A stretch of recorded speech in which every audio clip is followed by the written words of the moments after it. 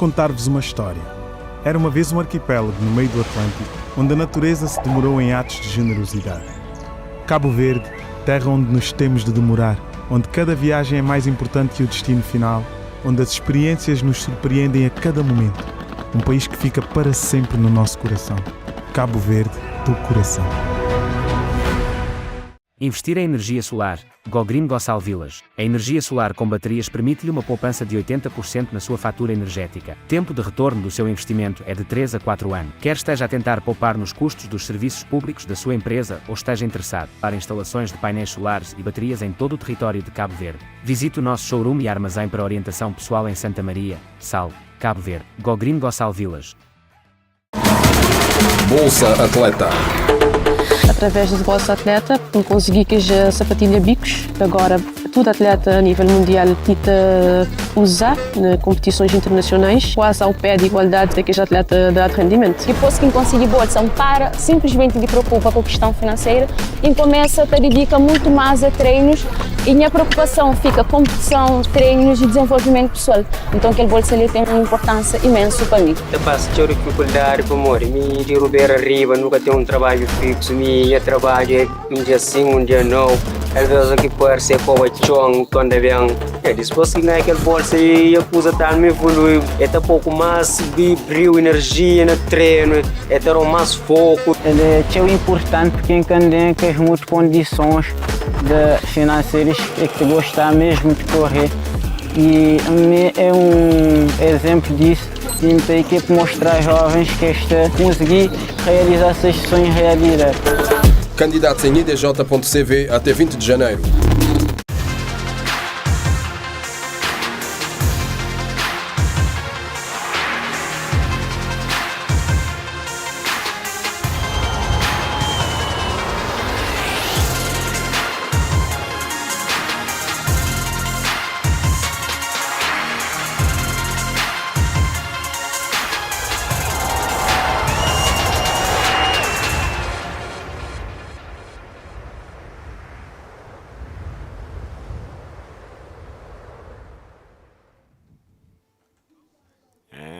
Welcome to Cape Verde, Punta Preta, everybody, here for the GKA Kitesurf World Cup in this beautiful right-hander. And as you can see, conditions are already pumping out here on the water.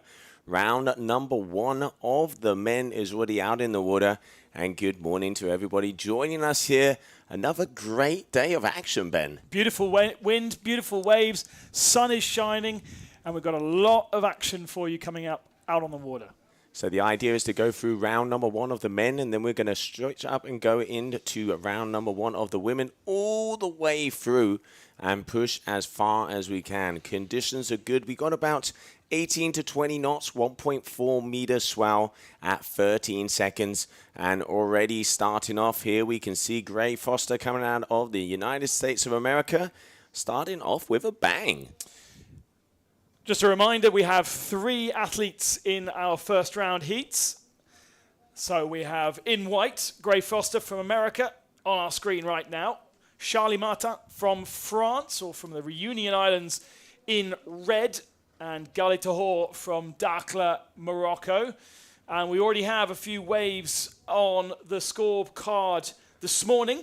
There is, I think we are 18 or 19 minute heats at the moment. 20-minute heats. Oh, okay, 20-minute heats. 20-minute heats giving plenty of opportunity for some big waves already rolling in.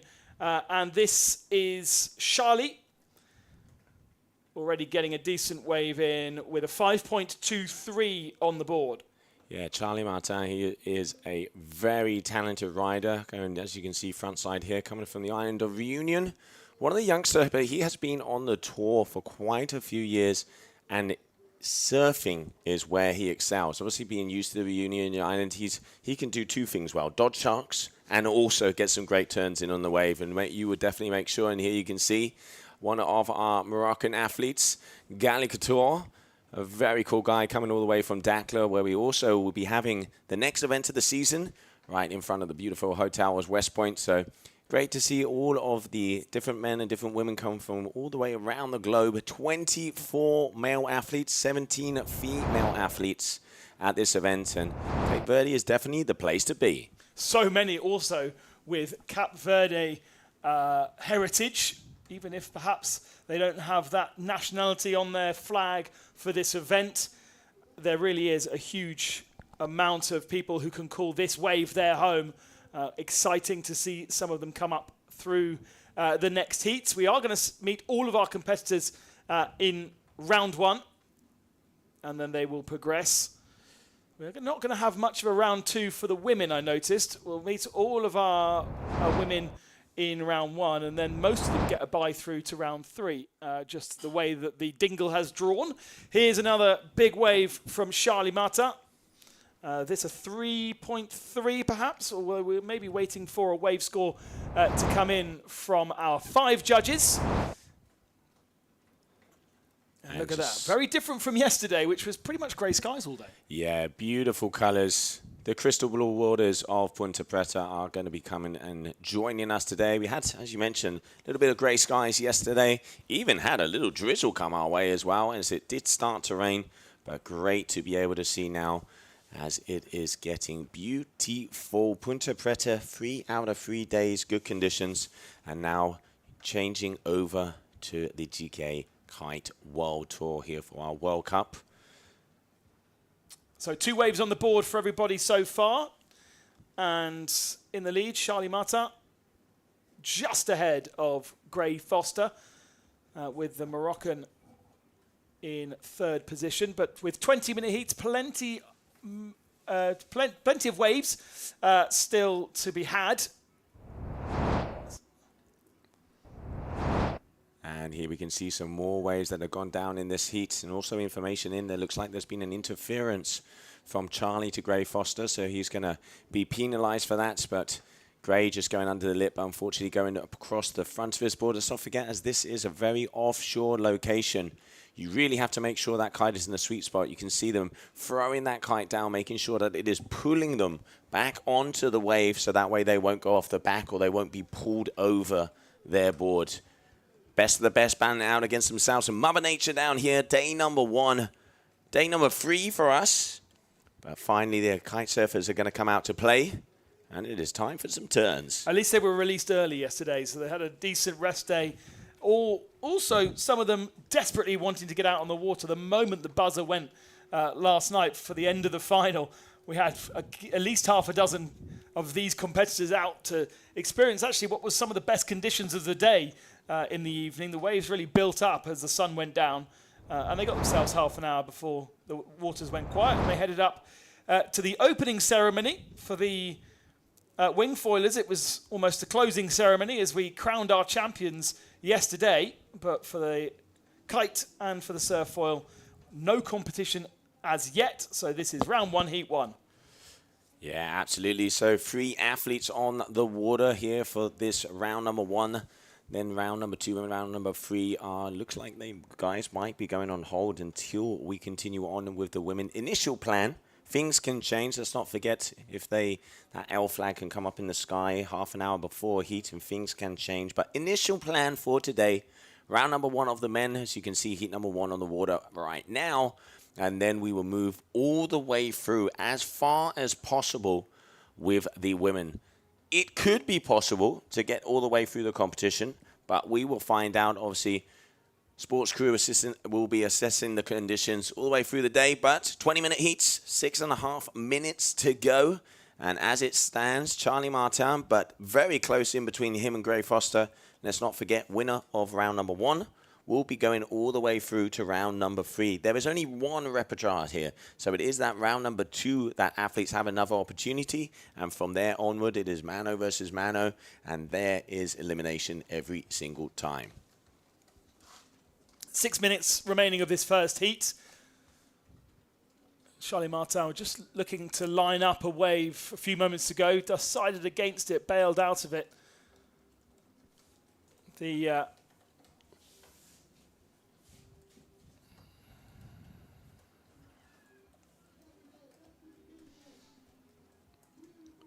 So, Moroccan now, Ghali's got himself a wave.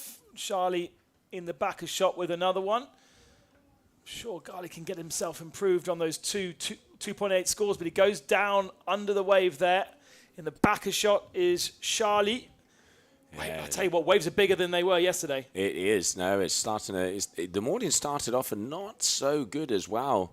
Came here probably about 8 o'clock in the morning, and sets they did have the size, but it was about half an hour in between. And I mean, already in this heat, we've had 2 to 3 sets. I will see there's looking like there's only sets of 3 waves, so obviously frequency is coming in.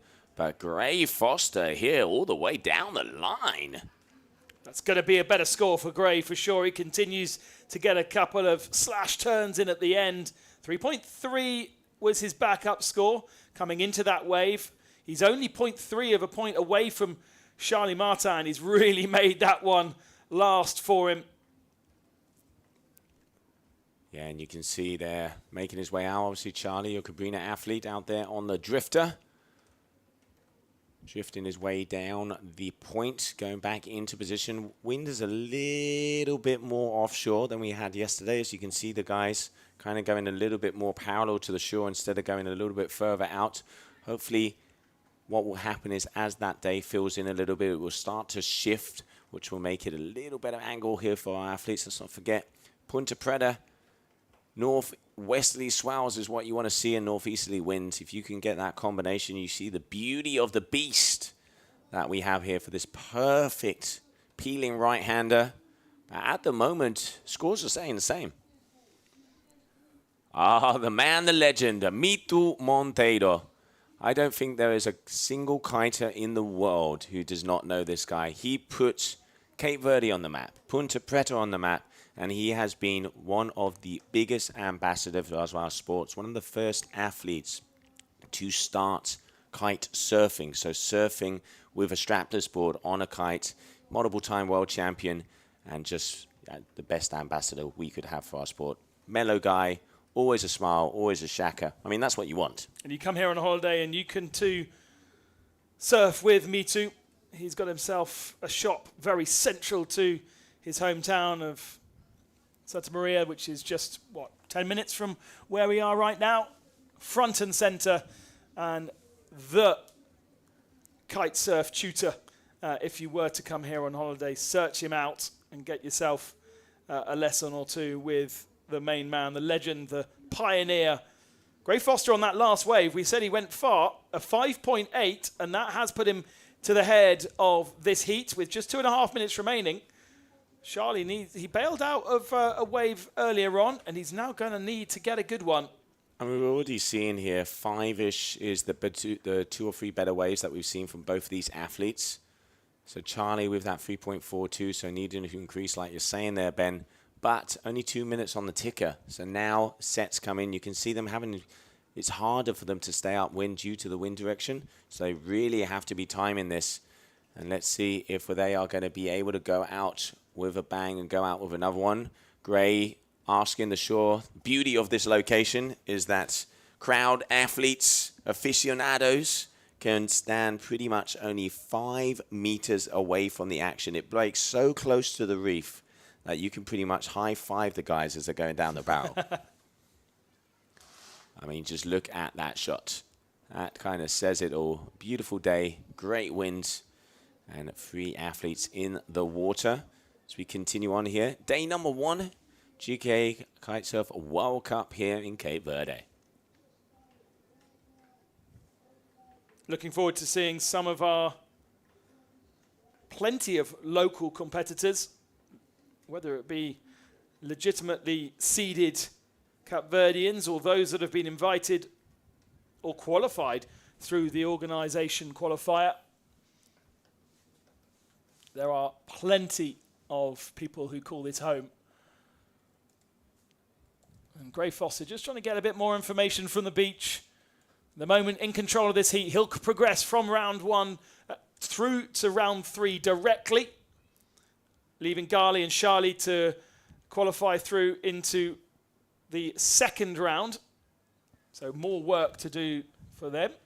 And here we can see Titi Lopez, also one of the local boys. He was one of the guys who made himself into the top 2 of the national competition, meaning he'd get his spot here. And also all of the Cape Verdeans, they just have this aura. They have this vibe about them. It's, you know, one of the words that they say is manera, which is kind of like, how's it going? Are you all good? And every time you see a Cape Verdean, that's the first word that comes out of their mouth. And it is just such a cool place to come and visit, and great to see the tourism coming back here on the islands. And I mean, why not with conditions like this? Definitely a holiday destination for water sports aficionados. One last wave for Gali, but it's not of anything significant, sadly. So our sole Moroccan competitor will be third in Heat 1. But as we said, it's not a disaster for the moment. We're not losing any of our athletes. They all will be able to go again and make a bigger difference. Charlie, I would have thought, considering his earliest performance, he was head of the table for the majority of that first heat.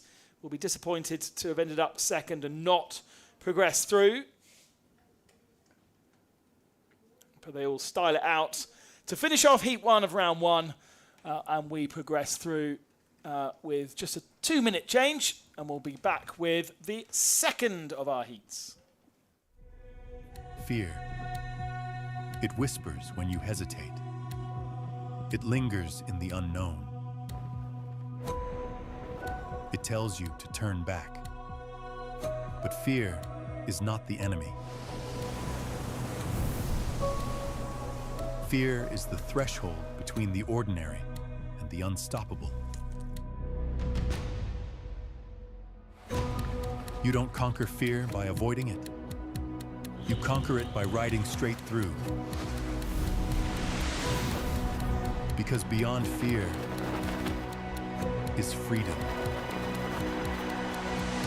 Trade fearlessly at capital.com. We've been here from the very beginning, created by athletes, designers, and engineers, defining the sport. We stand proud of our legacy, but we won't stop here. The journey continues.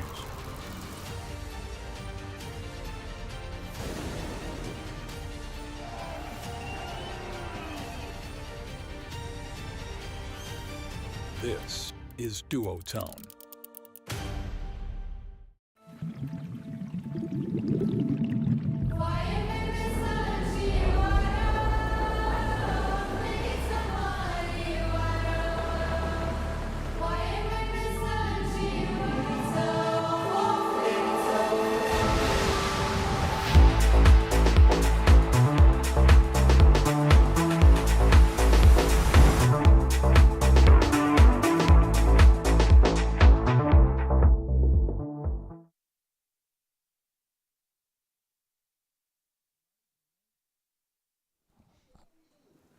And welcome back, everybody. As coming out in the water, watch out as the godfather of kite surfing is out there. Mitu Monteiro is going to be Ayrton Cosolino and Titi Lopez.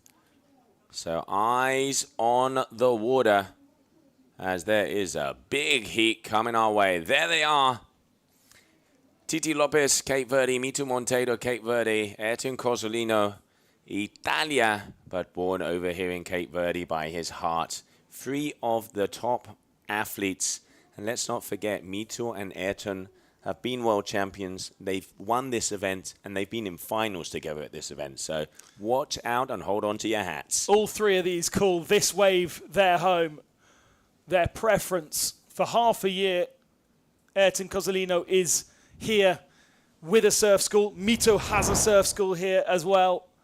This is a mighty matchup for just the second heat of our day here on Punta Preta. And we're going to really set the bar with the judges on this one as to see exactly how they're feeling after a big day yesterday with the wings and now with the kites after a shortish night and a big breakfast. How are they feeling? Are they feeling generous or grumpy up in the judges' tower? Oh, I think they're going to be on their tiptoes, knowing that a big heat like this, pretty much straight off the bat. Ayrton, a couple turns. One of the things, you know, the difference with Ayrton, he's very powerful. Mitu always goes a little bit further out. He's out there on the new Addict from F1. I had a little chat with him earlier this morning, saying it's a little bit more powerful, but really drifts down the line nicely. And obviously his pro model there, his board from F1 kiteboarding. And one of the things that we always say when we can see both Ayrton and Mitu out there on the water is they smile at each other every single time. Don't get me wrong, you know, business is on, but still it's the mutual respect that they have for them, especially from the younger riders, the respect they have for Mitu. And this is the only event in the year that Mitu actually comes to. And he does it, A, because it's his break, and B, because he just loves to put Cape Verde out there. And yeah, like I said, this could pretty much be a final, you know, grand final lineup. So get ready for some action. Ayrton Cosolino there in the red, having a look-see. Left-hand side there is the white, is going to beat Mitu Monteiro. And on the right, Titi Lopez, who is a very powerful local rider. No scores yet on the scoring tower, although there was a couple of waves that came through. And now, here comes Ayrton. Ah, nice. Just Ayrton always so fast down the line, pushes as much as possible. And you can see the wind is very offshore. They're really having to edge against themselves to be able to get some moves and almost being pulled off the back of the wave there. But Ayrton just linking it up, getting some numbers out there on the scorecard and having a little look backwards as well. As, if I'm not mistaken, I think Mitu was taking the wave behind him.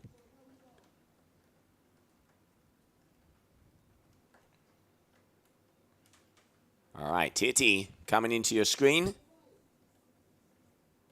Deciding against it. You can see the waves are very much on the reef as it's small. It's quite small right now. Just going past high tide as that water is up. Let's not forget mid-tide is the best for Punta Preta. All right, Mitu dropping in, having a look-see. Is he going to be engaging on this wave? No, deciding against it. I guess the thing that we saw in the first 2 days of competition with the wing foil is they have to be so careful of what's underneath the water. These guys are literally on top of the water and therefore don't have to worry too much about all of the stones under the water and can be so much closer to the beach. Absolutely, Ben. And I mean, you know, the likes of this man here, Ayrton and Mitu, they know this reef. Sometimes you actually see them ollie in mid-face, and Ayrton here, big, powerful hack, staying on his feet all the way down, and just that last little closer. But, I mean, Ayrton keeping himself busy. 7.33, 3.8 there for Ayrton, 11.13, 6.4 for Mitu. You can see Ayrton is a lot more busy. He's always hyping. He's always energy. I mean, let's not forget, Red Bull athlete, that stuff gives you wings. And this is what he has here. And now Mitu is a little bit more calm. And, you know, Mitu is the GOAT. So kind of like a Slater. He'll go out, he'll wait for it, and, you know, kind of call on the wave, and the wave comes to him.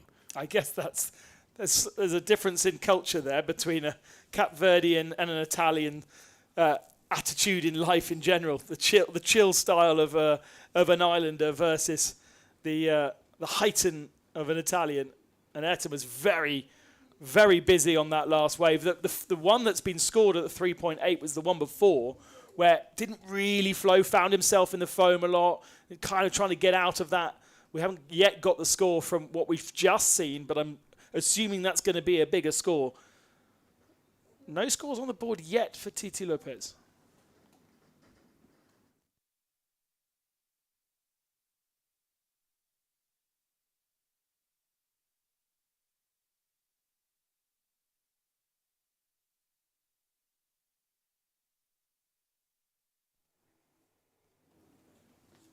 And I mean, you can see Titi going all the way up to the Stella Galicias, mate, over there, as they are very far up on the reef.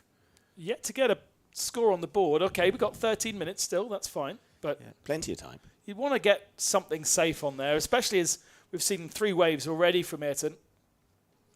Yeah, Ayrton, I mean, he really does scavenge.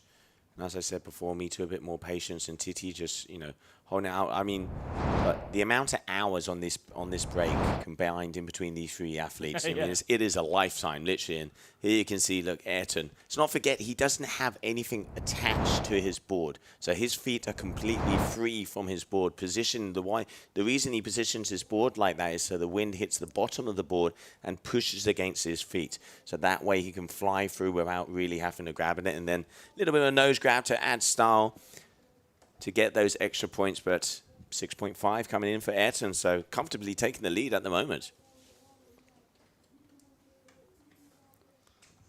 That little grab contributing to that 6.5 score. Nearly halfway through this heat. At the moment, just searching for clues as to what might be rolling in. Maximum attack from Mito Montero. Is there something developing for him? Especially from the drone shot. Looks like nothing, but there's just that little ripple beginning. He might decide it's nothing. No, he drops in. Here we go for the second score for Mito Montero. Yeah. Just letting that tail loose there as well. I mean, look how close, like you were saying, Ben, look how close they are to the rocks because they can, because their fins are only about, yay high. So let's not forget, Ayrton even has his own fin company here, your Gong athlete. Great products, but I do have complaints because when I put them on my board, I don't ride like him, so they must be faulty. They must be faulty. It ain't the arrow, it's the Indian. I tell you what, it's incredible to see what these guys can do out there. And Ayrton just having a little look-see, a little in and out, pushing hard against that board. But this wave's just not really opening up too much for him. I doubt that he's going to improve over that 6 and that 7 that he already has.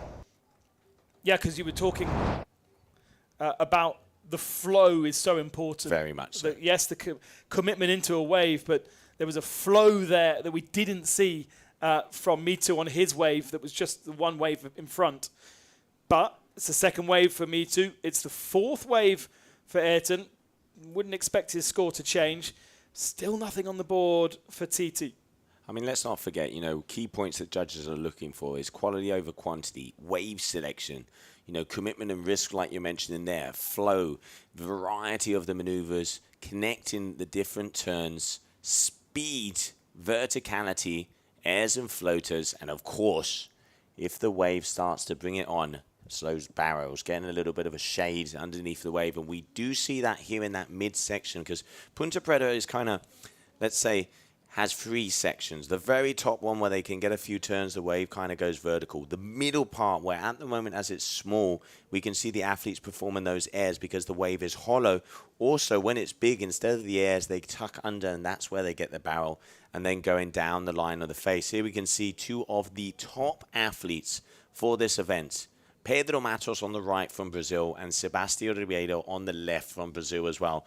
Both of these guys are 2 of the best surfers we have on tour. And now, let's not forget round number 1, everybody comes out to play. It wasn't long since we've been in Brazil for the last round of the 2024 season. Well, I suppose a new year brings new opportunity and new ambition. And Mito gets himself a decent wave. Now Titiki's on a wave. First points, we've got the MC down here early on this Saturday morning to hype up the crowd. Oy, just getting pulled off the board there at the end of his run. As we were mentioning there before, you said the last event in Ibiraquera where we saw Pedro Matos, who was the athlete there on the right. He got 5th in Ibiraquera, but the big point of that competition was he took out James Carew. So he closed the door on the possibilities for James Carew 3rd World Championship in a row. So it's, these guys really, it is so close. And when it comes to this wave surfing, pretty much all of them are going front side. So there's no disadvantages for any of them. And yeah, we are going to be seeing some very good surfing so far. Titi finally getting a score on the board. Dragging a little bit behind, but it ain't how you start, it's how you finish. See what the judges thought of that. He does need to get another wave to be fully scored. 7.5 minutes remaining of this second heat. A 13.83 from Ayrton. We said this was going to set the bar, and already these points bigger than what we saw in the previous heat. And a decent air from Ayrton. Ah, double hand grab as well, Lopez style. Very nice. Such a hard thing to do because when you let go of that bar, the power does go. There we can see Me Too again on that new F1 Addicts all the way down. You can see how he throws that kite forward to make sure that he's going. Here comes the air. Watch out. What's it going to be? Me Too off the top. Little bit of one. Making sure he can continue down the line. That is a face of concentration if I've ever seen one. Oh, I was right in the soup, getting battered around. Just trying to keep his balance and stay on the board, which he has successfully managed to do, to head back out to try and pick up something else. Is that an improvement on his 5.6, his backup score from wave 2? 4.7 has been awarded Titi. And here he is on another one. This looks like a good wave. Very much so. Go all the way, waiting out. Patience is a virtue. Here you can see throwing that Neo down. Titi got a lot of speed and mistimed that one a bit, having to turn mid-face. You can see him hopping over the rocks to make sure that he doesn't hit them, those bubbles on the inside. And now that is the view. Look at that. And Cozzolino also throwing the water to Boa Vista. Right in the impact zone, right in the power of the wave. And now Me Too on one as well. Me Too hitting it right in the sweet spot, going past Ayrton, trying to drive his way across. Better timing on that first turn there for Monteiro. And now look at the difference, 13.03, 13.83 of that exchange, wave after wave. Pom! Oh. There's also speed in there as well. As the camera pans along the beach, you get a real sensation of just how much that kite is working. Pushing. These guys are just flying down the line. A great wave there from Ayrton. Let's see scores coming in as that next set. All right, so who's up there first? So you can see Titi on the far right. That is going to be Cozzolino in the middle. All right, Mito deciding to have a little turn around early. Here we go, Monteiro. Whoa, Get in the barrel. He does. Get in the barrel. We will get a replay of that from the other angle when they have finished with this exchange. What a move, Mito Monteiro. Look at these waves. Already barrels here in Cape Verde. I love it. Could have been an opportunity for Titi as well, but just mistimed his run. Don't know if Ayrton got one. No, he's now picking up something, but it won't be the set that we've just seen. And is that going to give the victory for Me Too? Boom, there you go. Not coming straight out of the tunnel, but does get completely in there. Going to be interesting now. First barrel of the competition, setting the tone on that move. What is going to be the score here from our judges? Because all of them have been surfing very well. Wave number 5 is loading. I mean, if you're on the beach watching this, waiting for your heat, you're going to be worrying. There's a lot, yeah, there we go. There's a lot of thought going in to those that are watching who are coming on later, because this is really setting the tone. I wonder what he's listening to, mate. Is it obviously Pedro coming from Brazil? We got some Brazilian rap. Is it classical music? Enrique Iglesias, Hero. You never know. Beyonce. I can't see any rhythm happening there. It's just, you know, smooth and clinically looking, as he knows that two of the athletes that are out there are athletes that are going to be going very, very far and finalists in many years of this competition. So still waiting. I can see the circle of death here loading that last score from Mito. Important moment for the judges because obviously, yes, he did get a barrel. There were a couple turns, but how is that going to compare to, for example, you know, the air game? How is it going to compare to pure surfing game? Is really starting to set that level of how the scoring is going to portray throughout the event. Well, you know what they say. Time flies when you're having fun. 3 minutes to go in this heat. It's as if it started 2 seconds ago. Yeah, right. There's been a decent amount of opportunity as well. The sets are coming in thick and fast this morning. Where is that score? 6.8 from Mitu and a 7.7 from Ayrton. So that's changed the scores. It still keeps Ayrton ahead. And it was Mitu in the barrel. Mitu in the barrel, but like I mentioned, only one turn before the barrel. Obviously, you know, getting in the barrel, very technical move. They know how to do it, but what the judges are saying there is, yes, barrels are great, but we want to see surfing before, barrels continuing, which is that linking maneuvers that we were told there from the judging criteria, and then, you know, dot all the I's, cross all the T's, and make it all the way down, high-fiving the crowd. That is going to give you those perfect rides. 2 minutes to go. Wow, what a heat already. 15.03. 770s already out there on the scoreboards.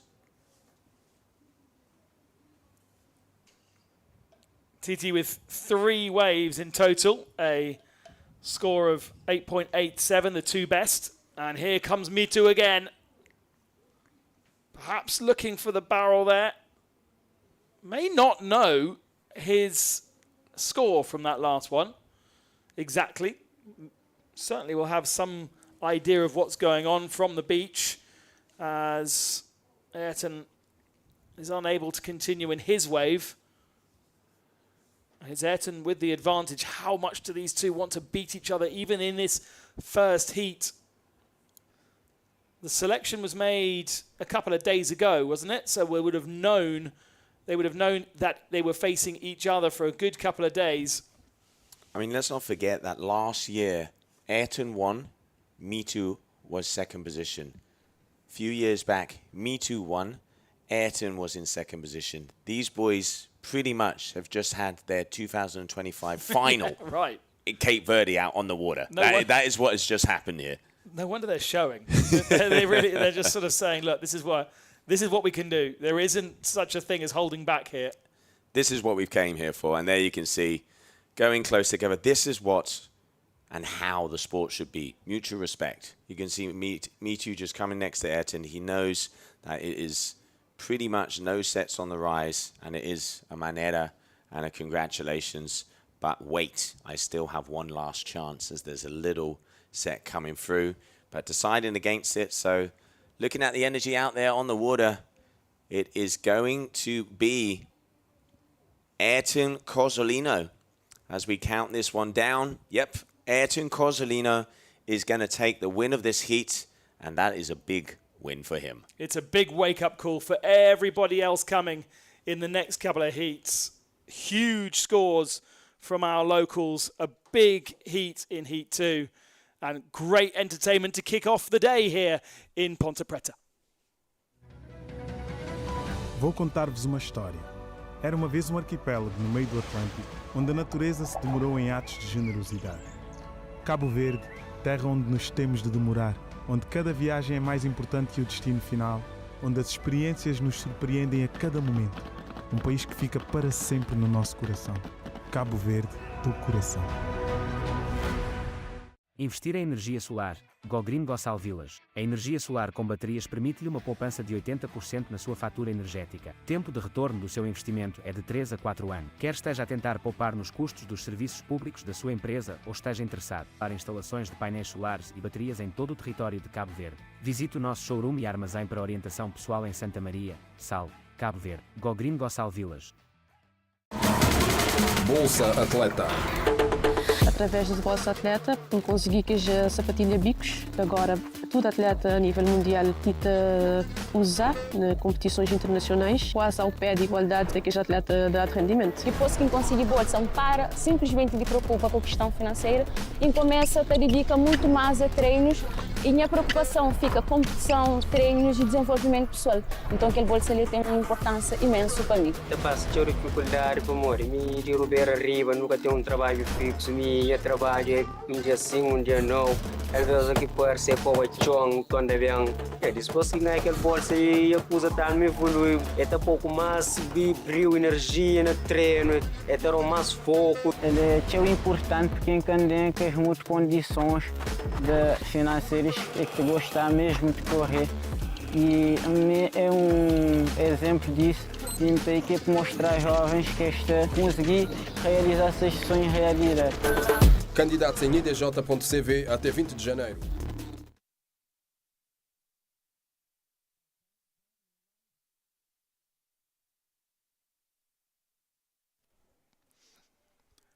Back live here in Ponte Preta, moving on to our third heat of the day.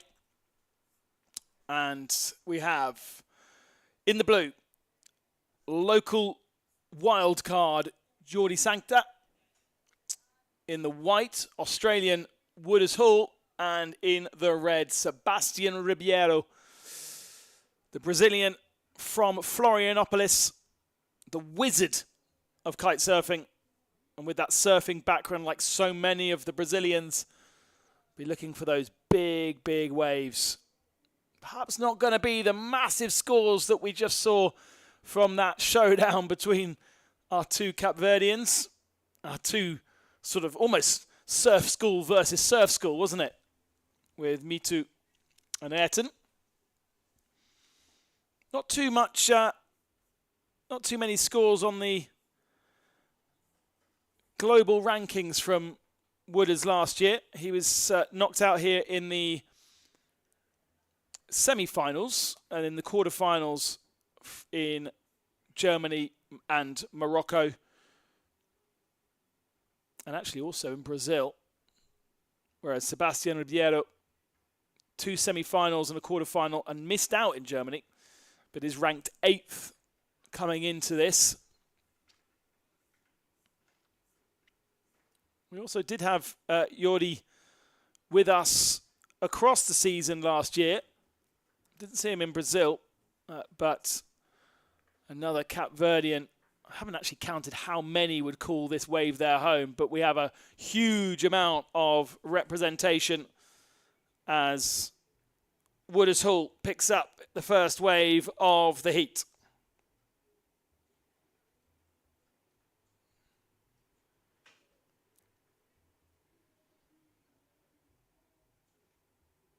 Protege of James Currow, just about 100 kilometres between the two of them over in Australia, in Melbourne. And this is beautiful surfing from Sebastian Ribeiro to get his scores up on the board. Definitely know that there's bigger waves to come here in Ponte Preta. And here is the start of Wooders' run.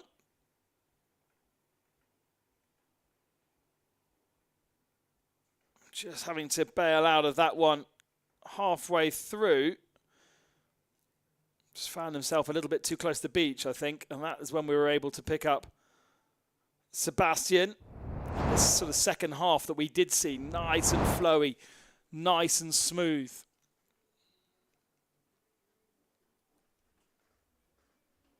Another one for Woodley. Right in the foam and gets undone by it. Having to drop the board. He'll get himself out of that danger zone. It's quite far down the beach this morning. Not quite breaking in this kind of area. That's where we saw the sort of the danger zone for the kite foilers yesterday. Is allowing our kite service to go a bit further downwind. And whilst we've got a little bit of a lull, once again, quality over quantity is what the judges' number one priority for today is.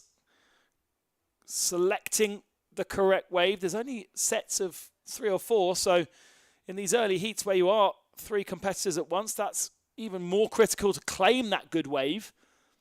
And then obviously the commitment and risk that we spoke about, the connection of turns, creating a flow between maneuvers. Looking for a variety of maneuvers as well. And using the wave's energy to surf rather than the kite. You can see how he's almost battling against the kite here, Jordi. Kite trying to pull him along the wave and using the rail of the board to keep that surfing going. Nice little grab. Scores on the board then for Wooders. And here is a replay of the top of that run. Gets himself one or two turns, but not quite as flowy perhaps as the top scores. Now they head all back out to sea to pick up another set. 14 minutes remaining, plenty of time, no worries and concerns as yet. They also are happy to be a little bit more creative. That's a lovely wave from Sebastian Ribeiro, the Brazilian. One turn, bottom turn, back up to the top again. Right in the power of the wave. It's not a huge wave, and he decides against carrying on with it. And Jordi starting off a little late perhaps on his wave. Oh, and just losing the board over the lip of the wave. So in the end, not able to stitch too many together as Woodley Hall goes down too. Scores will be loading still.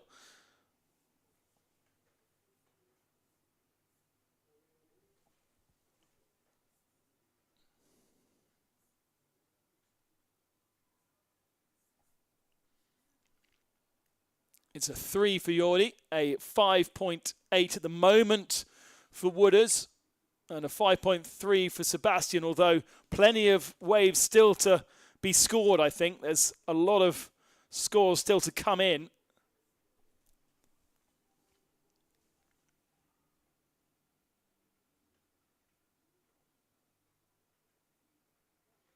Gorgeous day at Punta Preta here on the island of Sal,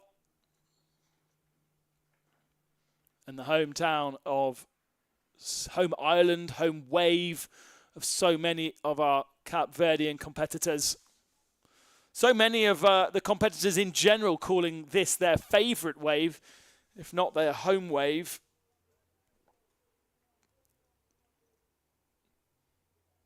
And just waiting for the last couple of scores to come in. Just a 0.5 there on Sebastian Ribeiro's scorecard right now. We'll certainly be able to improve that. We do have, we are still waiting for wave 3 to come in as a score for him.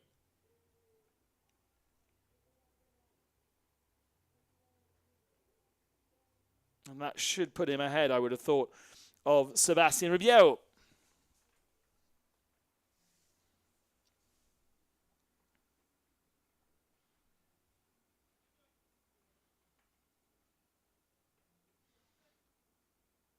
Wooders looks over his shoulder. Nothing developing for him, so cuts back upwind. Sea's gone a little bit flat for him, although there's something developing down left of screen here.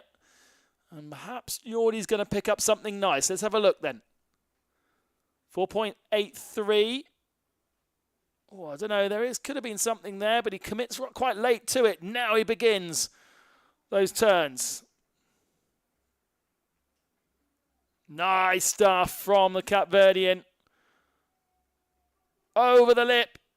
Drops back down into the wave itself. A little bit safe, not quite in the pocket where we've seen the runs before. Sebastian Ribeiro behind. He's got a nice run too going. We'll get a chance to see exactly how that started. But Ribeiro is now leading with a 9.7. The previous run scored, and blimey, he finds himself right up on the beach. So this is the start of Sebastian's run. And there are those signature big surf turns. Quite as direct there. Only a couple before he then needs to get himself out of the foam, and then there was nothing more to it. So maybe not quite as big as the 4.9 that he managed earlier on. And these scores pale into insignificance in comparison to what we saw from our previous heat. As, I think we will witness something special. A round one heat that was worthy of a final.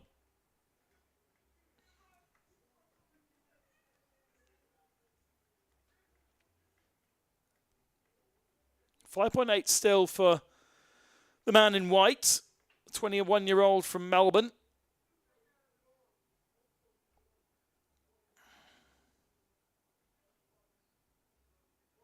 Oh, and there was something there. Look at how the wave, perhaps not the best wave.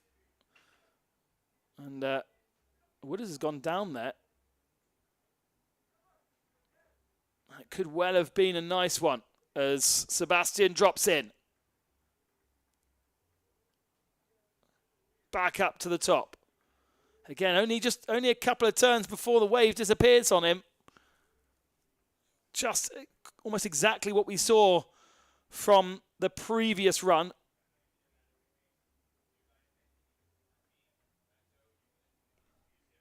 And they hack back up. 8.5 minutes still remaining.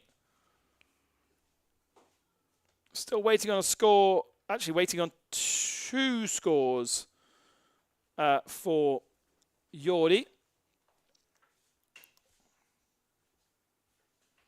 And both Wooders and Sebastian owing us a score on the board, although that last run from Sebastian definitely not an improvement on the 4.8 and 4.9 that we saw earlier on.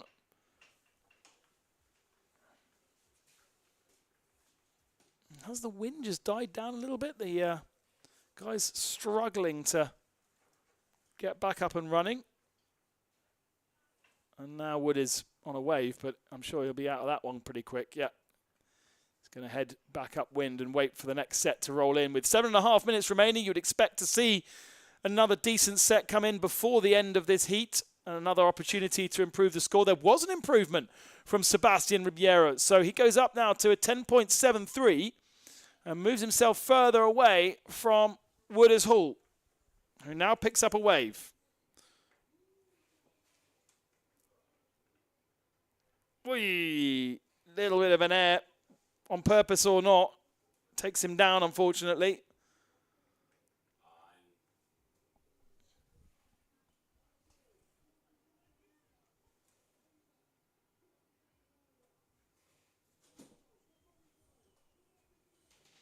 Here comes Jordi then. He's got a 6 on the board now, so he's surpassed Wooders with that last run, and then another stormer from the local. Oh, it's very, very nice. That's surely going to be awarded better than a 3.5 that he's had before. And while Sebastian looks like he's got control of this Heat 3, the battle for second between Jordi and Wooders is on.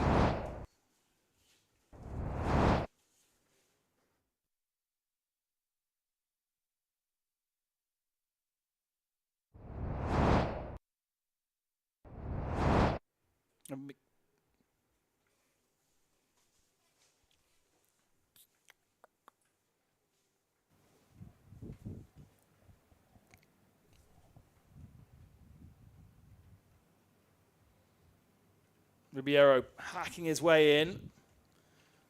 Not sure there's anything there for him right now.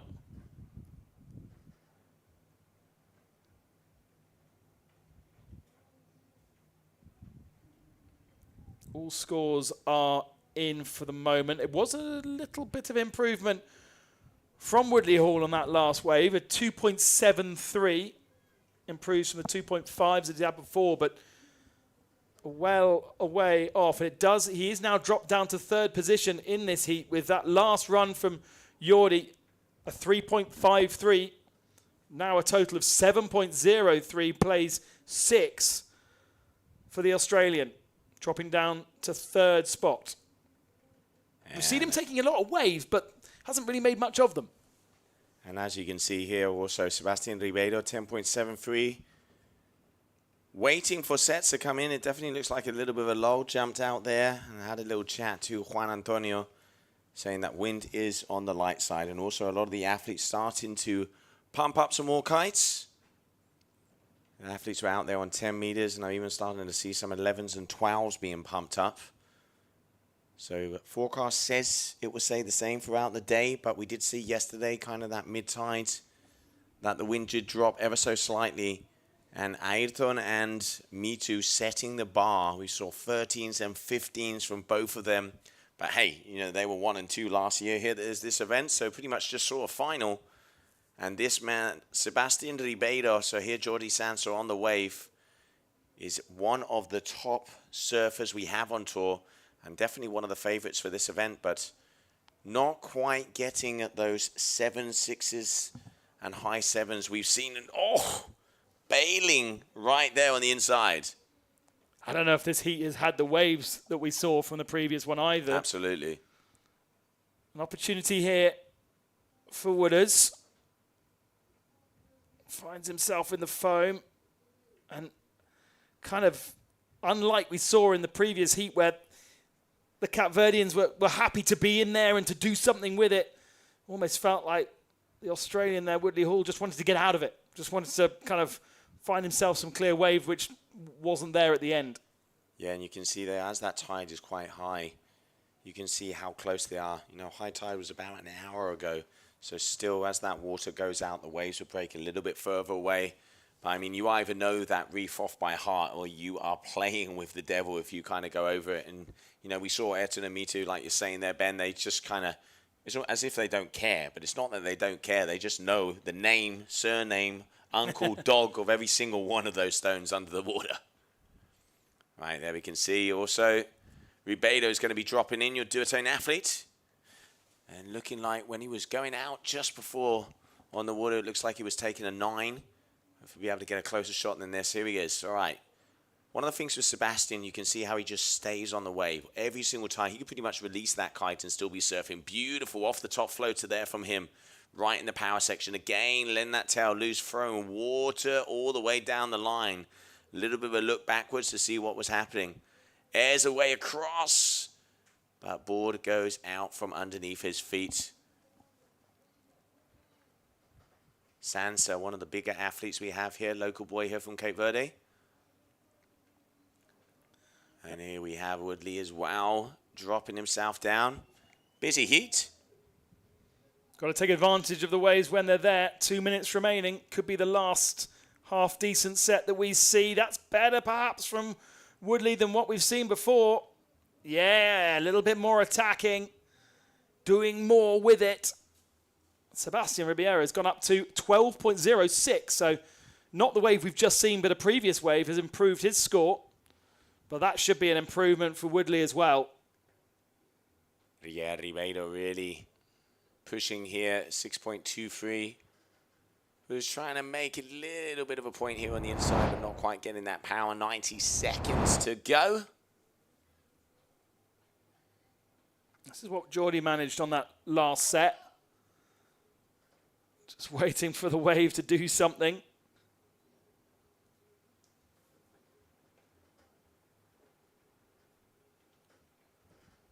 Just didn't come to him. Yeah. There we go. A little bit of something. You can see him stalling there at the beginning as well to try and wait, but kind of got caught behind the foam ball there and off and over the top. But still, Sansa getting a couple moves in, but not quite going as vertical as we've seen from the other guys. So coming up on that final minute of this heat, as we're waiting for sets to go in, here we can see Hall dropping his. Aussie, Aussie, Aussie, what has he got? He needs an improvement if he wants to be not scored last here. For the majority of this heat, he was second. Just those last couple of runs from Jordi have elevated him up to second position. And there's just nothing there for the Australian.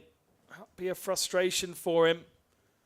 We do have a wave score waiting for him to come in, but with 15 seconds remaining, that will be his last opportunity to score. We'll just have to wait and see what the judges thought of that wave that came through just a couple of moments ago. In the end, all three go through to the next rounds. The winner through to round number 3, the other 2 through to round number 2. Sebastian gets himself a 12.3. Still waiting on the score from Woodley. Jordi with a 7.56. And that is heat number 3 done and dusted.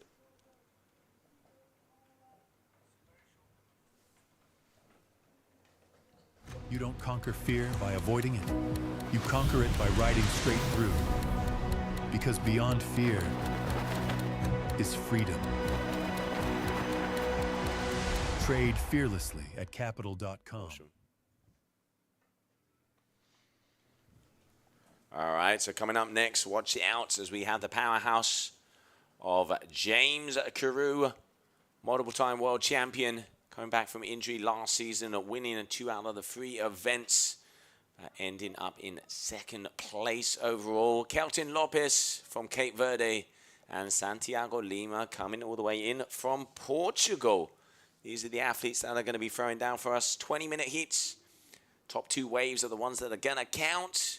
As Punta Preta coming in and looking forward to seeing how Carew has been working off in the off-season. I know all of us have seen what he did over there, one of the few kiters in the world to surf Nazare, and to surf Nazare with a kite.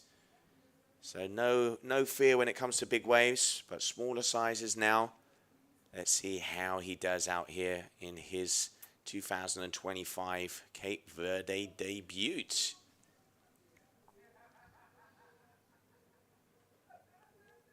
Goes up against a 15-year-old from Portugal, Santiago Lima, in the blue.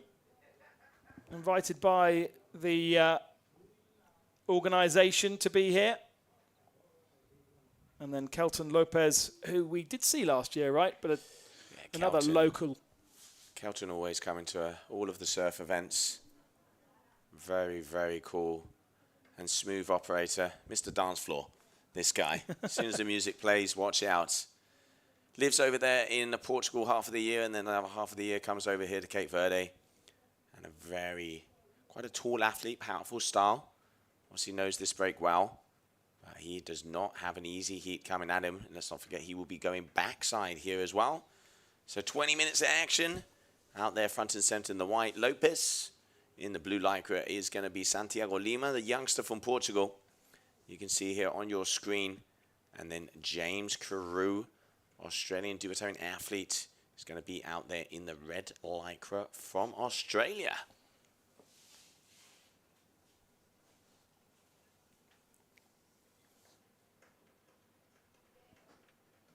The wind definitely has dropped a bit. It did look like that when I was outside, and the wind is definitely on the lighter side. Hopefully it will be picking up throughout the day. And waiting for sets to come through. I mean, that first heat with Mitu and Ayrton was full of action, full of sets, and then the next one was a little bit on the lower side when it came to the frequency.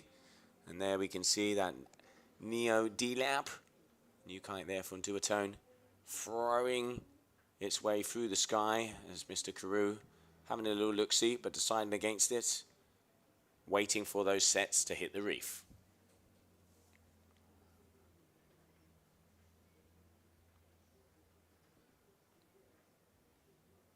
Here's Kelton Lopez looking perhaps to pick up something. The 24-year-old from Ponte Preta.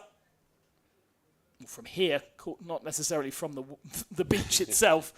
Born on the rocks. Born on the rocks. Born on the rocks. You get the feeling that some of them are, such as the way that they are so familiar with this area, with this break, with this beach. They probably spend more time here than they do at home.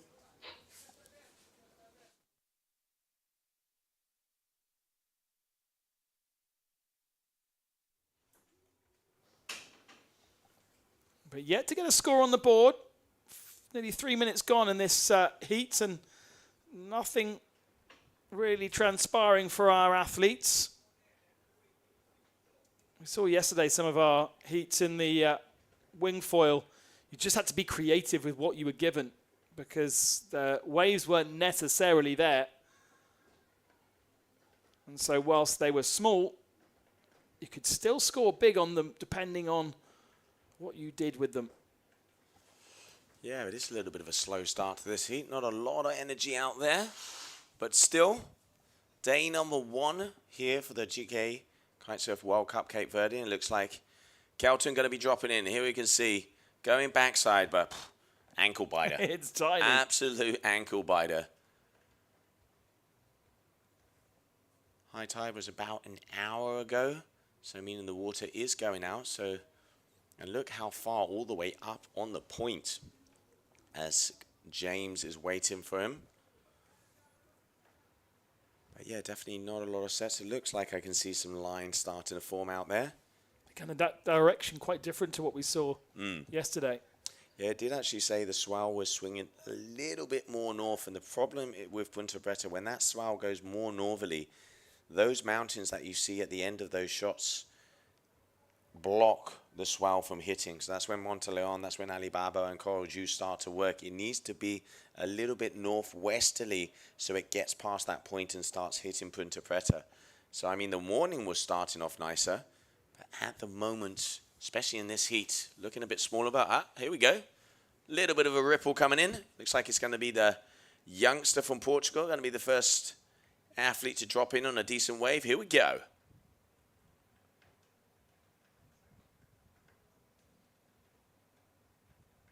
Oh, nice. Snap off the top there. Another. Letting those fins loose. Just losing his balance ever so slightly. Kind of check turns up and down. A little bit of a floater there to the ends. And now he is kind of holding himself a lot on the kite, and you can see that kite just pulled him off of the board instead of kind of pulling him in. All right, James Carew dropping in as well, as it looks like a little bit of an air across the section there. And you can see him out there on the SLS, the stubby nose board. A little bit better for these smaller conditions, a little easier to maneuver around. And look, that wind is very offshore, as you can see the spray going off the back and them really being pulled off instead of pulled back into the wave. Should be points on the board, though. Here's James's run. Not as big a wave as we saw from Santiago, but got himself a little air. Struggling to get that flow of the turns. Now, there we go.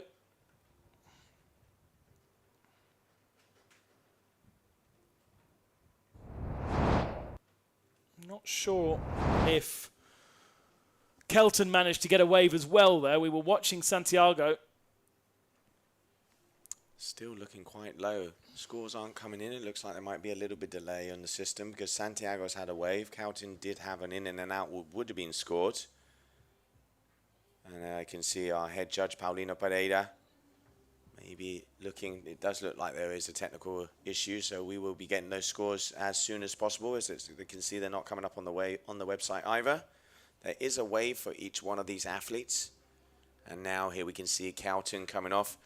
There won't be any big scores. Medium, maybe 4-ish, 5-ish for James and for Santiago, and again in and out of a 1 point something or 2-ish for Kelton Lopez. Yeah, he was expecting more out of that one, wasn't he? Yeah. Little gesture to say, come on. Yeah, I mean, it is so frustrating when in your heat you just happen to have the big lull, and, you know, that's when the patients come in. But sometimes it doesn't matter what you do. You obviously, you know, you want to perform. You want to be able to push it, and if you're going up against, you know, some of the top athletes, you need every chance you can get to be able to do that, and having to be waiting around and playing the game to see if a set comes in, you know, tensions are high and frustration comes out. But I mean, wow, really, somebody throw a quarter in the wave machine.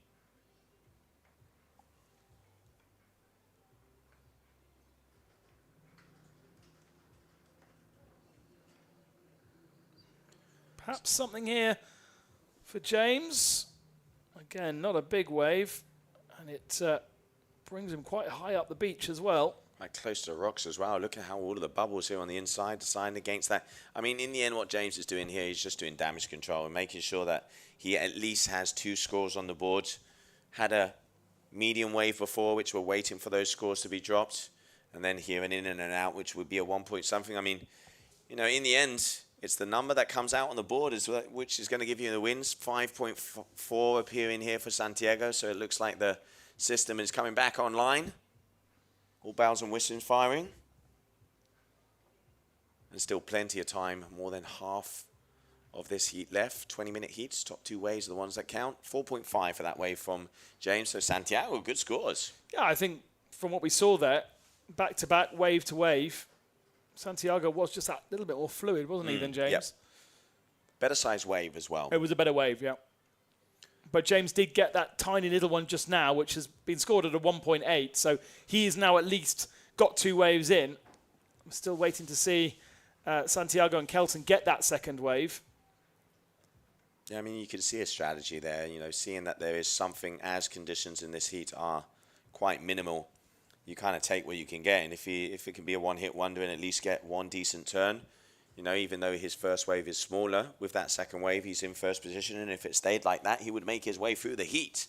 But no, great to see the young Portuguese athlete throwing down against the top boys, and Kelton, I mean, understandably frustrated.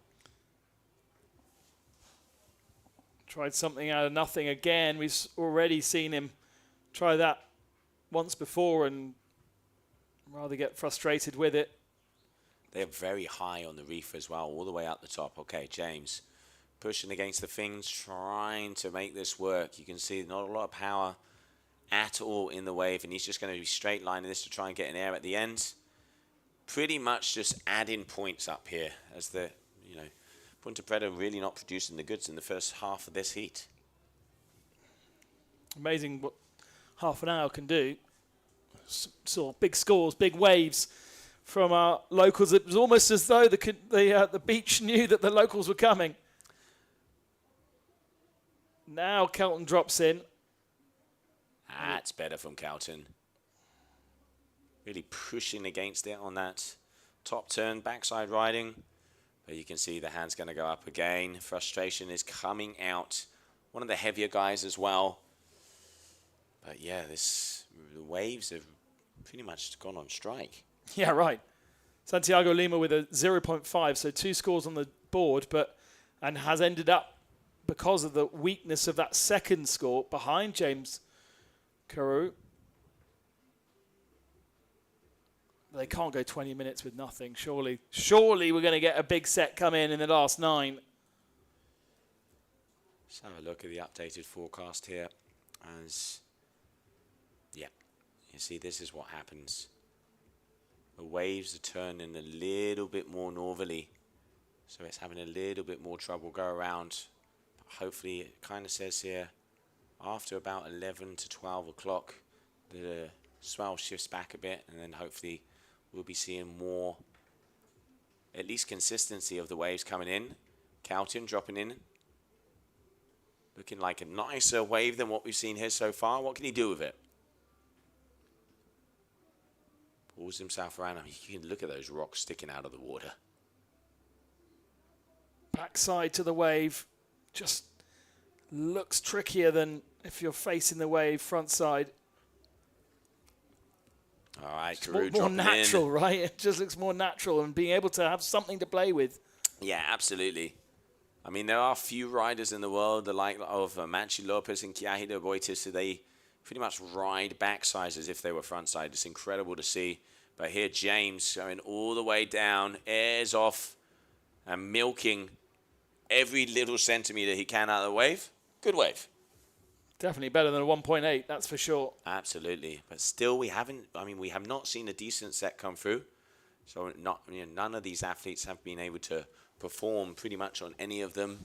They are really just doing damage control and trying to add up some points. Yeah, Santiago needs to go again. He's only had 2 waves, scored both of them. There's something in the middle of shot, and Kelton comes round to claim it. The next one behind, I think Santiago will line up. But this looks like a good selection from Kelton Lopez. Looks over his shoulder. He's not happy, is he? Every single look at this, every single time. He just wants more, and it's just not coming to him. He needs to just do what he can do with what he's got and not get frustrated by it. Exactly. I mean, in the end, the ocean is, Mother Nature is always, look at the rocks coming out underneath there.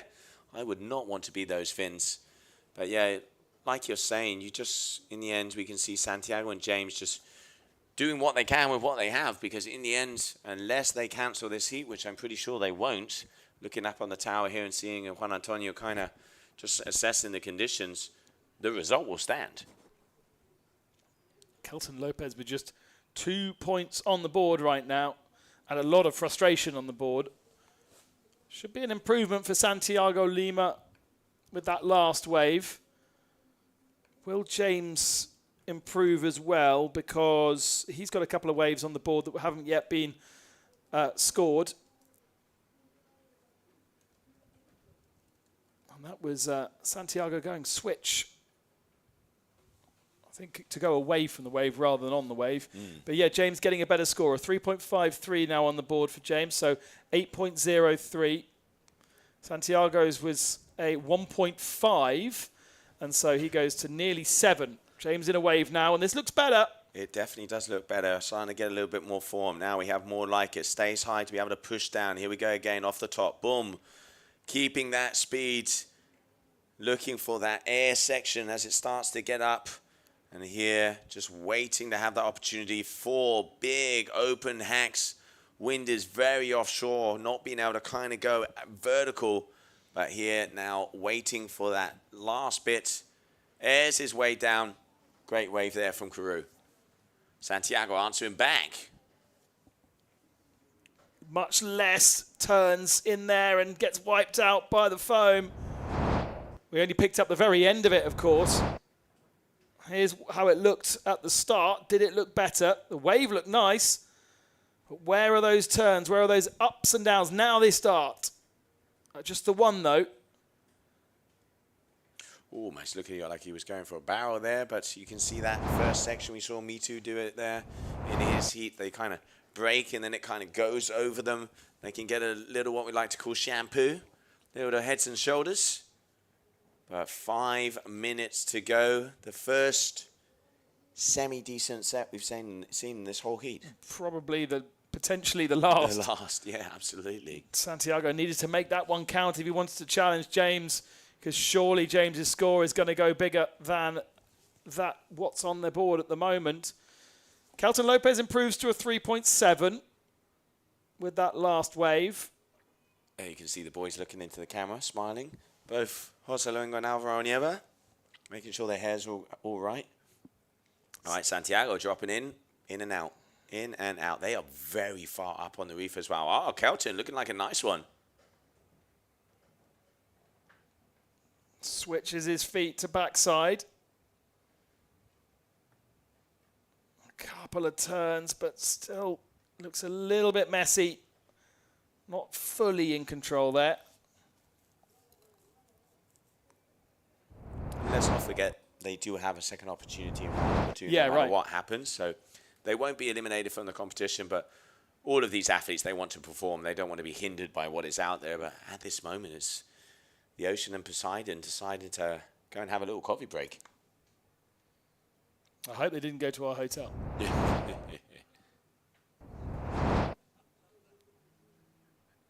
Otherwise, that'll be great if they did, because they'll be bringing the wind straight back within 5 minutes. Absolutely.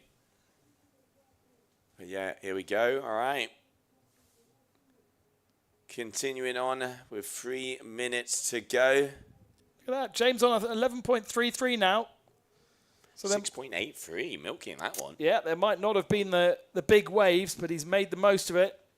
Another set coming in, a small set for Kelton. He's had plenty of waves, hasn't he? He's started plenty of waves. And he knows that was an opportunity missed. Yeah, head going into the sky. All right, Carew dropping in. What's he got for us?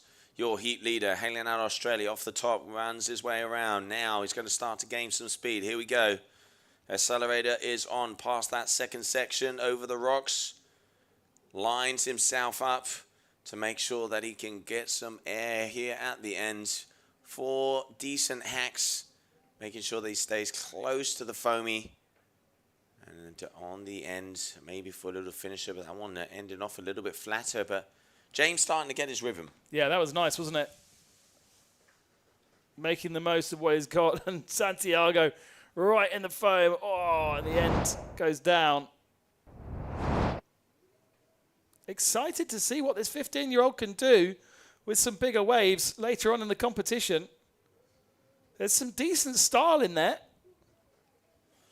I'm liking this young kid. I mean, Paulino, our head judge coming from Portugal as well, told us about this youngster, saying, watch out for this guy. I've ridden with him and seen what he can do. And he is not scared here. He is putting in the turns, had the highest wave score at the beginning of this heat. And right up there when it comes to the numbers, he has a 7.65, a 5.4 wave, so the second best wave of the heat, throwing down. And here we can see the vibes down on the beach. Some of the athletes having a look at the boards to know when it is their turn to go in the water and not get in there late. 1 minute and 10 seconds remaining. Kelton on another wave, but it's another small one and does nothing with it. Might need to have a little bit of a reset when he gets back to the beach. Understand that not to get too frustrated by the smaller stuff, because the same opportunities are there for James, and look at that, 11.33 for Carew by the end of this heat. Another little run from Santiago. That looked almost copybook of what he did just a few moments ago. Found himself in the foam and wiped out at the end of it. Yeah, and 30 seconds to go. You can see some of those right-handers coming in, but just not quite. And here we have Kelton, better wave, nice, but goes off the back. Oh, he's trying. He is trying. But yeah, there goes the hand. The wing has been released. And James airing in, boom, off the top. You can just see the speed of the Australian, flowing his way all the way around. And now going for that rotation onto the wave. Now we're talking, mixing it up. And not really having to do too much with the kite either. Just swapping hands. That's all he really was doing. I really love the style of Lima. Really off the back, you can see very narrow board, very thin. Your core athlete. Ah, very nice. Popped a revert there from him. Right in front of James, just giving him a little wink as he does a 360. Great riding. Round number 1 here, day number 1. Oh, I even lost a foot there at the start of this wave. Kept his balance, though. And that's going to be an improvement, surely. Yeah, there it is. There's that 360, that front flip. And a 4.63, so improving over that 3.53. And waiting for the final score to come in, but great riding from all of these athletes.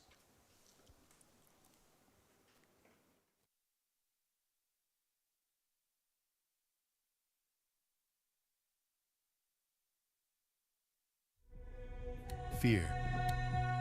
It whispers when you hesitate. It lingers in the unknown. It tells you to turn back. But fear is not the enemy. Fear is the threshold between the ordinary and the unstoppable. You don't conquer fear by avoiding it. You conquer it by riding straight through. Because beyond fear is freedom. Trade fearlessly at capital.com. We've been here from the very beginning, created by athletes, designers, and engineers, defining the sport. We stand proud of our legacy, but we won't stop here. The journey continues.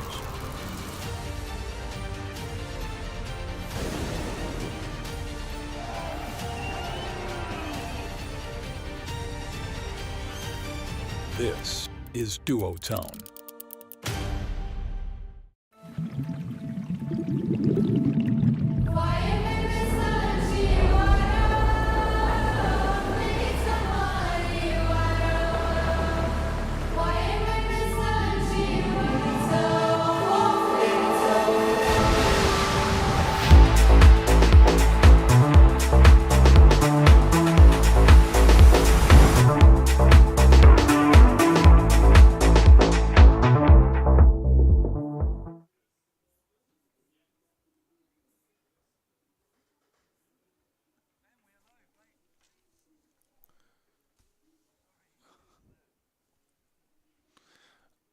Heat 5 of round 1.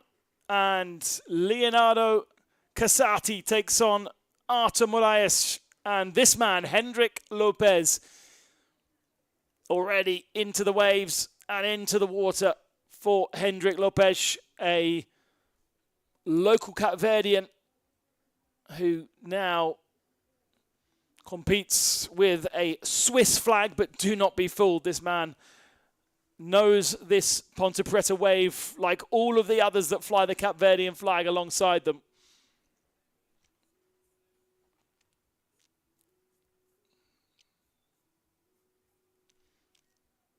And getting a score on the board nice and early, because it's going to be important alongside Artur Moraes from Brazil, another of those surfer-style Brazilians. They all come as one,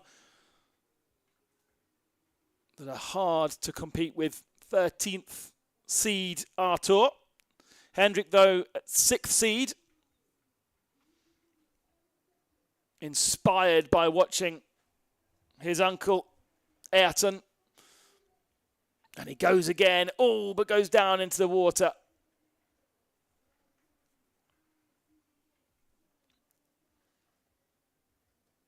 Moraes behind in the foam, getting himself, can he get himself out of it though? No, I think he's just going to have to bail out of that wave now as he gets swept onto the rocks. And we've got an early wave also for Leonardo Casati in the blue here. I mean, he loves this big air. Perhaps wasn't planned.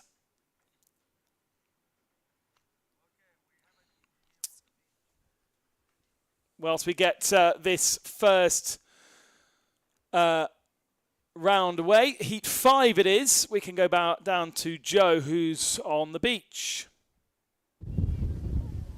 James, welcome back to Cape Verde, mate. It's been a minute. It's been a minute, man. I wasn't here last year. I was out injured. But it's good to be back, man. Good to be here in conditions like this.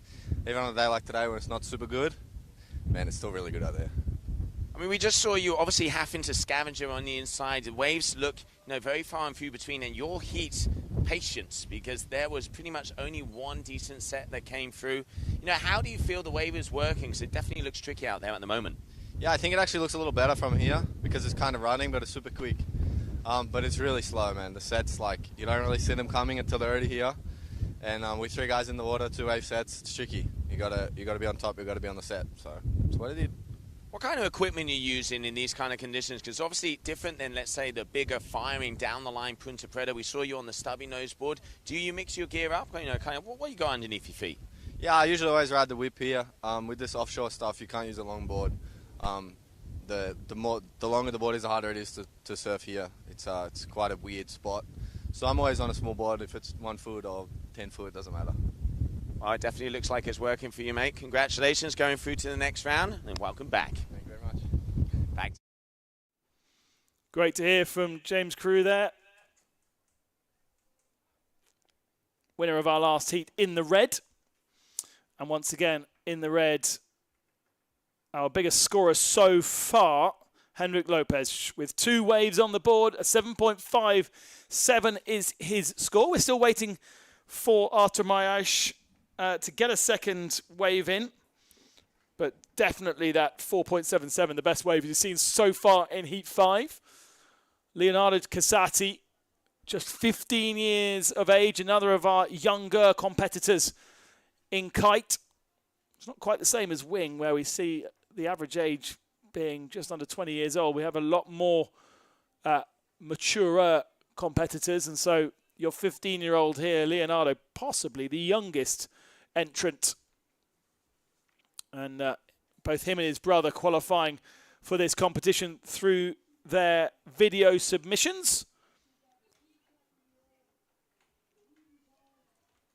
Plenty of opportunity either to enter via your seeding from the previous year or via video submissions. And it's always oversubscribed, this Cape Verde GKA World Tour.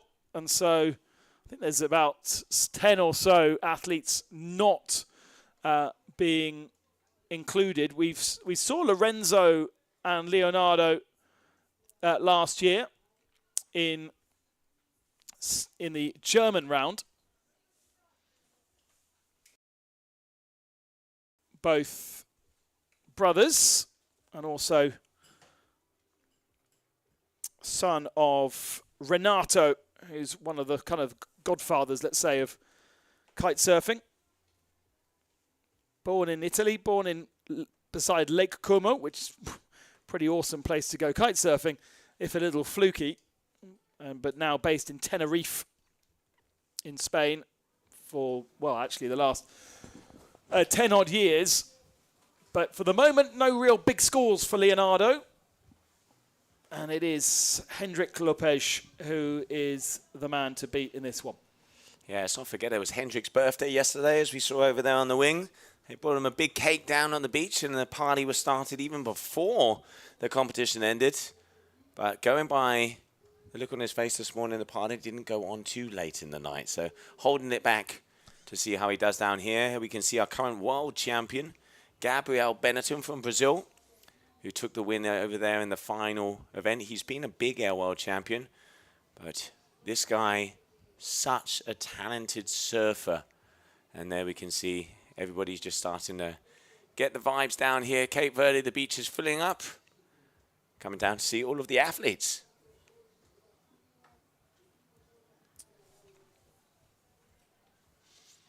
Not too many wave sets being offered as yet. Beautiful, beautiful blue seas thanks to the sun beating down on the beach today.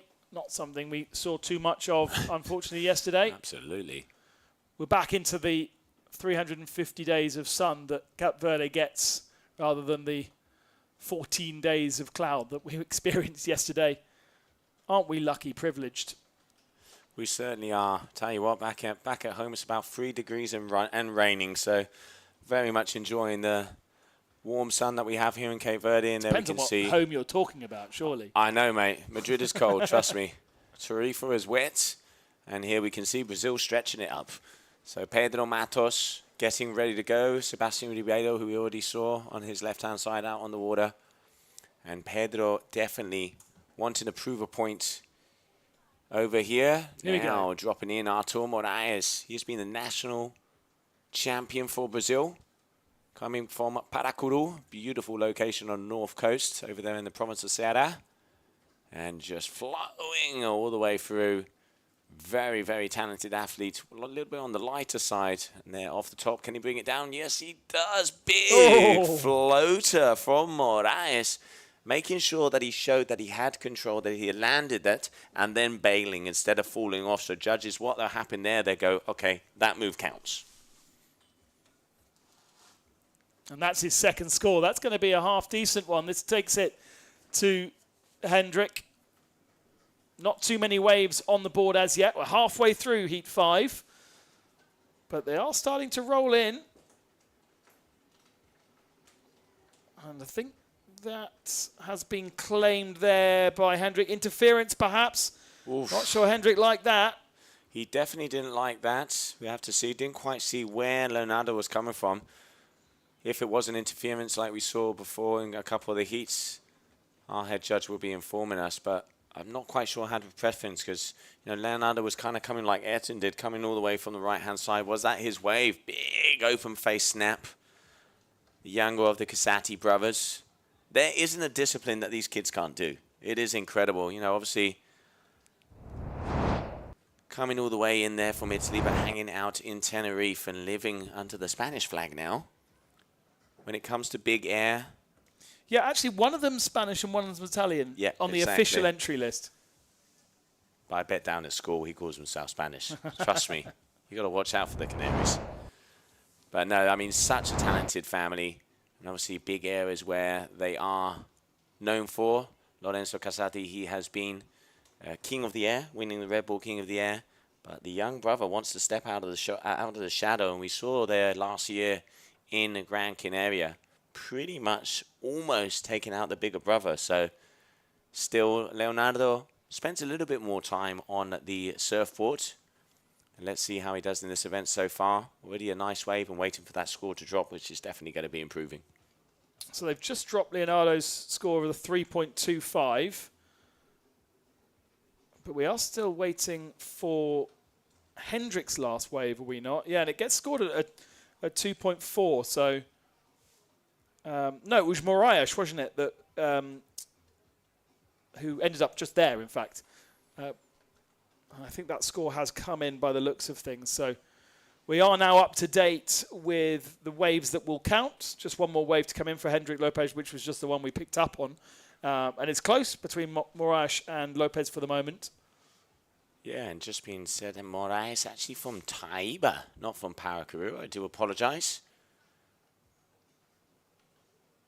And representing Brazil here in this event.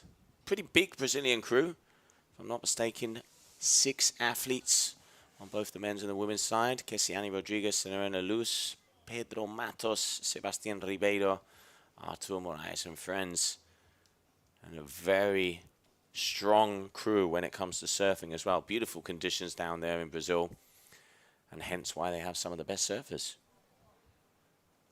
We've been there quite a few times last season.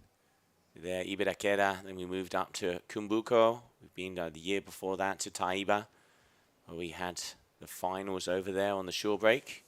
And there we can see Concunha, Arsenio Diaz, getting ready for his heat, as he is going to be coming up next. 7 minutes to go of this heat number 5, round number 1. Let's not forget round number 1 of the men, and then we're going to be changing it up to the ladies. Couple of 8s and 9s out on the beach we saw earlier on, but we've seen more like 10s out on the water. Yes, an interesting pick. So I was actually, just when I did that interview with James, he's one of the, let's say, heavier athletes. And he was out on an 8 meter, but it was the Neo D-Lab. So normally with the D-Labs, you go a bit smaller. And there you can see Mitu Monteiro and some of the dignitaries who are joining us. And a big thank you to the Cámara Comercial and to all of the town hall and the sports division of the town hall for helping out in this event, coming down to see their champions, and obviously Mitu Monteiro showing them the ropes. Such a great advert for Cape Verde around the world to be seen like this from a drone with some of the best conditions for kite surfing. And there is this big community of people around the world that are hunting out the best spots to kite surf, where Tarifa has already made such a mark over the last 10 years and where others now need to follow, and this is a great place to do so. Already well-known top 5 spots in the world to come. Absolutely, and great for them to be coming down here and enjoying this water sports paradise that they have pretty much in front. And so much thanks to Ayrton and to Mitu for kind of establishing that over the years as well. Absolutely. I mean, they have put this place on the map. Mitu started it all off, and then youngsters like Hendrik Lopez here as well. So all of the Cape Verdean crew coming out of the islands, and they are a force to be reckoned with, and especially on the, strapless freestyle and the surfing disciplines of our sports, they are always top 5. Hendrik Lopez leads. Another wave on the board for him there. 9.47 plays 7.13, but we haven't really seen a second serious wave from Artur Moraes for the moment. I don't know if there's any news from race direction about the direction about the interference that we saw, because certainly Hendrik was upset with Leonardo Casati. Yeah, and there you can see that how the crowds are just laid out across the rocks, as you can watch this wave pretty much 5 meters away from the action. It doesn't get much more perfect to have such quality of conditions where the public can actually be right next to you. A lot of the time the waves that are out on the reef or an outside reef in the middle of the ocean, it is such a privilege. This is why this location is so cool to come and watch, because you can pretty much touch and see the white in the eyes of the riders when they're out there. 5.77 and a 4.3 coming through. So Lopez still in first place. And another moves one like that, that's why. I don't know whether he's spotted the dignitaries on the beach, but he's putting on a show for the crowd right now. That last wave we saw an improvement up to 10.54, and he goes again.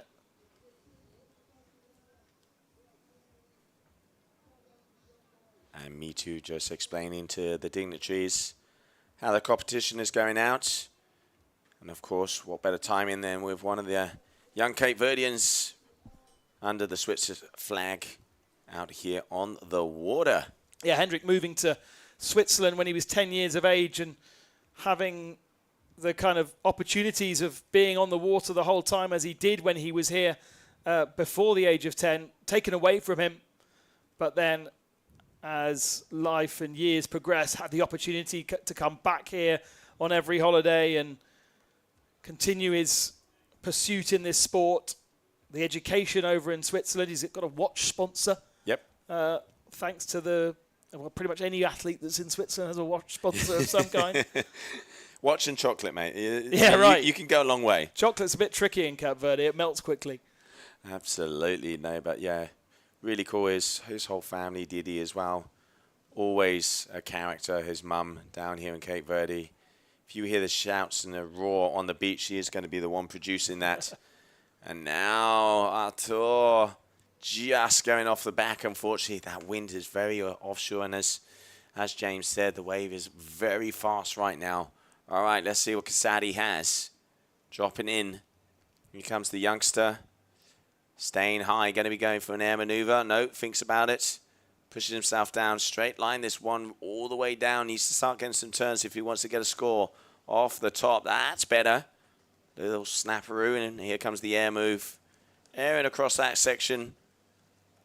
And all the way down, not linking those moves together. Quite, running himself straight, then doing a move, running straight again. Judges not going to be giving high scores for that. As you said, the insecurity at the beginning of that wave, not sure what he wanted to do with it, kind of ended up wasting some of it and just straight lining. Yeah, I mean, you can see in some of the athletes, but easier said than done. Conditions out there, it's easy to see it from afar, but when you're on the wave, sometimes you want to be going for something, but then, oh no, I haven't got the opportunity, so I'll go around a little bit more. In the end, they have 20 minutes of action to be able to enjoy this beautiful Punta Preta. One of the best things about being in this competition is you have this wave to yourself and a mate, or maximum to yourself and 2 mates. That is a reason to get in here, for sure. I can imagine this place is pretty packed every single day of the year because it just constantly supplies, doesn't it? It constantly delivers. Another good run here from Hendrik. Keeps that tail. Yes, lovely. You can see there from that drone shot, letting that tail loose over the top and coming round. Beautiful. Stares at the beach. Gives him the old little wink. Hendrik Lopez, at the moment, your heat leader. And 1 foot in the door to be going straight through to round number 3. And coming up next will be heat number 6. Kasati got a slight improvement on that last run. His score now a 7.15. There is a wave coming in at the back there. Arshad Mariah's second position right now. 16 seconds remaining. But there's something to use here, and Mariah is on it. 10 seconds remain. Now, can he improve that score? 8.8 is where he's at right now. Second in, again, we saw that earlier where he dropped off the back of the wave. And the same thing is happening. What about the Italian? All right, let's see what he has. What's it going to be? Bottom turn off the top. Nice. Get that kite low so he doesn't get pulled off the back. You can see those lines quite straight. And there you go, having to loop it there.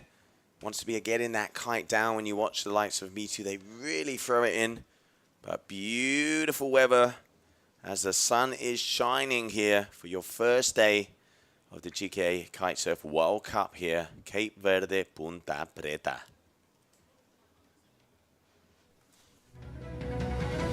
Vou contar-vos uma história. Era uma vez um arquipélago no meio do Atlântico, onde a natureza se demorou em atos de generosidade.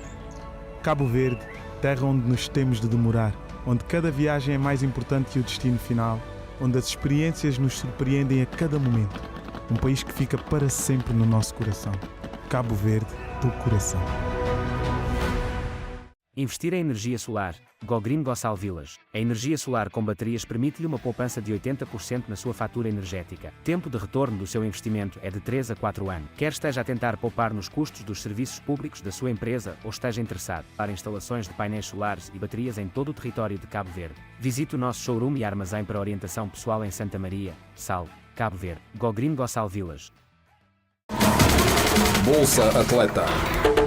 Através da Bolsa Atleta, consegui que a sapatilha bicos, agora todo atleta a nível mundial KITE usa em competições internacionais, quase ao pé de igualdade daqueles atletas de alto rendimento. Depois que conseguir bolsa, para simplesmente de preocupa com a questão financeira e começa a dedicar muito mais a treinos e minha preocupação fica competição, treinos e desenvolvimento pessoal. Então aquele bolsa ali tem uma importância imensa para mim. Eu passo dificuldade para morrer, me de Verde arriba, nunca tenho um trabalho fixo, minha trabalho é um dia sim, um dia não. Às vezes aqui pode ser com o chão, quando é bem.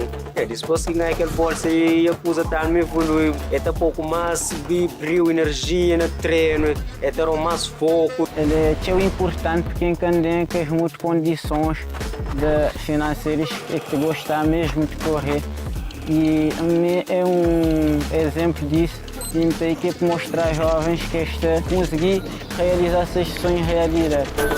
Candidatos em idj.cv até 20 de janeiro. And welcome back, everybody, as we continue on here for your first day of the competition. GKA Kitesurf World Cup, Cabo Verde, and your Cape Verdean. And our Senor Diaz, hailing in from Italy, Yanis de Lonamo, and the Brazilian powerhouse Pedro Matos Pedrinho. As we get ready to rumble here, your heat number 6, round number 1. Idea of the day is to get through round number 1 of the men, and then it's time to change it up, and we will have our women competitors coming out. But I will say, I can see our race director and tour manager having a conversation outside, assessing the conditions. There might be changes. Arseno Diaz in the blue, Yaris Delomo from Italy, just outside of Rome in the white on our shot right now, and Pedro Matos from Brazil, from Rio de Janeiro in the red. And Matos, no stranger to this tour. Nearly 10 years ago, he was the world champion. And has plenty of experience in all kinds of condition, there is no doubt. Dias, another of our young Cape Verdeans qualifying through the video entrant. And Yaris Delomo last year ranked 15th. Also plenty of wing foiling experience and an Italian under-21 champion, now at 25 years of age. And Pedro Matos drops in for the first wave. Yeah, Pedro always known for his quality of surfing. He is one of the top Brazilian athletes we have. 4th overall in the ranking last year. He was 3rd here last year, so podiumed. And then at 2nd position in Dakla, which is the 2nd wave event. And then over in Brazil, he got 5th position, but he did take out James Carew. So obviously Pedro, always a force to be reckoned with. Big surfing background, similar to the likes of Sebastian Ribeiro. You get this guy aboard and he will perform. And one of the things about Pedro, he's hungry. He wants that world champion title. That is the chip on the shoulder that he has still not achieved. And he has one goal, and it is to achieve that. And talking to him a little bit earlier here, this is what he's up to. You can see him. He was out there with his headphones on, pumping himself out, listening to the music, game faces on. It is all about that sole goal of being the best athlete in the world.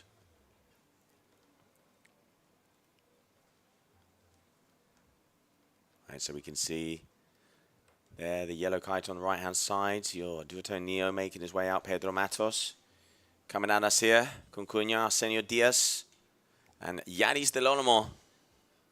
It looks like Yaris is about to drop in on the wave, maybe. Having a look-see, but ankle biter or a ripple, we'll be calling that one. He's heading back to the beach and it still hasn't broken Yeah. on that one. Score on the board for Pedro, though, 2.12 on that last wave that we saw him run. And Yaris, whether he's bailed out or caught himself on a rock there. But anyway, back upwind, heads back to the top of the beach where those waves are developing almost beyond the point today. They're far less sort of out to sea and more up towards the resort along the beach. A couple of ripples coming in, just disturbing the sunlight in the beautiful Atlantic water. When you think of the Atlantic in some places, you do not think of the colours that you see here in Cape Verde. There is a wave, though, and Yaris turns back onto it. What can he do with it now, then? Slightly ahead of it for the moment, cuts back now and begins surfing. Oh, goes over the top of it. And that is that. Behind him, though, Matos, crouching down, trying to resist the power of the kite so he can get into that surfing mode. Oh, and just goes off the top of it. Gets tumble-dried towards the rocks. It will still be a score, though. And behind him on the next one, Arseno Diaz. And again, the same thing. All three athletes doing exactly the same thing there, just finding themselves pulled over the back of the wave.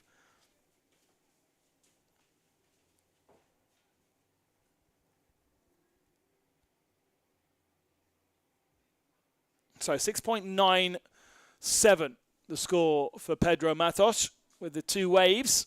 That second wave scored much, much better.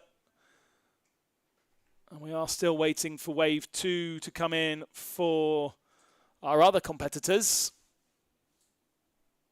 But each one of them, as we saw, not particularly strong. And indeed, the judges, half a point for Yaris and Arseno.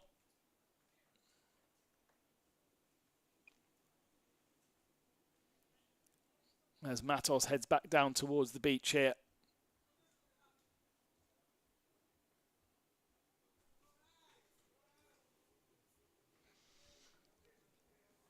Imagine plenty of chats going on regarding the conditions at the moment.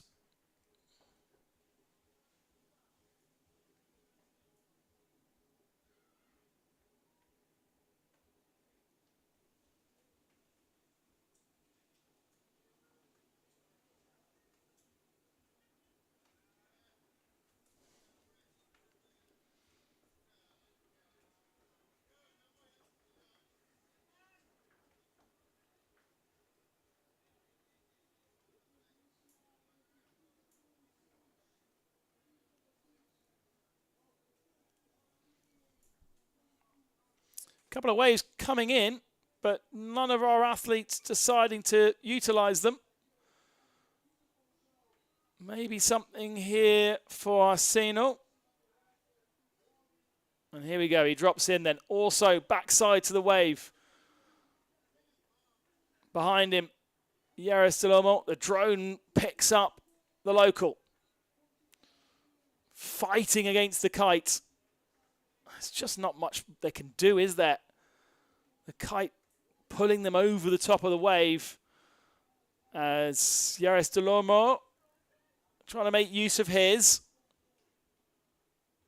There we go. That's a little bit better from the Italian. Having to work quite hard to get back down, and again he gets pulled over the top of the wave. Matos making it work for him, though. That's nice. That's better from the Brazilian. Cuts back up to the top. Yeah, that's going to be scored better from the judges. The Brazilian showing his experience. Fourth in the world last year. Top ranked seed in this particular heat 6. And the man from Rio de Janeiro now heads back upwind. But it's a 7.23 in total right now. And that leads Heat 6.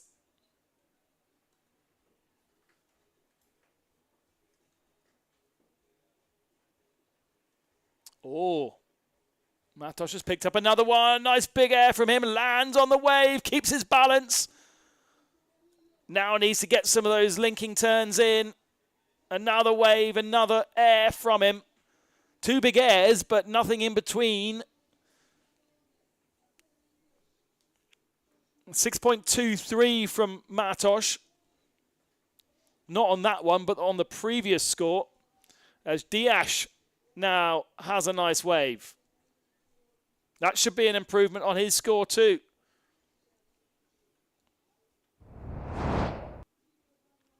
I think Yaris Delomo found himself in the wrong position, so didn't score on that last little set. Here is Dias once more. Now, it just needs that toe side turn. And there isn't anything that's just smashing down the wave. Finally gets one turn in. But yeah, he was on a wave, but he didn't make much of it. The judges, remember, are looking for a variety of different techniques on one single wave. Matos with the turns now. The last wave we saw him complete, it was 2 big airs, but nothing much in between. This one, more of that surf style that we know the judges are looking for. But actually, a 4.8 and a 6.2 is a pretty good score from the Portuguese. And he's put himself well out of touching distance from the 2 others. This is how it started. Nice, big first turn. And a second one. The wave catching up with him, so he's right in the power. But unlike the last run where we saw 2 big airs from him, no kind of tricks in that. And a much more pure surfing, carving style. Be interesting to see how that compares scores-wise to the previous. We haven't seen either of those two scores yet come in. All right, so 11.03 here from Pedro. Just had a little chat with Tom and race director Juan Antonio. Conditions looking good, still pushing on. Looks like that we will be able to make it through halfway on round number 3 of the women. So that is the goal. Won't be able to be making it all the way in due to the timings. But anything could change. And at the moment, we have our men out here on the water, throwing down the second to last heat of the men. And it looks like unofficially they will be released after this round number 1. So interestingly, Matos with an improvement on his score, 12.33, so a 6.1. That was from the wave where we saw lots of carving turns but no aerial freestyle. The previous one where we saw those 2 big jumps, 4.5. So that gives you a really good indication of what the judges want to see. Means that Matos has got a 6.23 and a 6.1 on the board. No improvements as yet, and no waves owed for both Arsenio Dias or Yaris Delomo. And here goes the Cape Verdean again. He's quite well ahead of that wave, cuts back to it, decides against it. 7 minutes remaining.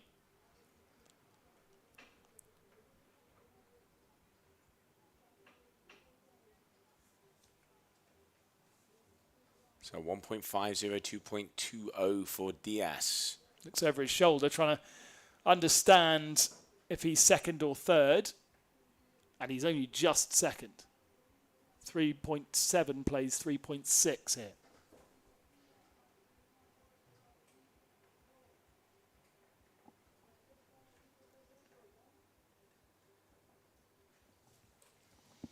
Now we wait. We've had a decent amount of waves in this one. 5 waves for Dias and Matos. Delomo's had 4 waves. In fact, we're waiting for... 6 plays 5, not 4 plays 5. And here's another one for Matos. Clearly leading this one. A little bit of an air. Now needs to link that with some turns, because what we've seen before is a run where with the turns, a run with the tricks, but not one that combines both. Delomo's been in a wave, and he's bailed out of that. He needs a big improvement on score, 3.6 and 3.7 miles off Matos. Remember, though, we're not losing anybody. Round 2, the second and third will progress to round 2. The winners progress to round 3.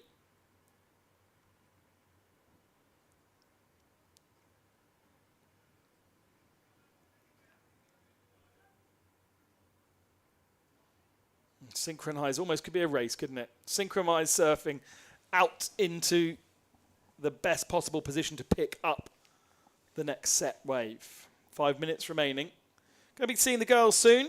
The women next up after heat 8 of round 1. And much like our round 1 for the men, no eliminations. And most will progress actually to round 3 because there isn't the competitors to also complete round 2. We'll just have one match up in round 2.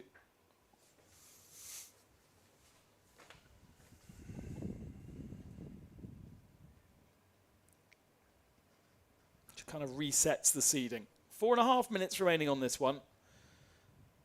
Sometimes you see from the drone shot a couple of waves coming in that obviously down on water's edge, it's more tricky to pick up, but Yaris Delomo spotted it. Is anything going to develop from this one? Needs an improvement. He's third at the moment. Just a score of 3.6. And now he cuts in. Here we go.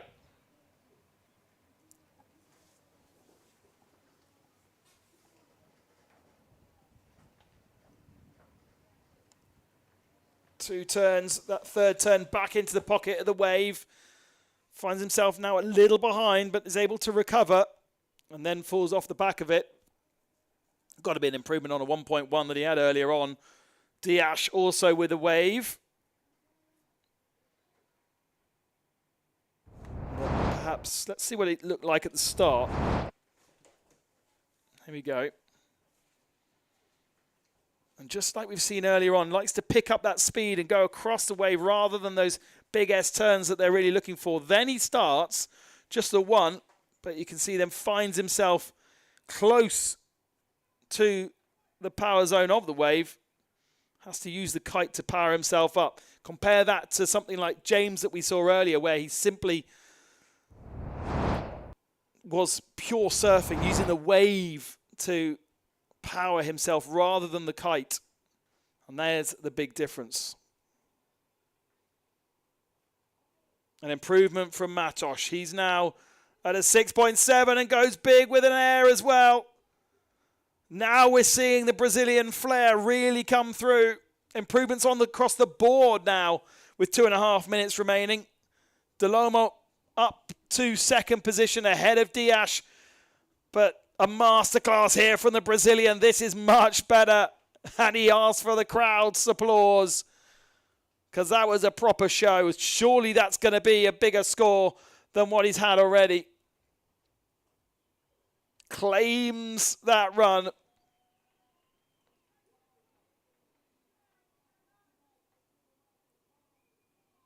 And the beach loved it as well. What is left for Diash and Delomo? An 8.4 is the score. Matos with a 15.13. That compares to what we saw from the Masters in Heat 2. They might not be the biggest waves, but I tell you what, Pedro Matos made that absolutely work for him. Diash coming towards the beach. Mixes it back up. Only 1.5 minutes left of this one. Heat 6 of round 1. No eliminations. And it does sound as though we are not going to see these men again today. I'm going to switch over to the women and perhaps wait for some Different conditions for our men.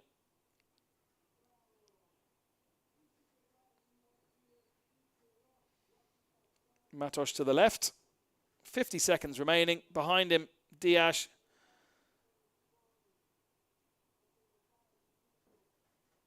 And I think that may well be it for round 6. Pedro Matos with a commanding victory to progress through to Heat 3. Here is a wave perhaps for Yaris Delomo, who is second. It's Arsino Diaz that needs to do the work. Here's Diaz behind, but is he behind the wave as well? Needs to get himself back into it before it starts to break. Now he drops in. But what can he do with it? 9 seconds remaining. He's got to do something with it. There's no point just sitting there. And in fact, Diaz decides against it. So that is it then. Pedro Matos with a 15.13 wins round 1, Heat 6.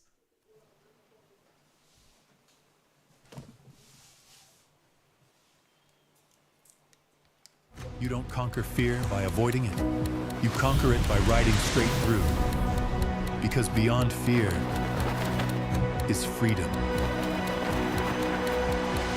Trade fearlessly at capital.com.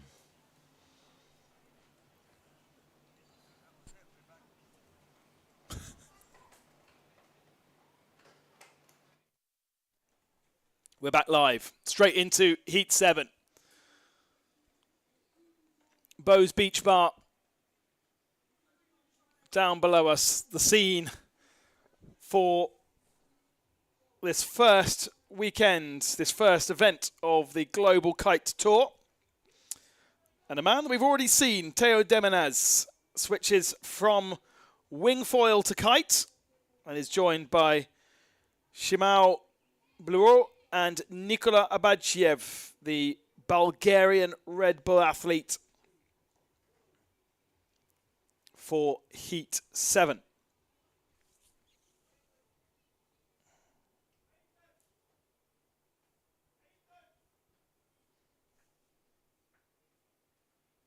Competitors out on the water.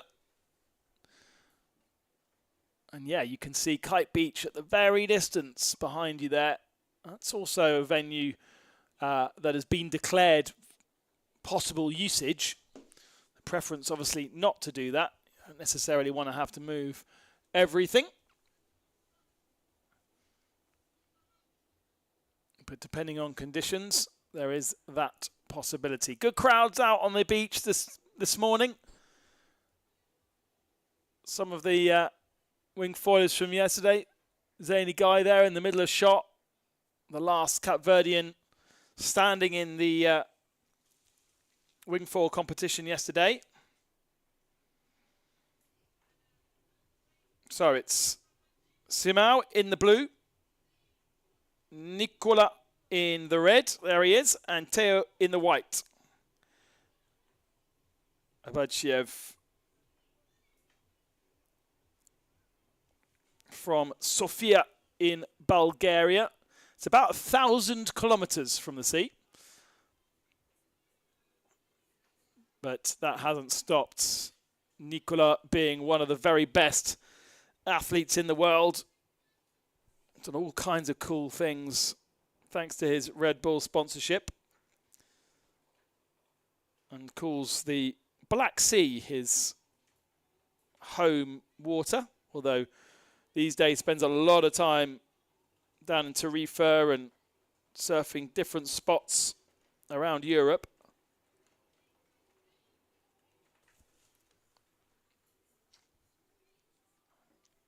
We saw him in the mini-final in Sylt in Germany last year.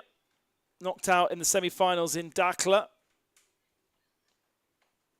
But here last year, didn't have a very good result. So interesting to see how he gets on alongside Simao, the Portuguese, who came onto the form at the end of last year. And Teo Demenaz, who actually seeded just one place behind Nikola. after his performance last year. The Frenchman from Saint Martin Island. His parents running a water sports school out there. If you've got all the kit at your disposal, then you have no excuse, I suppose, to be one of the very best in the world, and that is exactly what Theo is, whether it be with a wing or with a kite. We saw him yesterday, and now we see him again. Quite difficult, though, from a discipline point of view, to be able to be on your A game for both when splitting. We see a few people do it. We'll see Muna White in the women's and Francesca Maini as well. But here goes Simao. Little wave, but just the opportunity to get some points on the board.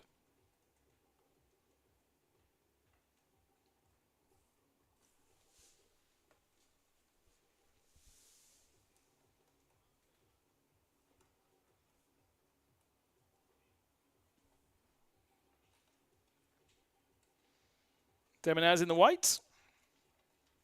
He turns back on himself.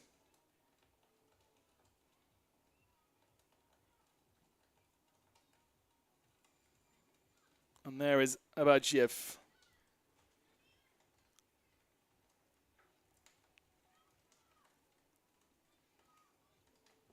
For the moment, not a lot going on out there.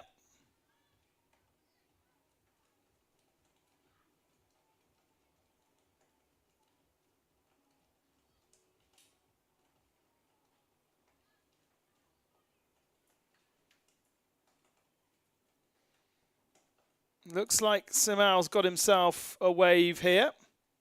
Ooh, it's not bad either now. What can he do with it? It's a decent set wave here. He's a little bit behind it. Just really flying down the wave at the moment, trying to get himself in the right position. Oh, loses his balance and goes down. That's a shame, because that certainly is a better wave than what Theo is on right now. And again, just needing the kite just to power through the wave to avoid the worst of it. Decides to bail out, can't really surf it. And here is Abadjiev. Probably of the three waves, the worst of them. Now drops in. Boom, first of the big turns.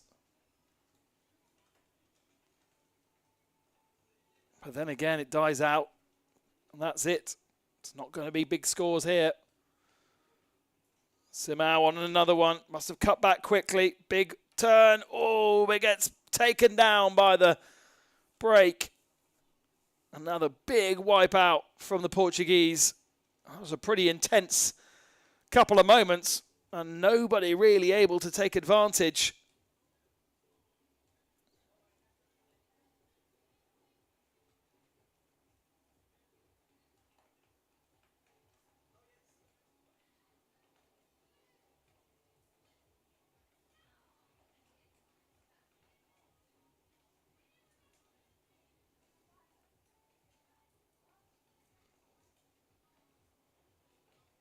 Here are the judges waiting for something to speak of. Abadjiev at the moment with a 5.31, our leader of this Heat 7. And then Theo and Simao with certainly possibilities of improvement.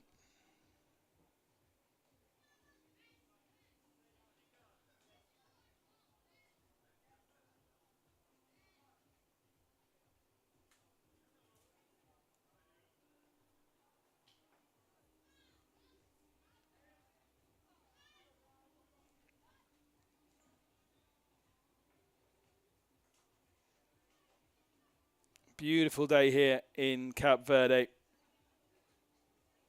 Perhaps the wave's not necessarily there for the best competition. Decent win, though. That last wave for Simao we saw being judged at a 1.6. So 3.4 moves himself a little bit more comfortably clear of Teo de Menaz.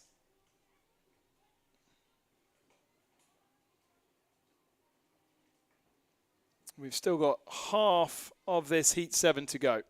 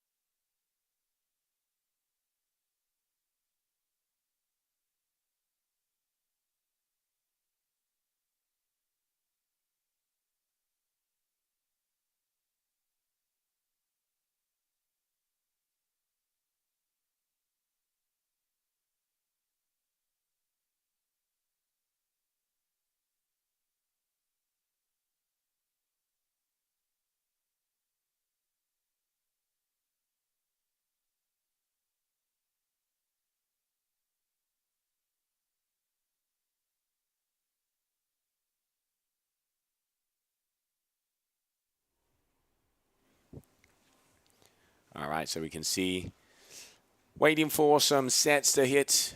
I mean, set every blue moon at the moment, mate. Yeah, we had a little flash of activity a moment ago. All three athletes getting themselves a couple of waves to play with.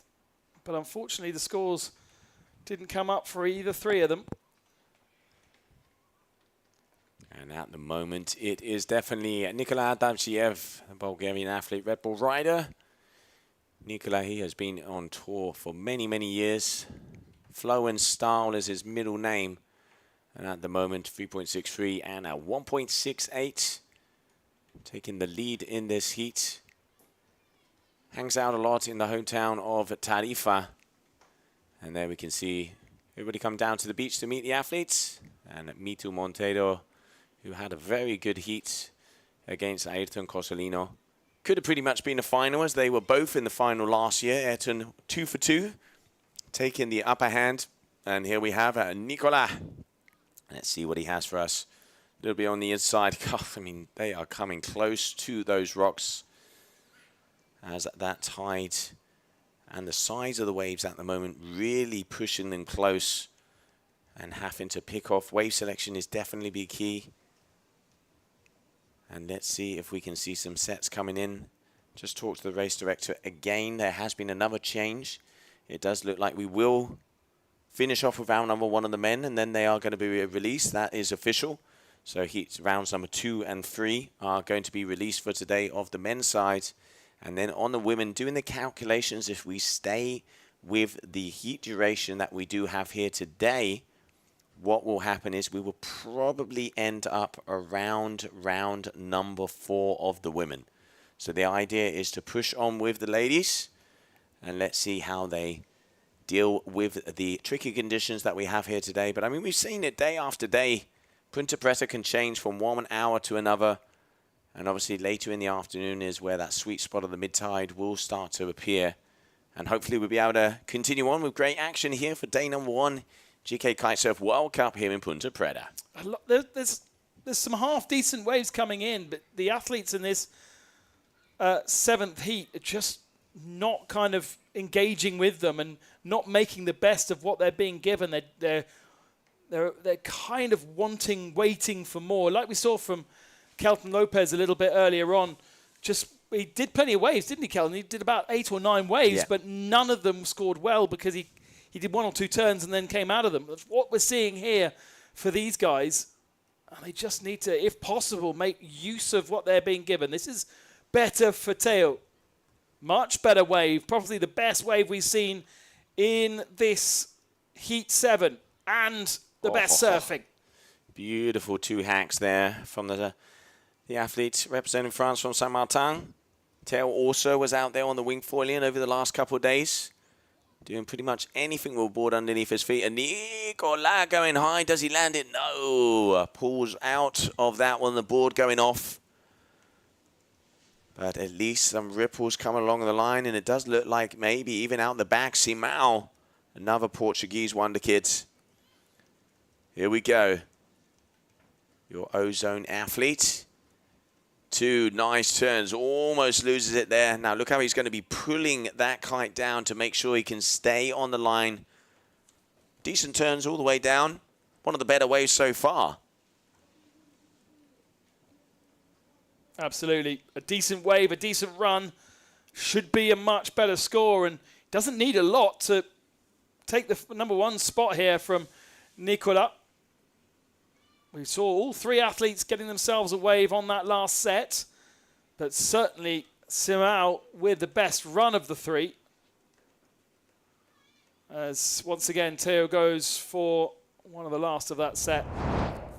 Let's have a look again at, firstly, Teo. That was his exit from the last wave. Well, that should affect the scoring. We should definitely see some changes there from our judges. Should be an improvement on some of those numbers for sure.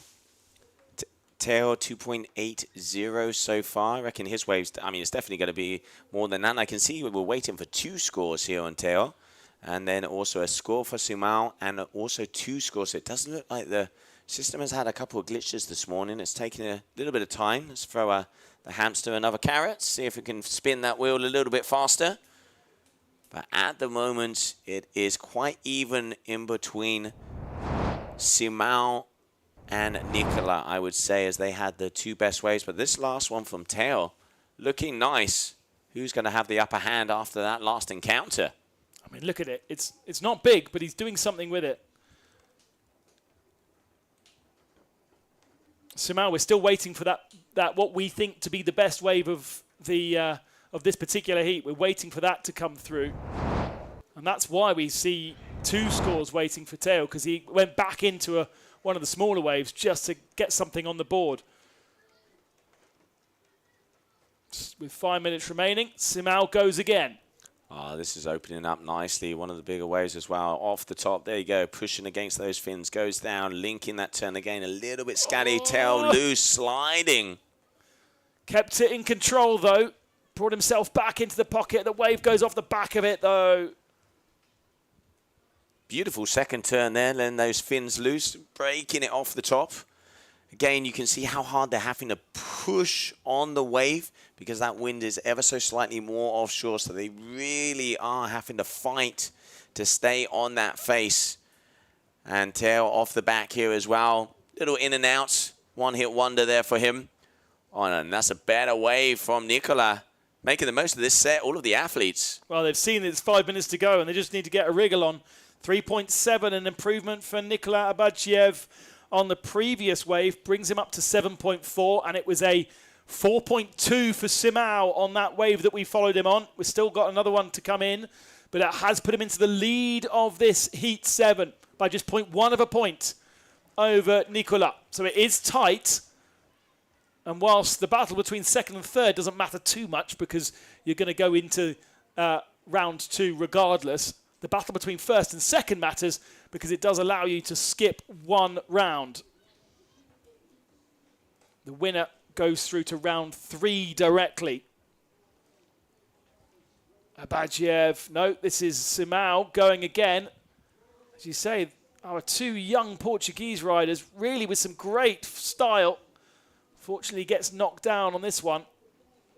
Here's Abadjiev. You know, we've been waiting, 15 minutes, and suddenly a load of waves come in. And a load of opportunities not taken there by Nicola. I mean, 0.1 of a difference in between Nicola and Simão. Dropping in Teo, who wants to get in the mix as well, trying to improve that second score. He still has waves waiting. As, I mean, it is going to be very... Ooh, letting the board away. That's the last thing you want to see is those fins when you're flying towards it. 3.5 minutes, good set come through. All of the athletes, and you can see how offshore it is because they are going parallel to the shore. We saw the wingers yesterday where they were going a little bit further out, meaning that wind has shifted a little bit, which will make it easier for them to be able to stay on the wave. Forecast is saying it should turn round again when we get to about 2 o'clock. And there we can see our judges joining us here as we have the first day of competition, men's round number 1, and then also at every event we have local judges come and do practice and out there, because obviously, you know, what we want to include is when we go to these locations that there also are judges that know the spot, that they, you know, have lived here, and that way we can, you know, include them and create a bigger judge pool around the world. So there you can see kind of doing a little bit of an internship, some of the local judges here at the GK. An improvement for Theo Demanaz on that last, well, actually on 3 waves ago with a 2.5. But it hasn't brought him closer to Nicola and Simao. It is a low-scoring Heat 7 here. Perhaps an opportunity here to improve, though. Nicola on a smaller wave. No. Yeah, you can just see having to keep that kite really high and not being able to get the verticality or the rail-to-rail that we saw. Still, all of these athletes making the best of what they have, but Simao in the lead by 0.1 of a point. Every decimal counts. And he is out there, your ozone athlete from Portugal, waiting as he's going to have preference on the set. Turns around, looks like sees something a little bit further down the reef forming, so he's going to decide to go for that one, 90 seconds.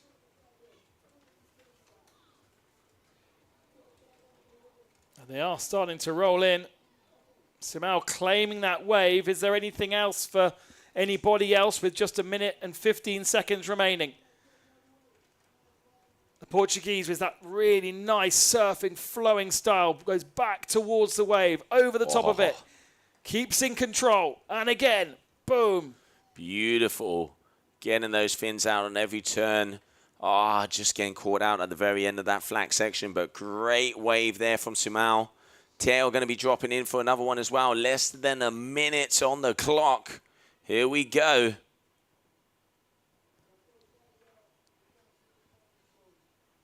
Waiting for him to do something with it. Come on.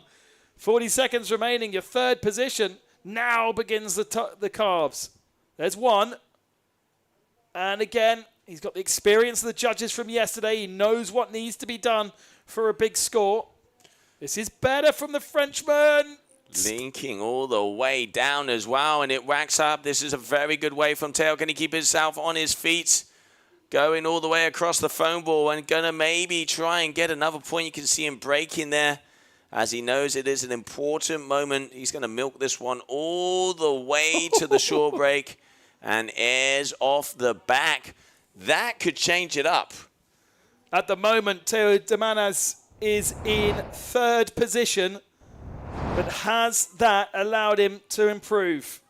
Behind him, Simao, the Portuguese, took another wave, or is this the one we've just seen? Yeah, that was a replay of his wave from before. And 2 wave scores for Theo, a wave score for Nicola, a wave score for Simao. So waiting for numbers to drop. As coming up next, we will have the final heat of this round, number 1 of the men, where we will be seeing the 2024 World Champion, Gabriel Benetton, entering the water. Update on the points from Heat 7 in a few moments' time. Fear. It whispers when you hesitate. It lingers in the unknown. It tells you to turn back.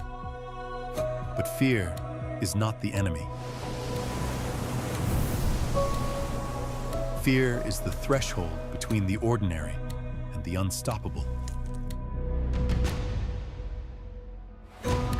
You don't conquer fear by avoiding it. You conquer it by riding straight through. Because beyond fear is freedom. Trade fearlessly at capital.com. We've been here from the very beginning, created by athletes, designers, and engineers, defining the sport. We stand proud of our legacy, but we won't stop here. The journey continues.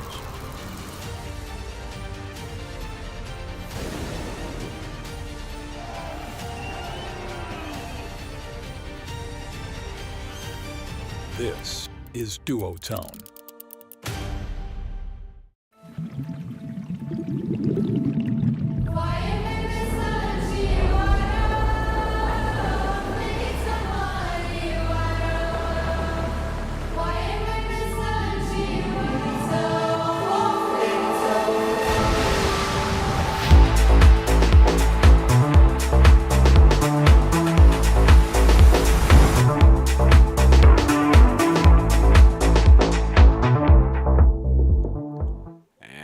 Welcome back, everybody, as we continue on here. Day number 1 at GKA Kitesurf World Cup, Cape Verde, Punta Preta.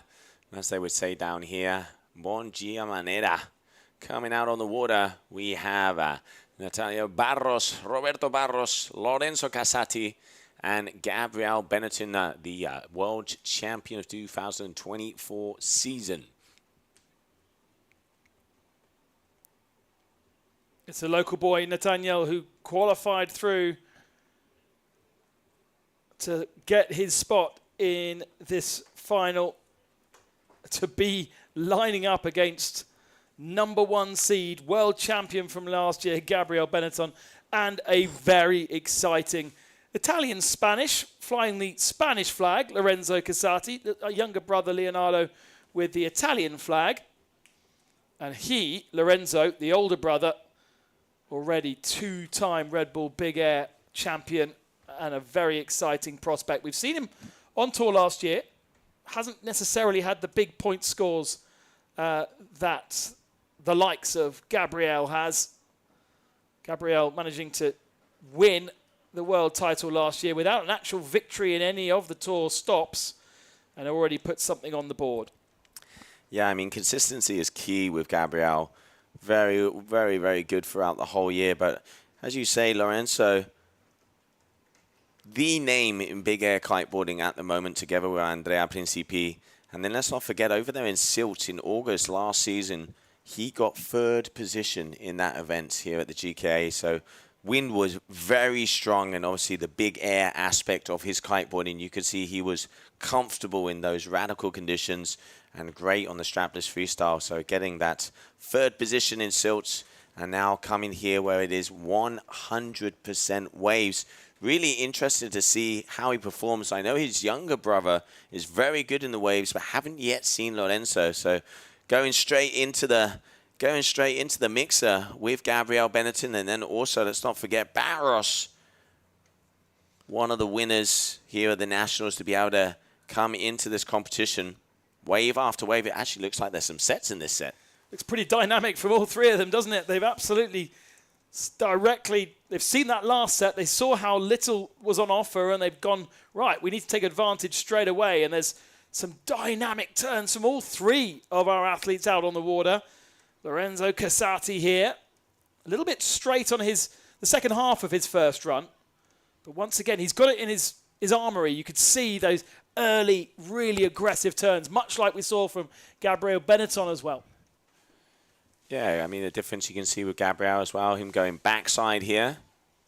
Only 2 athletes really to ride a backside. Matthew Lopez, Gabriel Benetton. Let's not forget that we also saw Kelton in the heats before. Gabriel, a very, very talented surfer. Saw a lot of him last year at Puerto Escondido down there in Mexico.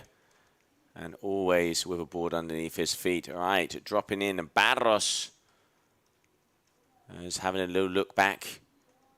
There was this first set that's come through. 4.90 Lorenzo, a 2 and a 2. And then Gabriel with a 2. So let's see if they can break that 2-point streak of the early moments of this heat. And straight lining and trying to get past the foamy, but no, going to be going off. So that's going to be pretty much an in and an out, 0 point something or 1 point that the judges would give them. And here we can see Lorenzo Casati, your Harlem athlete, pushing against his board. Those beautiful apple trees. And let's see what he has. All right, going for the air game. Popping in, down the line, but yet you can see going straight. That's better. That's a nicer turn. Very fast. Yeah, right. He did that at the start of his last run and then went straight. This time has mixed it up a bit more, and gets a few more turns in at the very, very end. I thought judges are going to like that. It's not quite the style that we saw from James Carew earlier on, or Ayrton, or Mitu, but showing that he could take it to Gabriel here in these slightly lighter conditions. The Brazilian almost sitting down in the water, relying upon not much wind out there. Well, I mean, there is. It's okay, but there are some. It definitely looks like the swell is pumping up a little bit more. We're seeing some action in this final heat of the men. Let's not forget, we can move in over to the women after this. All right, Gabriel, they can see that core rocking up and down. Nice wave here all the way from the top right-hand side of Punta Preta. What's he got?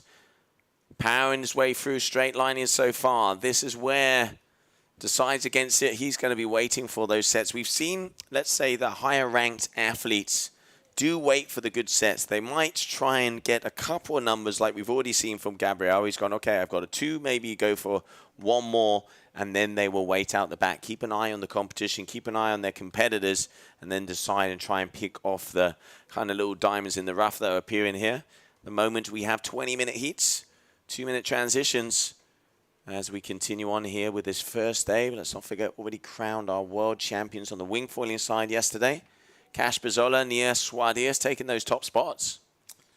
May well have been something there, missed out by Barros. Seemed to just drop into the water just as that wave passed by. Gabriel Benetton looking at the next one in the set.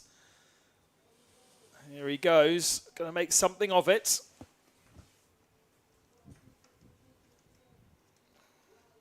Just a couple of turns and then comes out. We haven't had, yes, we now have Lorenzo Casati's run that we followed as 3.27. So in these early stages, the Spaniard leads. But a pretty low score from the judges there.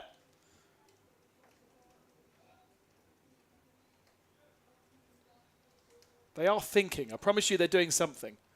They're not just sitting staring into middle distance. They've got a big job because they have to, they're not just looking at the top 2 scores. They have to vote and judge every single wave of every single competitor throughout the day. So you think talking about it's hard work, they are having to constantly think and constantly consult.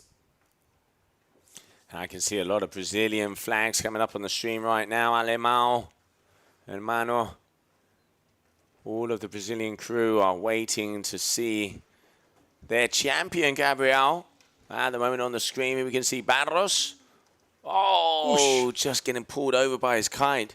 Hit the wave in the right position, but unfortunately just got pulled off the back. And as you said before, that is the challenge of the wave direction and the wind direction that we have here. The best of our competitors so far today, almost not needing, not wanting the kite's interference, not allowing the kite to interfere with the way that they surf the wave, and only using it when they want rather than when the kite wants to pull them over the back of a wave or into the water. Just coming up on halfway through this heat. Just the 11-minute mark. And you can see wind ever so slightly shifted as well, as the athletes are pushing along to try and get themselves back into position. Little bit gusty out there today, but conditions are looking beautiful and sunny. Waves are here in Punta Preta for the 3rd day, giving us some glory. And now all of the athletes of this heat are just going to be circling around the outside. And here we can see some of the boys coming in. There we can see Mitu, Wesley Brito, Zanny Guy. Great riding from him yesterday. The young rookie from Cape Verde, getting the highest rank in this event for Cape Verde. And then, of course, Nicole, Mitu's wife there, the godmother of our sport. Yeah, national news coverage for Cape Verde on the performance of Zanny yesterday. Here comes Lorenzo. Well, not much of a wave for him there. I can see Christos here on the stream saying it's nuking.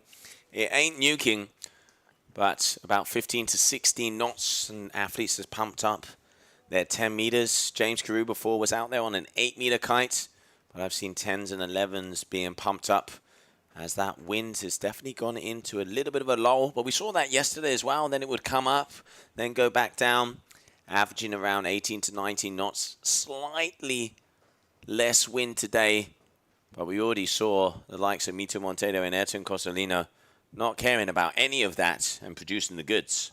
Best waves, best wind last night was sunset, basically, wasn't it? Right next to the reggae bar, mate. But yeah, you can definitely see at the moment little bit of a lull as athletes are they're in position waiting for those sets to come in. And there you can see on your screen Lorenzo Casati. Elder of the two brothers, son of Renato. And almost kind of moved from Lake Como down to Tenerife for the business of kite surfing. And to have as maximum opportunity to be one of the world's best as possible. Not too many waves on Lake Como.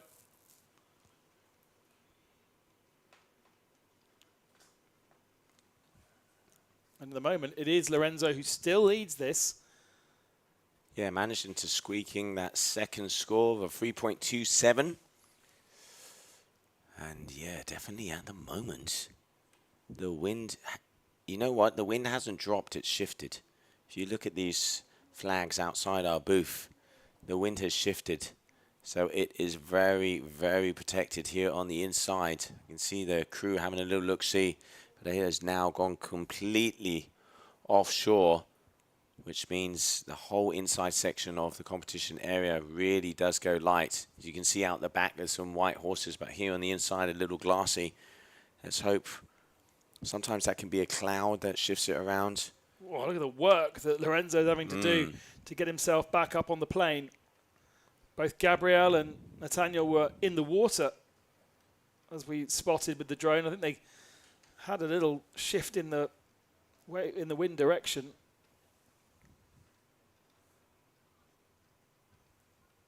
Nathaniel with a 2.4 at the moment. Certainly more opportunities for him to improve his score. It's a low-scoring heat again, much like we saw from Heat 7 until the last 2 minutes where they all went banzai and managed to get a couple of waves in. But I think, as you said earlier, they get those safety waves in and then they really are waiting for the best. And then you get to the last 5 minutes, and if the best haven't come, then you just got to go for it again. So hold your horses, another minute, and we may well get some more action from these athletes. They all go through to the next round, but I tell you what, that if Lorenzo Casati can go to bed tonight, having beaten Gabriel Benetton in this first heat, that's going to be a big boost for him. Gabriel, though, on a wave, just about rectifies it. Now he can no, he can't. No, it's a one-hit wonder. You can see just at the top, he is going to try and milk this a little bit more.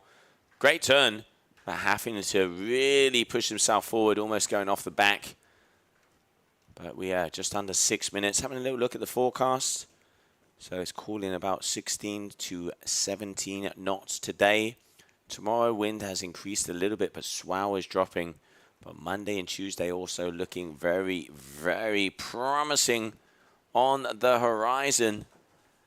At the moment, continuing on. There we go. Here's a better wave. Gabriel dropping in. Looks like he's got some power as well. First turn. Makes himself all the way down the line. There's the second mid-face. So he doesn't go off the back here. He knows he needs to get a score. Oh, let's go of the hand to slow himself down ever so slightly. Straight lining it, but the conditions are very offshore and bails out Lorenzo. Beautiful turn there from him. And a little bit of an air. Just spots in front of him, though. Gabriel Benetton was in the water, feel as though he had to bail out of that because of Lorenzo. Here comes Baros now. That was a beautiful turn there from here. We can hear the sound on the beach getting behind the Cape Verdean local. 4 good turns from Baros. Oh, we might be seeing a mix-up, but beautiful. Keep it go. Goes down. Such a shame. Great to see some action, though. All 3 athletes trying to get themselves improvements on the score. So this was the start of what we missed from Lorenzo. Not much going on in those early couple of seconds. Now there's a turn and another one. Fluid all the way down the line. This is a very good wave for Lorenzo. This is definitely going to put him up on those scores. But then he noticed Gabriel in the water and he bailed out of it. Well, I mean, if you do run over your fellow competitor, it doesn't go down well. What could have been, though, for Lorenzo had he managed to continue? Because look at this. Yeah, I mean, the one there from Barros, very nice. Lorenzo with a good wave. Gabriel still not really linking it together, but now you can see him flying around. But who's going to have the priority? All right, Barros dropping in. Here we go.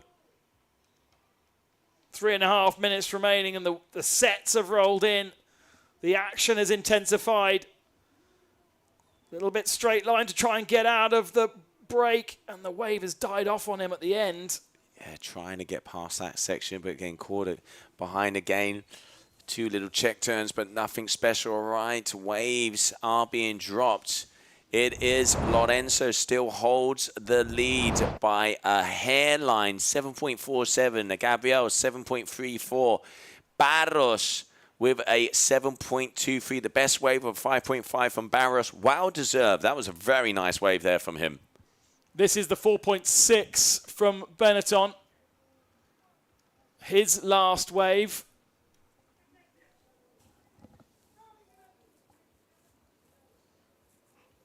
Not much to it, though. Some nice turns, but having to kind of pause in between and reconsider what he was doing. I mean, this is so close. Look at the scores. 7.2 plays 7.4, plays 7.3. All 3 of our competitors with 2 minutes and 20 seconds to go. We've still got a wave to come in for Baros and for Benetton. In fact, we've got waves to come in for all 3. We didn't see this from Lorenzo Casati. This is what the judges are still looking at. Very nice. And there you can see that was what Barros was trying to do before. Get past that little foam section to be able to get another turn in. And Lorenzo crouching around. Another good wave for him. Will that improve over a 3.27? I mean, all of the scores out there at the moment very on the line so that anything can change. Like you mentioned, only about 0.1, 0.2 in between all of them. Lorenzo, eyeing up in air. Yes, he does. Oh, that's a better one. Times it nicely, but one-hit wonder. Let's see if he is going to have an improvement on his score. 4.2. Oh, so a slight improvement. Oh, and a big improvement. 8.53. Barros, 8.50. But Gabriel going for a 10.27. Leaving it until the final moments there. Where did the 5.6 come from? More waves coming in, but he's just that one step ahead now with 1 minute remaining. I'm not sure we saw that 5.6, did we? I mean, there was some very fluid turns, but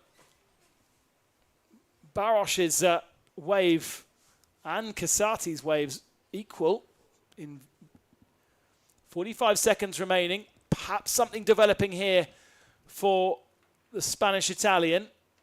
Oh, he's looking for that air again. You can see going to the high line. All right, goes for the front roll, but not getting the landing. All right, Barros, probably the most dangerous at the moment as he only needs a 4.2 something.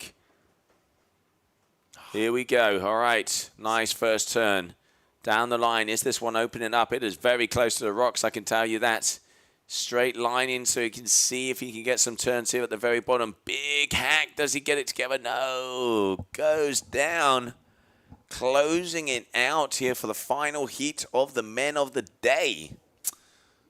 And unbelievably, in the end, Gabriel Benetton comfortably the victor in Heat 8, but it was such a close heat and lots of entertaining action from Barosh, who ends up third. Casati ends up second.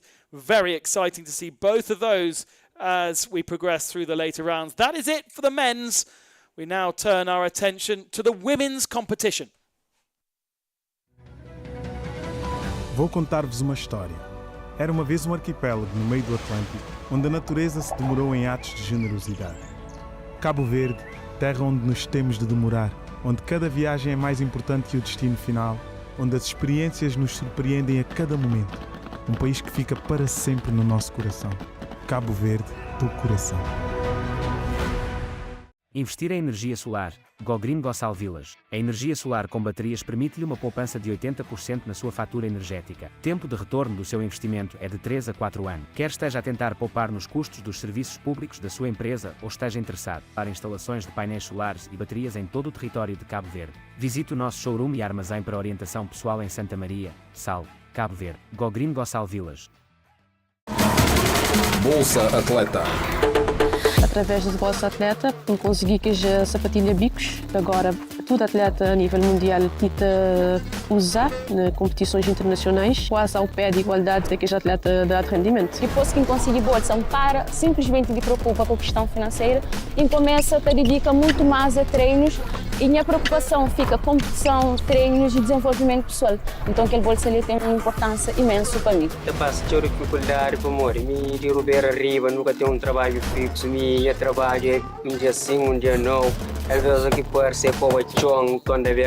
É depois que ganha aquele bolsa e a coisa está me evoluindo, é ter pouco mais brilho, energia no treino, é ter mais foco. É o importante quem tem que as muitas condições financeiras que gostar mesmo de correr. E é um exemplo disso. E tem que mostrar aos jovens que conseguir realizar esses sonhos realidade. Candidatos em idj.cv até 20 de janeiro.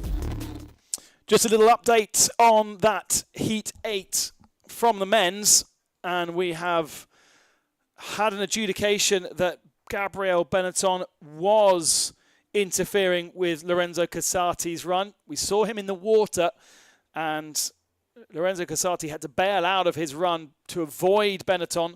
That means that the score of Gabriel Benetton, his second best score, was cut in half, and that's dropped him from victory down to third position. It means Casati takes the victory in that last heat and will progress through to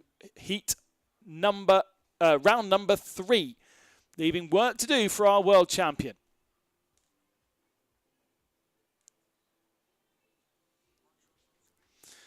So we move our way to the women's, and it's Katie Evans versus Clémence Darin from France. Heat 1, round 1. Each of our round 1 for the women's, just 2 competitors. Katie, therefore, will be in the white and Clemmy in the red.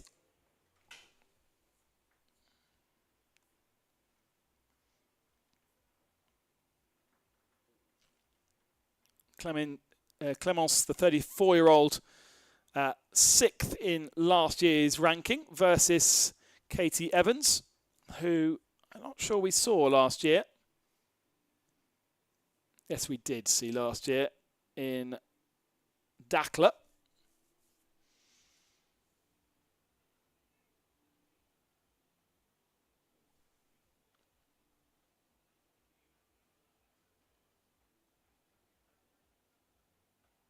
And just a reminder that all competitors from round 1 will basically progress to round 3 because with the way that the dingle works, the second place would move to round 2. The winner would move to round 3, much like the men's. But because of the amount of women we have, all of those in round 2 then will move through directly into round 3. So basically, we're kind of reseeding everything for round 3.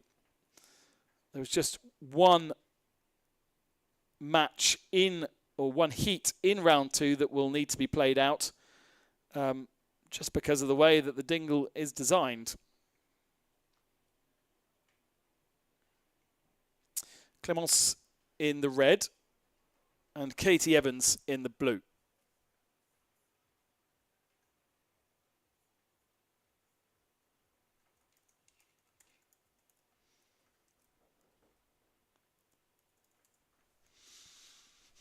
It was Katie who qualified through thanks to her video. In fact, her debut was last year in Daklet, so it's the first time we met her. An Elevate Kite sponsored rider.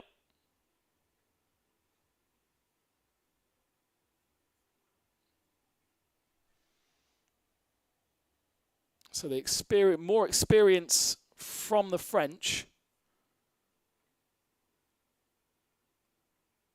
Very keen to see how these two get along.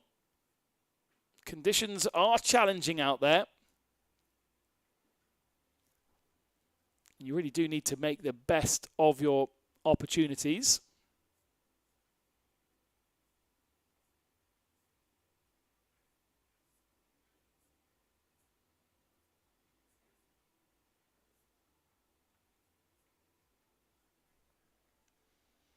There is Clemence, just trying to get the board back up on to the plane.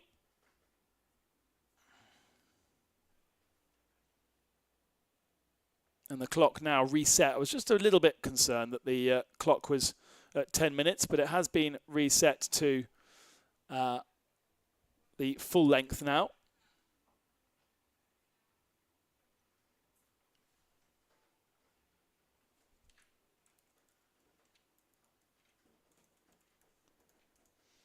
Quick look, first look at Katie Evans from the UK.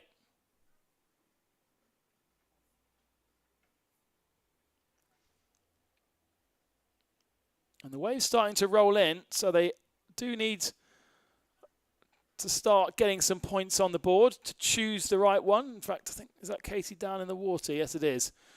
So Clemence coming back past to check her out.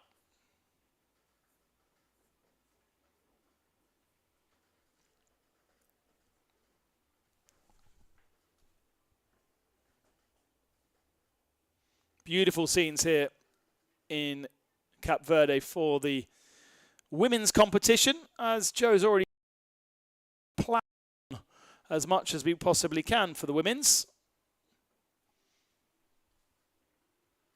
And get as much competition as we can before the day is out. It's 1:15 local time. We were able to go to about 6 o'clock yesterday. And right, that could be a first wave from Katie Evans. Let's see. Is she going to go? Maybe, maybe not. No, she bails out, in which case we can go down to Joe, who's on the beach. All right, down on the beach here with Lorenzo. Congratulations. Is there any discipline you can't do? Well, yeah, this year I'm trying to do the world tour, so strapless, wave, bigger, and yeah, super happy to be here for the first stop. So Cape Verde for the first time, beautiful waves we've had out there, a little bit on the smaller side today. We can see you guys really have to pick off on the sets, but I know as soon as it gets a little bigger and stronger winds, you are going to shine even more. Yeah, today was a bit tricky because in my heat was the last one, and yeah, the swell is dropping a little bit, and also the wind, I didn't have so much power, and you know, was really trying to figure out the bigger set to get the good score. But yeah, hopefully the next day is gonna be even bigger, and then it's better, man. So how do you combine doing so many different disciplines? And then let's not forget, over in Silt, you got 3rd place overall at that event. Congratulations. Where do you get the time? Thanks, man. I mean, for me, it's just at the end, it's staying in the water with the kite. At the end, the more time you stay with the kite, you get more control. So, like, I think every discipline you do, it helps all the other. So, yeah, for me, it's just fun to be on the water and try to be a waterman, you know, competing in all. Well, there it is. That's the secret sauce. Time on the water, ladies and gentlemen. Back to you guys.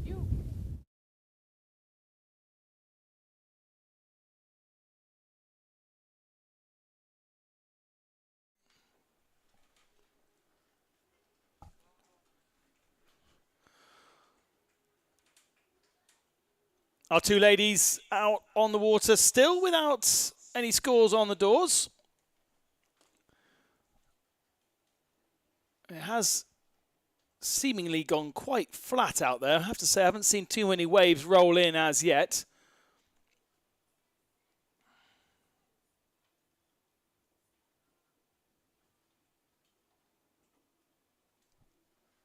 And now Clemens hacks back out into up towards the beach, running kind of parallel to the beach.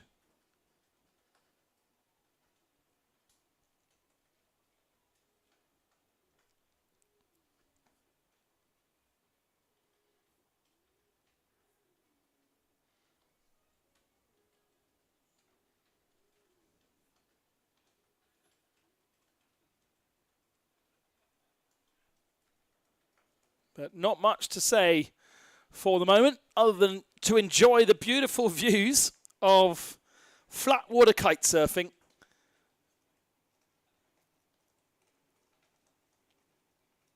It's one of Katie's preferences. She does love to just hack back and forth on a lagoon, but perhaps not the most ideal of conditions at the moment.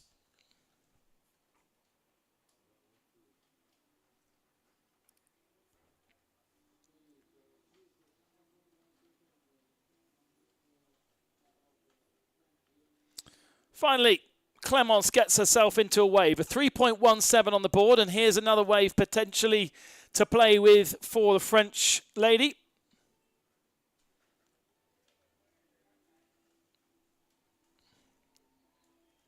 Yeah, there we go. Now we've got a little bit going on. Nice work. Good few turns in there. Wasn't the biggest of waves, but she made it work for her. And I think that should be a decent score too with 9 minutes remaining. Katie was on one behind as well. Let's see what she managed to do. Little bit off balance on the first turn. Second turn is better. Oosh! And then down into the water she goes.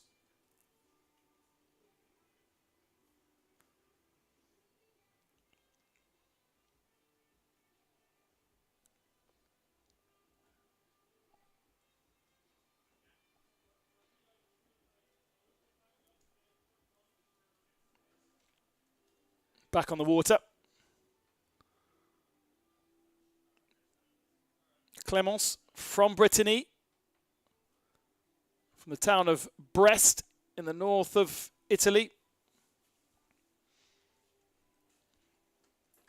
She's also an architect when she's not on the Kitesurf World Tour. And has had some half-decent results over the last couple of years. A good, strong showing from the French on the women's side. Clemmy missing the win in the mini-final of both Germany and Morocco. So managed to get through to the mini-final, but then losing out to Kessie Rodriguez in Germany and Serena Luith in Dakla.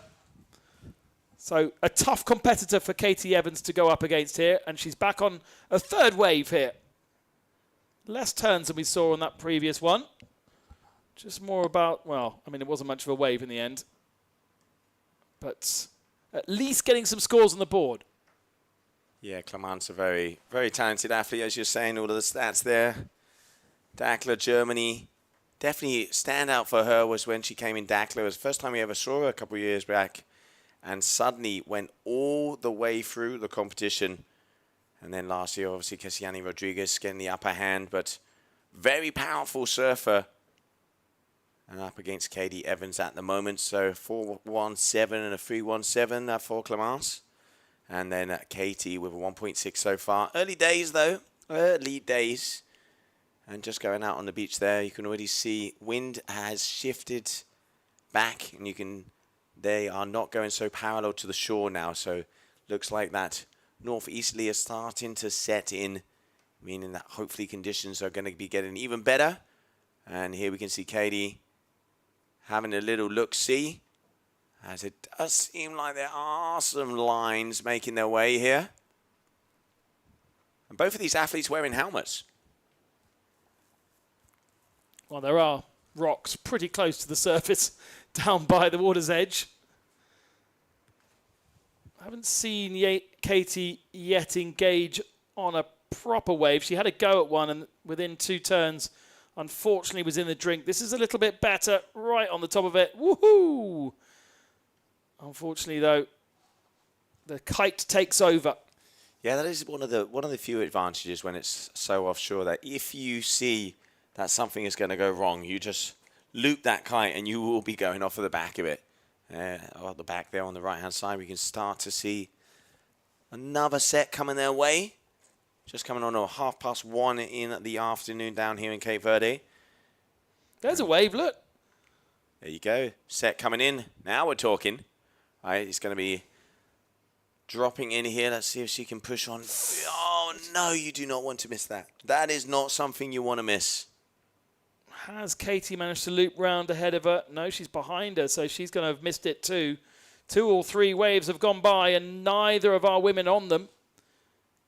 Katie working hard to try and get back onto the wave, but it's already been claimed by Clemmy ahead of her, so there's no point in trying. Now, the French lady from Brest needs to make the best of it, but she doesn't. She drops off the back too. Yeah, so unfortunately missing out on those sets. Both of the athletes here.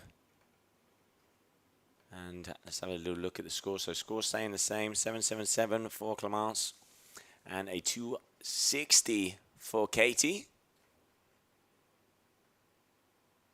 Let's see if we can get some scores up on the screen as well, and at the timer as we continue on here. So heat number 1, round number 1 of the women. There we go, just under 4.5 minutes left of this heat. The icebreaker for the women. Yeah, and interesting to see how the judges have kind of reset their criteria for the women over the men. So we haven't really seen too much from either of our competitors, but still a 7.77 on the board there for Clémence Durin. And there's another wave coming in here for Katie Evans. She's in a good position this time. Hasn't had the greatest scores so far. Now she gets moving. 1 turn. Keep the balance. 2 turns. That's better. This 3rd time was what caught her out last time. And this is where she's very, very risky. As she comes off the back of it, she stays on the board. That's going to be seen as better from the judges. Yeah, they really need to get that kite down. You can see holding on to that back side of the bar, the kite is going to be going up. They want to be throwing that kite forward so it is pushing them onto the wave, because when they get to this section, when it's round the reef and they go even more offshore, we saw there from Katie just the kite pulling her off the back. You want to be sending it down. That's a better turn there from her. So she's been able to get past that section and continue on. But they're looping it out and off they go. Well, decent wave for both of these athletes. Let's see how the judges saw them.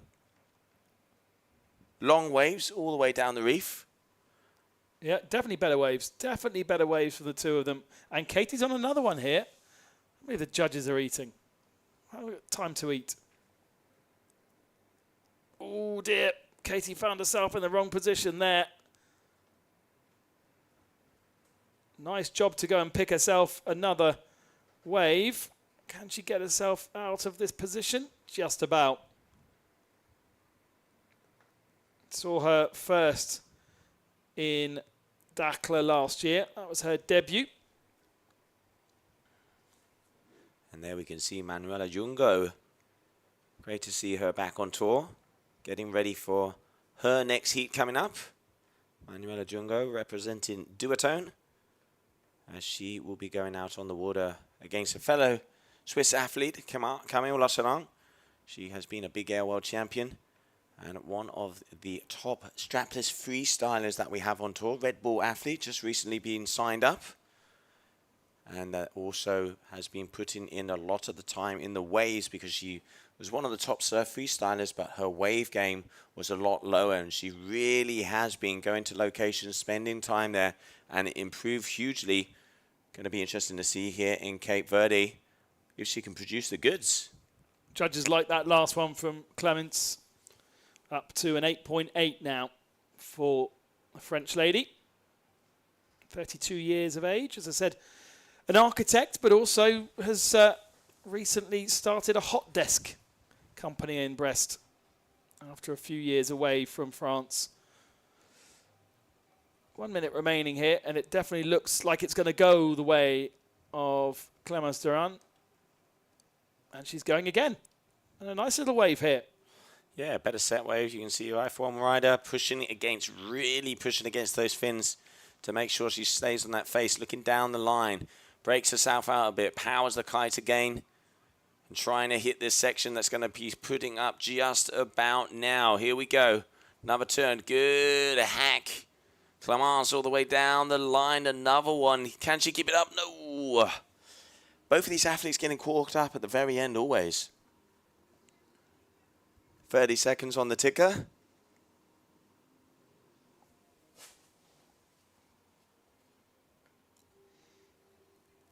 I think the results pretty much are set, because even if Katie gets to 10, she's not going to be able to surpass the total of Clemence Durand, who is going to be our victor in Heat 1 of Round 1. Don't worry though, we'll see both of these women back with us in Round 3, which potentially could still be today. The timer hits 0 and the results are in.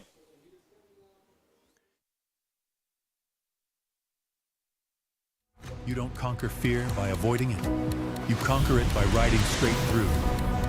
Because beyond fear is freedom. Trade fearlessly at capital.com.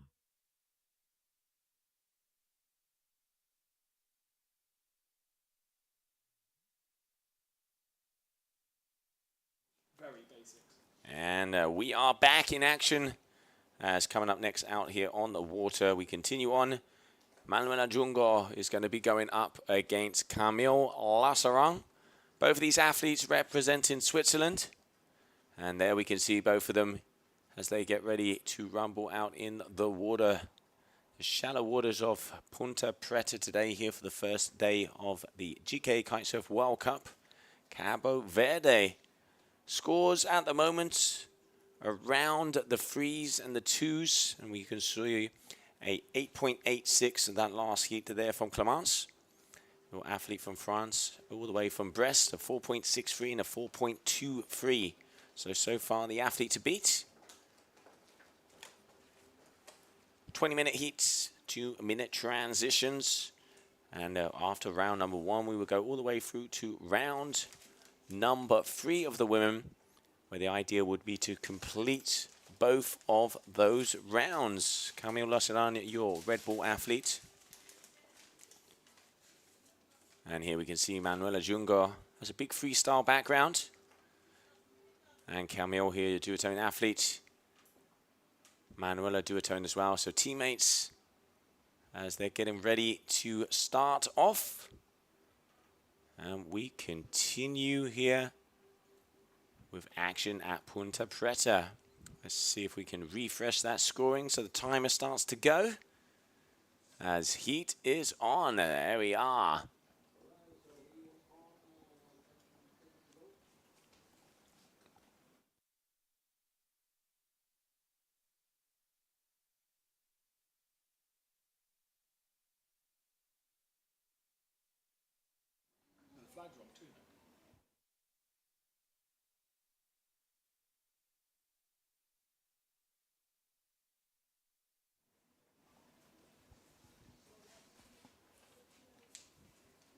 And both of the athletes all the way out the back. Estrella Galicia. Oh, dangerously close to beer o'clock.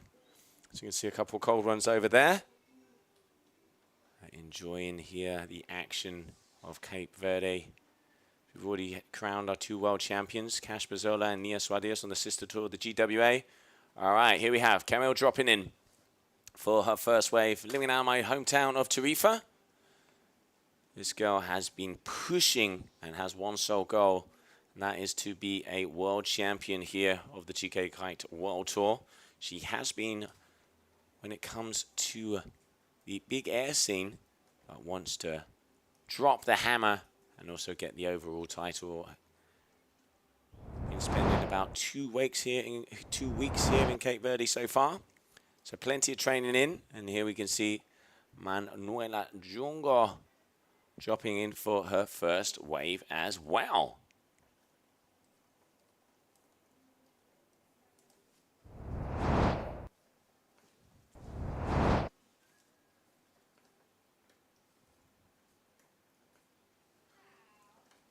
Looking like both the athletes are out there on the blur, if I'm not mistaken, the SLS Concept Blue.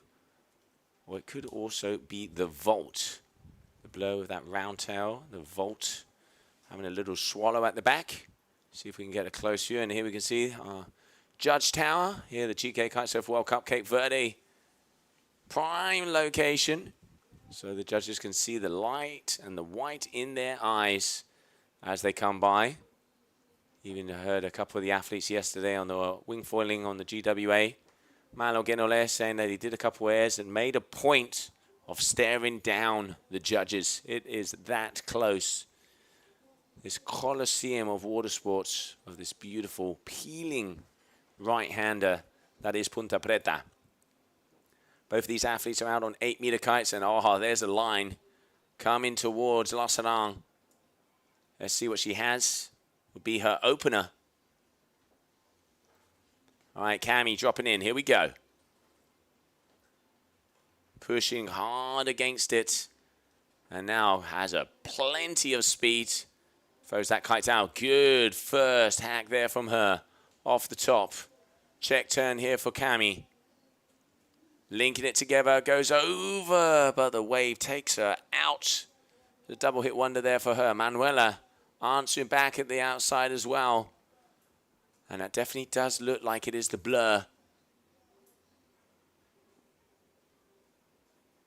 As she makes her way down the line. Let's not forget the Volt would be the smaller wave board of the SLS Concept Blue. And then the blur, let's say medium to large wave. So I'm going to go out on a limb and say that both of these athletes are going to be riding the blur here. Both of them out on the Neo at 8 meters. As the duotone teammates enter the water. Scores coming up. So it is going to be a 1.17 for that first wave from Jungo. And waiting for some numbers to drop.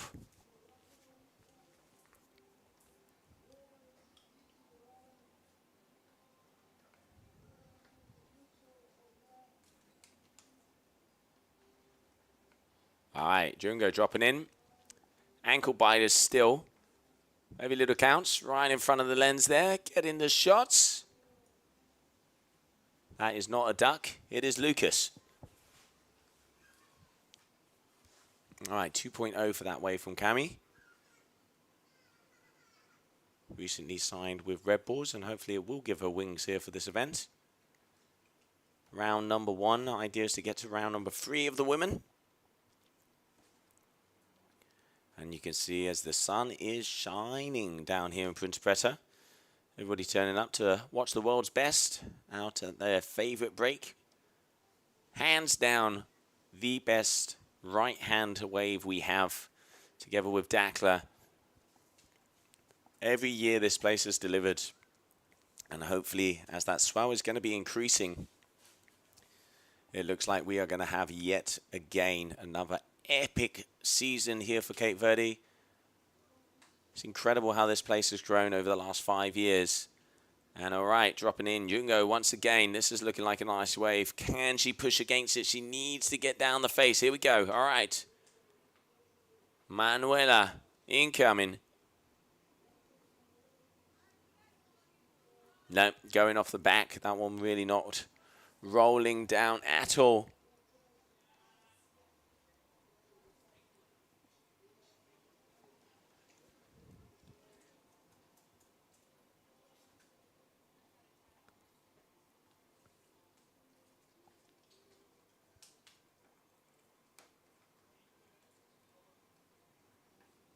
And both of the ladies going back into position to see if there is going to be more action coming her way. Just under 14 minutes. 20-minute heats, top 2 waves are the ones that are going to count. About 6 to 7 minutes in between sets. We've got about 14 wave period, 1.4 meters. I will see the swell slightly shifted. So a little bit smaller than that coming in. All right, Cami powering her way through. This is what we call speed. Good first hack. Here we go. There's the second one now. This is the section that got the upper hand over there and bails out right on the rocks. Manuela also dropping down. They're pretty much trading first and second place after every wave. But still not much of scores. 3.5, the highest one so far there from Camila Serrán.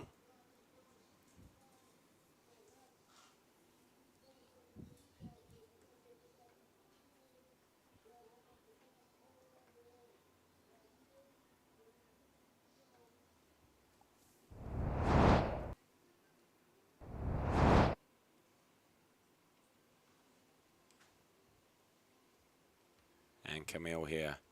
All right, getting ready to drop in. Here we go. This is looking like a very nice wave. Starts off nice, carving, hacking turn. Can she make the most of this? Looks like, oh, she's pushing off. She's really... You've got to have the speed through that midsection, especially as they're so close to the rocks. If not, you are not going to be able to get past it. 6.90, so a 3.5 and a 3.4 here for Losalan. Taking the lead. Tacking herself around, so deciding to go for this wave, and that is looking like a very nice set. Here we go. First turn, just kind of a check turn, as she did turn around, didn't have much speed. Second, similar, needs to up her game, needs to power through if she wants to get those higher scores. That's a little bit better. Mid-face, 2 hands on the bar. And a better turn, but again, getting hit by the lip and going down across the front of her board. Manuela Junga. I mean, what the judges are looking for, they're looking for rail to rail. They're looking for verticality, power, commitment, and speed. It is these rail to rail turns are the ones that are going to give our athletes the higher scores, and especially when conditions are quite tricky, as we can see the initial stages here of this day number 1.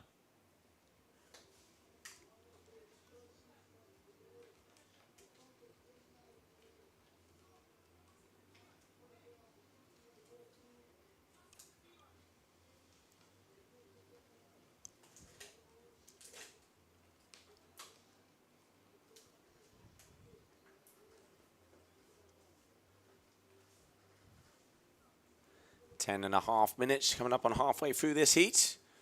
Plenty of waves out there. Only a few on a set. But we are definitely getting some rollers coming. As we stand, it is still Camila Serrán who has that first position. And there we can see our judges having a little look-see on some of the scores.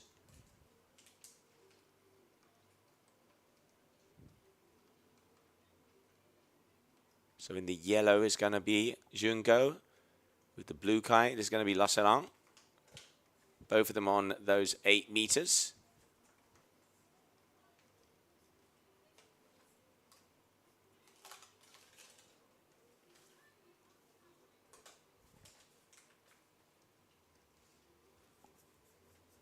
So 3.17 for that last wave for Manuela.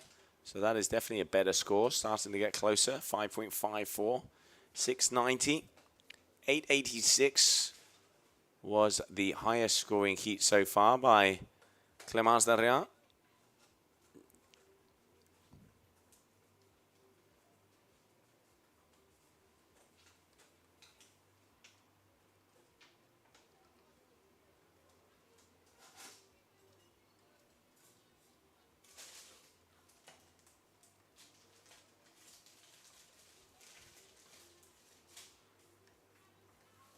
And a little bit of a lull moment coming at us right now. As both of the athletes going back out into position to wait for that next set. 7:35, so increasing Camille Lasselang. And a 5:54. So Camille just a little bit on the higher frees. Manuela medium 3 and a medium 2. As I mentioned before, both these athletes out on 8-meter kites. And here we can see Camille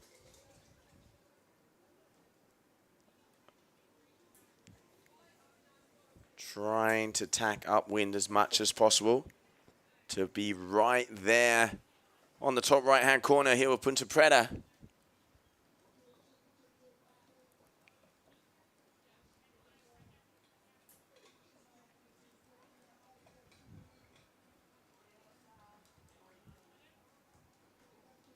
All right, so breaking down now. That's a better turn. Get that kite down so you can get past. Speed your way across that section. Does she make it? Does look like she does, but are going to be barreling once again.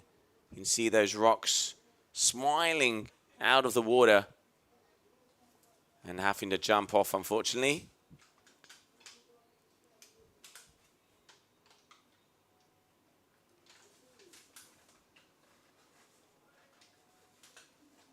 And she's going to be going back into position. Manuela out there. Looks like she's flying as she's seen something.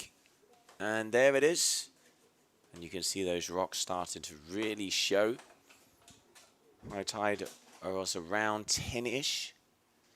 Meaning that we are about mid-tide now, coming up on 2 o'clock. So mid to getting to close to low tide. Oh, and there's some lines. Now we're talking. That's looking a little bit better. Hopefully as some of those sets start to roll through.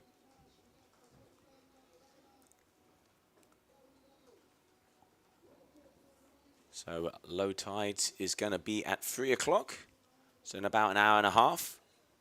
And then when the push starts to happen, that's when the magic really does come. All right, here we go. About head to shoulder high wave here. One of the biggest waves we've seen of this heat. Pushed against it. Can she hold it together? No. Goes down.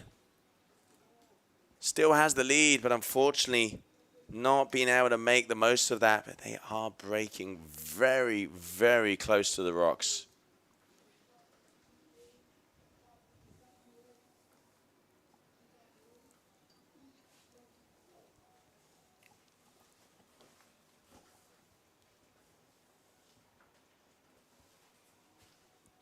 And there is a set. Manuela perfectly positioned.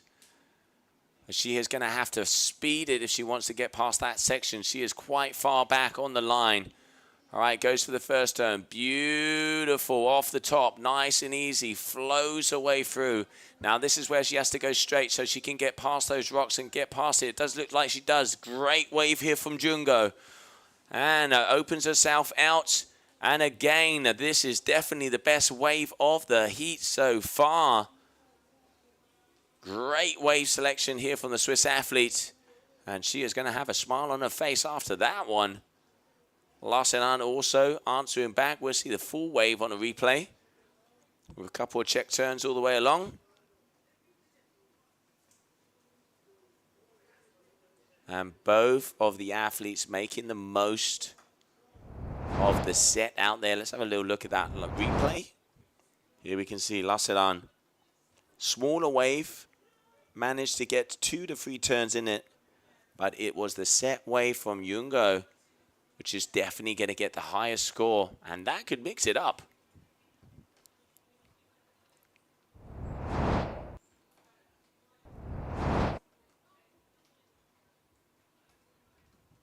.770. So 4.53 versus a 7.35. So Jungo with just a little bit of an advantage, but we're still waiting for some numbers to come in. But 4.53. Beautiful wave there from Jungo, giving her that first position. Cami at the moment, 4 minutes to go. She's going to be waiting for another set, but she does have one more wave score coming her way. Can she improve on a 3.5?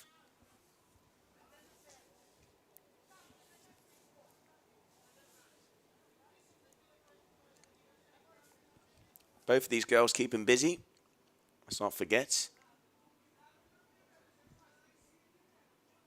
They only have 10 wave attempts. Top 2 waves are the ones that are going to count inside that 20-minute mark.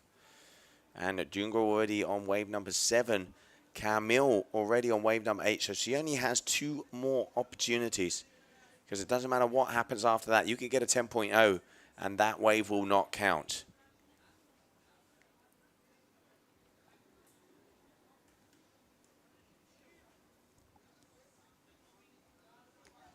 All right, 3 minutes in closing. And they are both in position. But it is looking quite flat out there.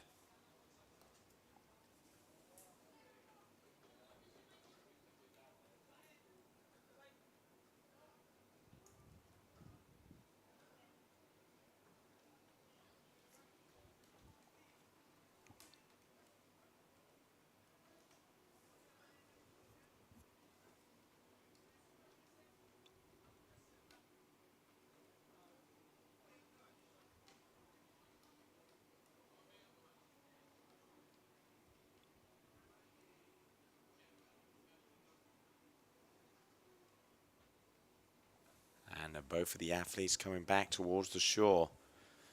Having a look at the corner of our booth. Prime location we have here for our live stream booth. We're looking out the window right on the wave, and it doesn't look like there is much energy out the back. You can normally see there's a couple of key pointers you can see in the middle of the bay. Normally when a wave kind of breaks out there, it means there's a set coming in on the right. Few markers, but so far it is looking flat all the way along. Let's see if some energy will be coming our way very shortly. But as it stands, it is flat all the way across. We've already had some good sets. That last wave from Jungo, 4.53. And there we can see athletes getting ready. And Luana Sarnier with the Brazilian flag. And she's just standing out there on the beach getting ready for her heat, as she's going to be coming in heat number 5. Coming up next is going to be Luisa Neto and Simona Schwartzman.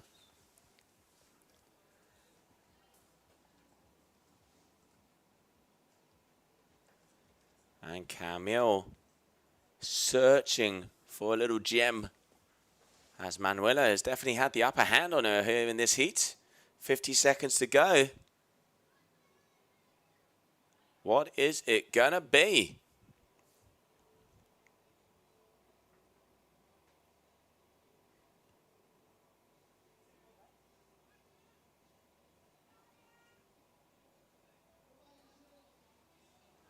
All right, Manuela going down the line, and she's seen something. But that wave really not starting to form on the reef. I got a feeling she might even just be coming into the shore. She knows the time is up. So let's have eyes on Lassaran, who looked like she was maybe going for something behind her. Final 10 seconds, just about. And here we can see Camille. All right, this ride will count. As she is, all right, so yes, this ride will count as the timer is gone. But this one is going to count as she is on the swell. Trying to push her way into it, but it is not opening across the bay. And pretty much no face to it whatsoever, but she's going to try and produce something. Needs plus of a three turns, milking it all the way down. But yeah, really no power. So gonna have to wait and see of the result of that last wave as we continue on heat number 3, round number 1 of the women.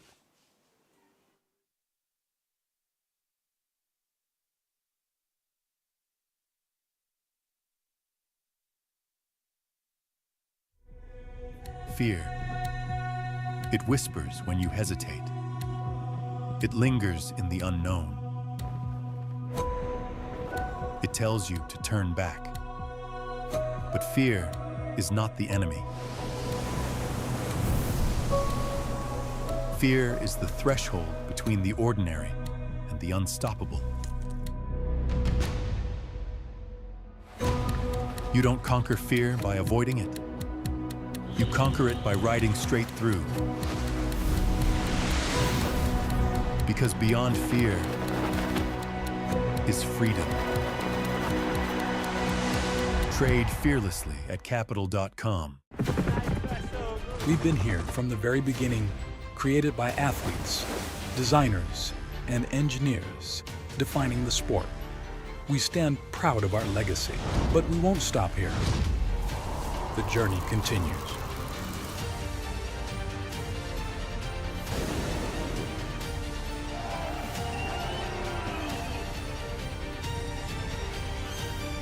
This is Duotone.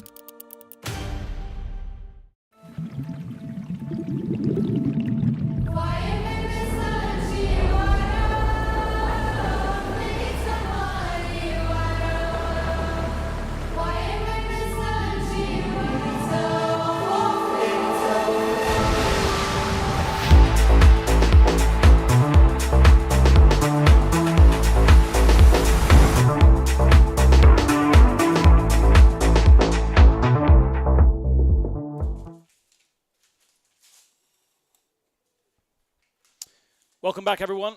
It's round one, heat 3 of the women's here in Punta Preta, Cap Verde, on the island of Sal. And we are just beginning to re-establish the order. In white, Luisa Neto from Brazil. And in red, Simona Schazman from Switzerland. Not necessarily a country where you would associate with wave kite surfing, but we've got a couple of ladies from Switzerland here.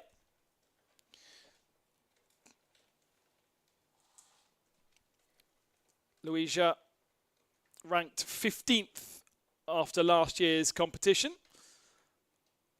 alongside Simona, who was ranked 8th. So a pretty similar level last year, with results such as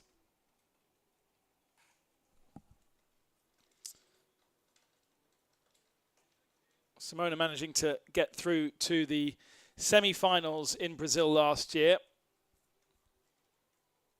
whilst Luisa we only saw at the end of last year, semi-finals in Dakla.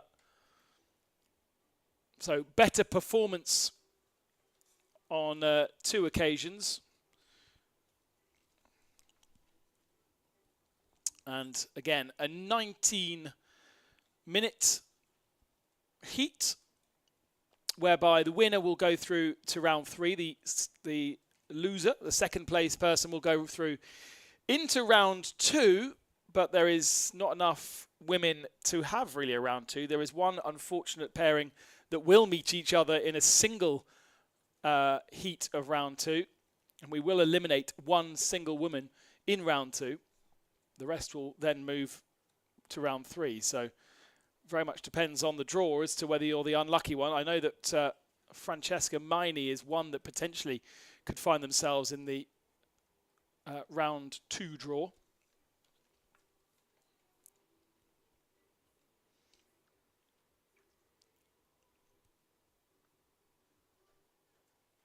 And for the moment, not much out there to grab for these two.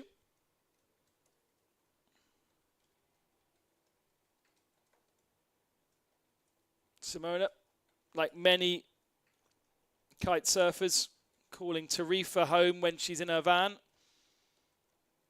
and traveling all around Europe from home in Switzerland. First experienced kite surfing back in 2018 in Hyères in France, on the south coast. And it's a similar story for quite a few of these entrants, initially experiencing kite surfing on holiday and then just making it their passion. A 2.07 on the board for Simona. Will be what she has just returning from. The first of our waves. Nothing yet on the board for Louisa, although just ahead of a wave right now. She needs to cut back into it. There she goes. There's the first of the turns. Now just trying to control the kite. And that wave dies off quite early. See if you've been watching with us over the last couple of hours, the camera there down on the beach level panned to the right-hand side. That means that wave is breaking on the rocks and very early. As the camera pans more left and we get to see the back of the athlete, it's past the danger zone and then it's breaking on the beach. There is a point in which they do need to be very careful about not dropping it. But storming in once again. Simona, one of the few women not to wear a helmet. If my eyes are working. And she drops off the back of that wave. Does a little loop around Lucas to get the best photo. I mean, we say 10 hours of talking is difficult. I reckon Lucas has got a harder job there, bobbing around in the water trying to take photos. That is serious. Yeah, and then he's got to bring them all back and then go through everything that he shot to select the good stuff. There's some waves rolling in. Has Simona picked one up? Yes, she has. The Swiss champion now starts to carve, needs to get back on. Oh dear, just got a little bit behind the wave and slams into the face of it. Just got caught out by it breaking. I think Lucas was close by to that one too, so that could be quite an interesting shot. Meanwhile, out the back, Luisa Neto.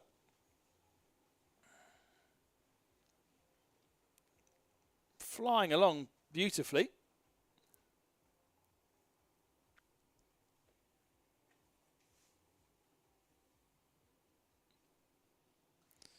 But, yeah, as she gets further out there, she'll pick up a bit more wind because the protection from the land will disappear. That's why you've got the white horses out the back there.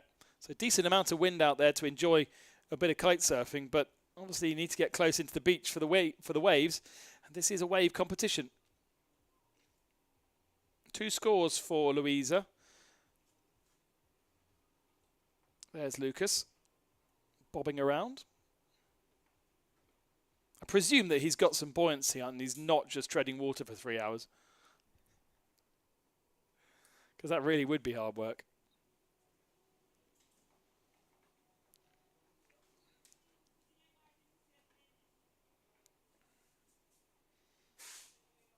Now, heading back towards the beach. Luisa Neto with a pretty small wave. She's going to do something with it? Nah. I mean, there's not much to do anything with there. That second wave we saw from Simona then gives a 3.67 total and puts her ahead of the Brazilian with 12 minutes remaining. As I said, as the tide starts to turn, you do end up with a little lull period in the conditions.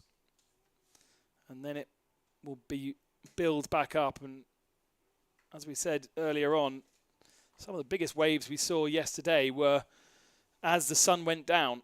It certainly didn't calm off whatsoever. The wind did, but the waves were at their best for some of the locals and some of these competitors to get themselves out there and get a little bit of practice in before tomorrow. Cruising back towards the beach comes Simona Schatzman.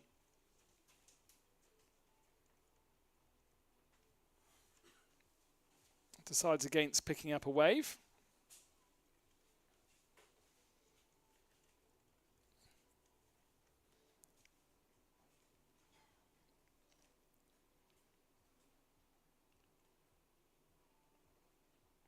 They both look like having a lovely time. But not too much to pick up on. Now that looks pretty promising behind Louisa. She looks over her shoulder.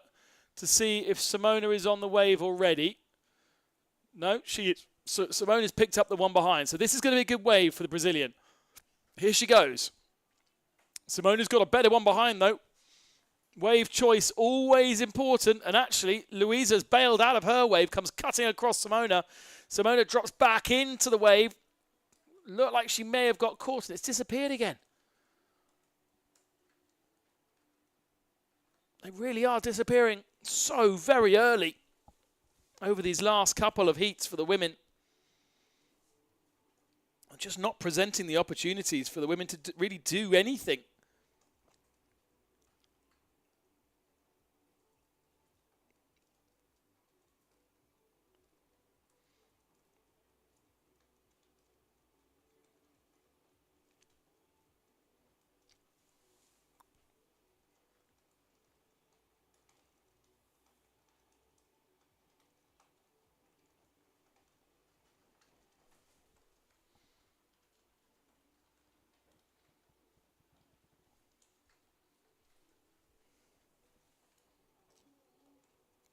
Here we go again. In white, Luisa Neto from Brazil. The 34-year-old. That should be a better run. She's on 2.04 right now, but the judges will like that. And Simona is also on 1 as well. Go back to the replay of what we saw from Simona. Okay, so she's heading away. No, didn't like that. Okay. Here's the replay. Yeah, she had a good wave in there. There's the first of the turns. Go again. That's good. Then the wave gets a little bit smaller. She's able to put in a turn there and just about rescues it over the lip. Oh, she should be happy with that one.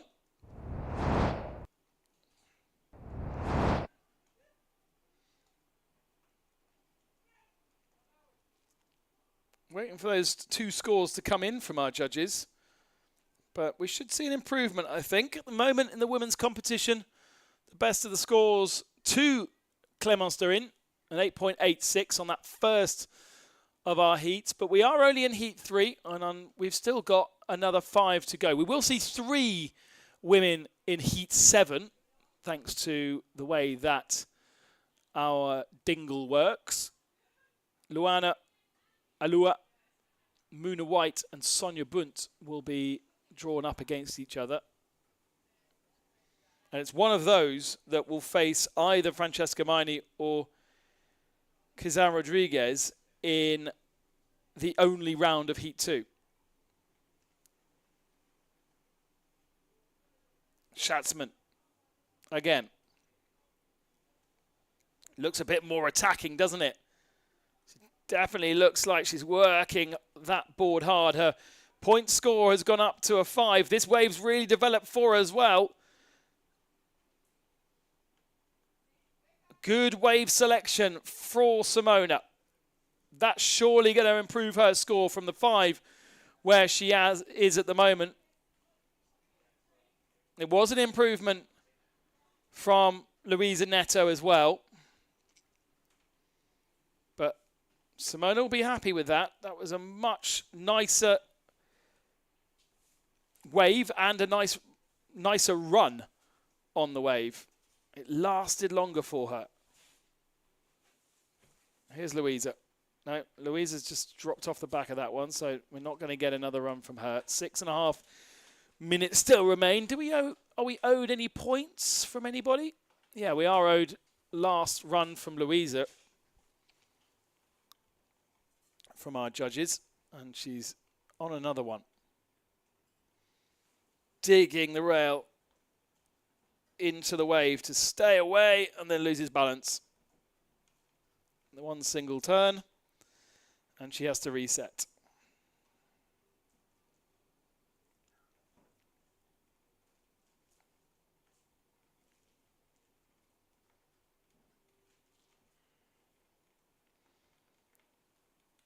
Drone shot gives you a really good perception of where those waves are and the rollers coming in. There are a decent amount coming through. Simona's ignored that one. To me, that looked quite good, but she may not have been able to see it from where she was. Another one coming through. Louisa going to position herself in the middle of it. There we go. Oh, she's positioning herself nice and close to Lucas as well. It's all for the gram. Oh, horrible. Gets thrown over the front of the board. And that's not going to be a score. We're up to 6.2 with Simona now. Off that last run. The judges agree with me that that was the better, in fact, the best run we've seen in this Heat 3. And at the moment, Louisa's not able to match it. Lots of opportunity.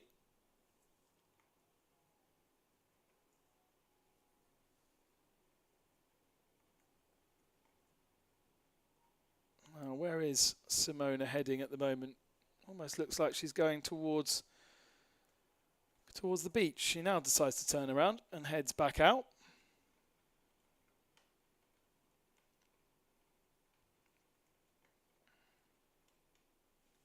Looking good in red.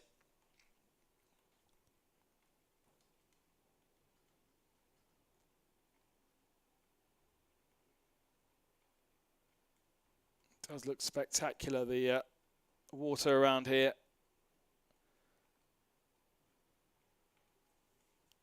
West side of the island of Sal. Kite Beach on the right hand side, on the east side of the island. Also a favourite. I mean, it's called Kite Beach, so it's not the bird that is on the beach. It is the kite surfers. But for the surf, because of course the swell rolls in to the west, Kite Beach a little bit more protected for people to learn to surf in flat water, which is preferable when learning. And then once you know how to do it, you go hunting for the waves. And our athletes here definitely trying to hunt for some waves as well. 6.20 for Simona. And all the way out the top, you can see just going off the back. She's trying to rescue it though, isn't she? Yeah, I mean, the direction is hard. The direction is hard. You're either on the wave on that first turn, or you are really struggling to be able to get on it. Because if you get on the wave, you can kind of push against it. You know, we saw that in a couple of the heats before. But at the moment, we are getting very close. It's about 40 minutes away from low tide. Hence, why the whole reef is just smiling at us, as it is getting very, very shallow. And then the good news with that is that when that high tide starts to push, we will see the swell increase. We will see, let's say, the ocean get a little bit more energy in it. It's happened every single day. Here you can see your core athlete out there with the section 5, if I'm not mistaken. And again, not being able to get on the set, you kind of need to be out in front of it, but looking like maybe for the one behind. Turns around, is she going to pivot? Nope, looks like Luisa is going to be able to get the upper hand. This is looking like a nice wave. She needs it. Just the 1.4 as her backup score. Needs to be improved. Hey, it goes down again in the rockier section too.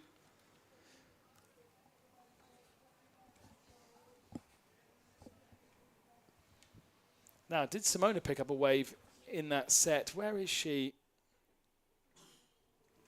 Yeah, Simona was all the way out. She turned around, didn't get it, and went over the way out. You can see that white tail over there. And the core athlete from Switzerland. As she is turning her way around. We'll be going an interview on the beach with the winner of this heat. And at the moment, it looks like Simona has the upper hand early on with that 3.27. Let's not forget highest scores of the day so far. Clémence Derian with an 8.86. And then Manuela Jungo with a very nice heat with that 770, where she got that 5-point wave or high 4-point wave. Manuela, 4.53. So one of the best waves of the day.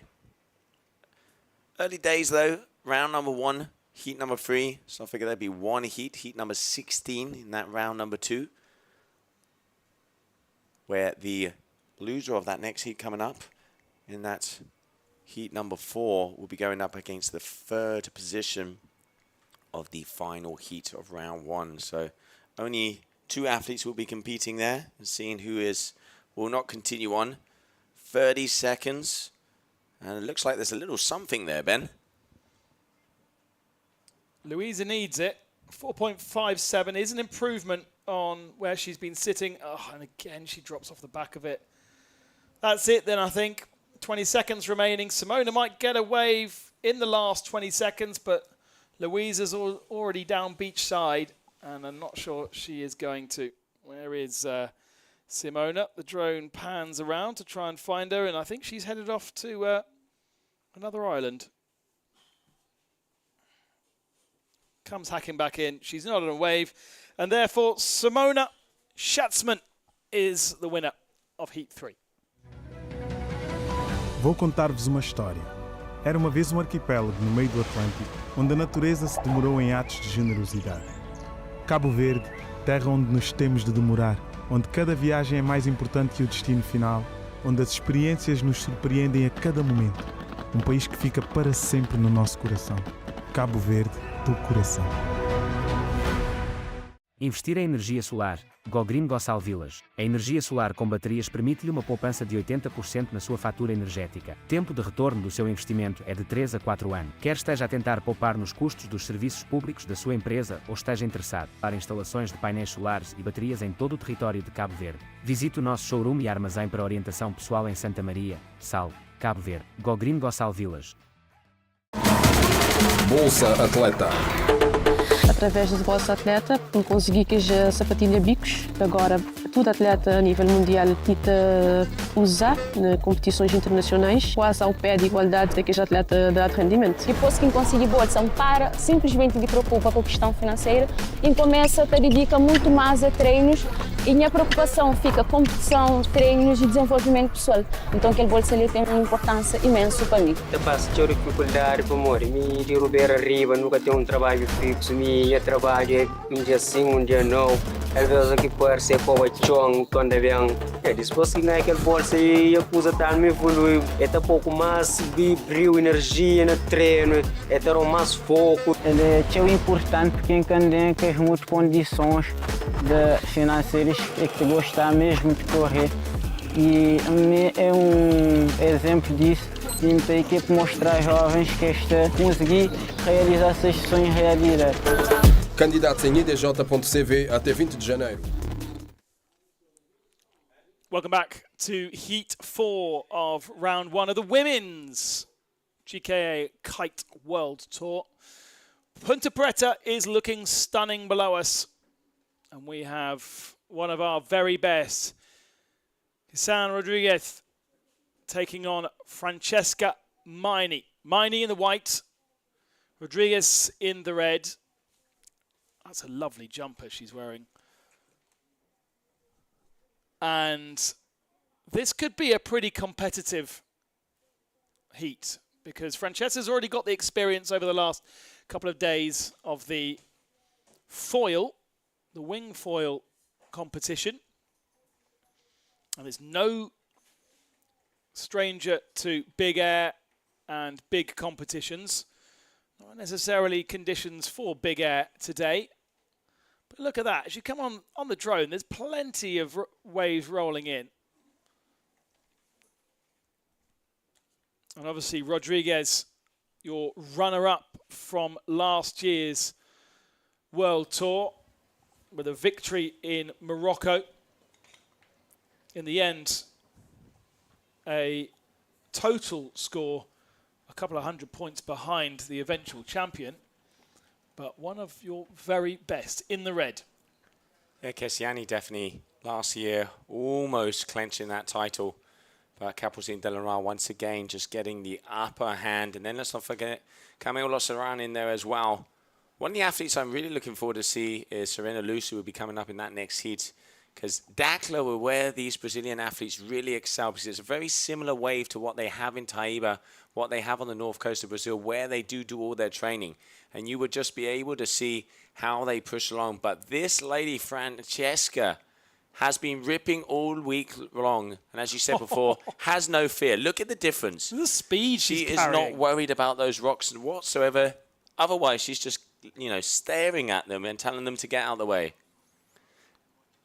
And let's have a look, as it looks like she had that 1.63, the wave previous, your North athlete, representing the United Kingdom. All right, let's have a little look. 1.63, that's going to be an in and out. Just a little carve turn here. Getting used to it, but it's the speed. It is the speed, and super women coming off of the water as well. Right, as I said, not a stranger to big air. Board or no board. All right, so Kesiani really racks her kite around when she surfs. A lot of time grabbing even the lines to get it into position.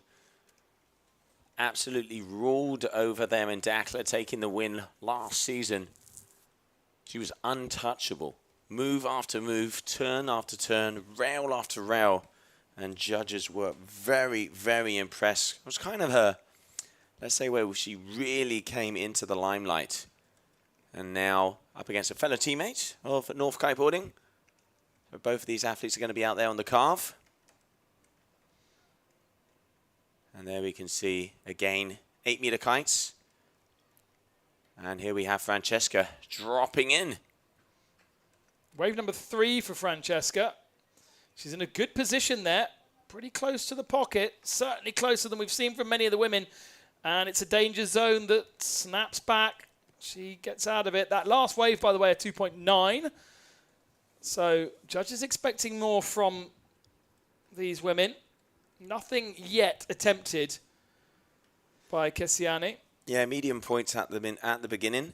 Let's not forget, probably higher scores, mid-4s is what we've been seeing. Clemence, 886 total. Saw great waves there from Manuela Jungo also. So at the moment, medium range, but early times. But I'm a big fan of body language, and Francesca is flying through the competition area. Means business. Oh, I wonder whether judges may see that as interference. Very, very close between the two of them. No, she wasn't even on the wave. That's not interference. Well, Kesian was on the wave. Not determined yet. Okay. Trust me. Yeah, no, I do. She just looked like she was on the wave to me. Hadn't started really, but either way, she got out of it. Seen a few of those. We didn't see anything like that with the wings yesterday. It's getting feisty out there, mate. Getting feisty. Couple of instances in round 1 of the men where we had a few issues, including that last round. If you were watching but didn't follow afterwards, Gabriel Benetton having his best score in second best score halved, and therefore losing the victory to Lorenzo Casati, the Italian, which means he will have to feature again in round 2. This is another nice wave from Francesca. She's up to 5.4 total now. Yeah, it is really interesting how that kind of the interference rollout. Normally, like you're saying there, it's when the athletes are engaged on the wave, not just running around on the swell. Obviously, if, for example, an athlete turns around in front of them and grabs the swell as well, that would be considered.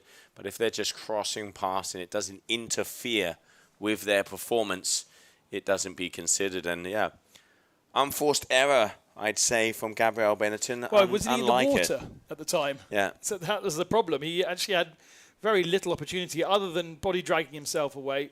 He wouldn't have had much of an opportunity to do anything about it. Yeah, it is a very tough situation, and to be honest, not a situation you want to see, because in the end, it wants to be defined on the surfing, not the fact of some of the rules. But the rule book is there, and it is fair. That is how it was, and obviously it did cost Lorenzo a potential score on that wave, and if it was the other way around, it would have been so. So that's why the old rule book is there to make sure on those moments. But continuing on, 5.4 at the moment. Francesca not holding back. No, she's on, looking towards her 4th wave, and we haven't seen a single wave from Rodriguez as yet. Still got 13 minutes remaining, so plenty of time. But Rodriguez being picky here. And we have seen in some of the other heats, that is not necessarily the best strategy, because you wait and wait and wait, and then you have to scrabble. Or she's proving that we only need 10-minute heats. There we go. Normally when conditions are lower, heats are extended so that there's more opportunity for sets to come in. So She drops in now. Struggling to get into the wave the first time. Struggled after this first turn and bails out of it. Francesca on a 5th wave. Yeah, Francesca putting in the groundwork, but she has to be careful.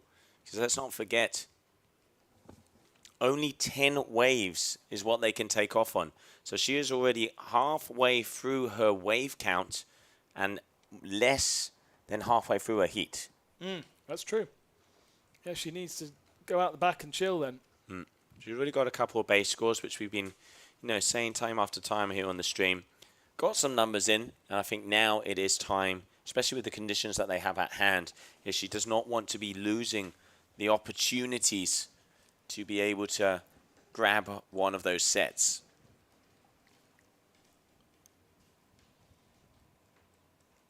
Turns round ahead of Francesca. I think has just lost her board for a second.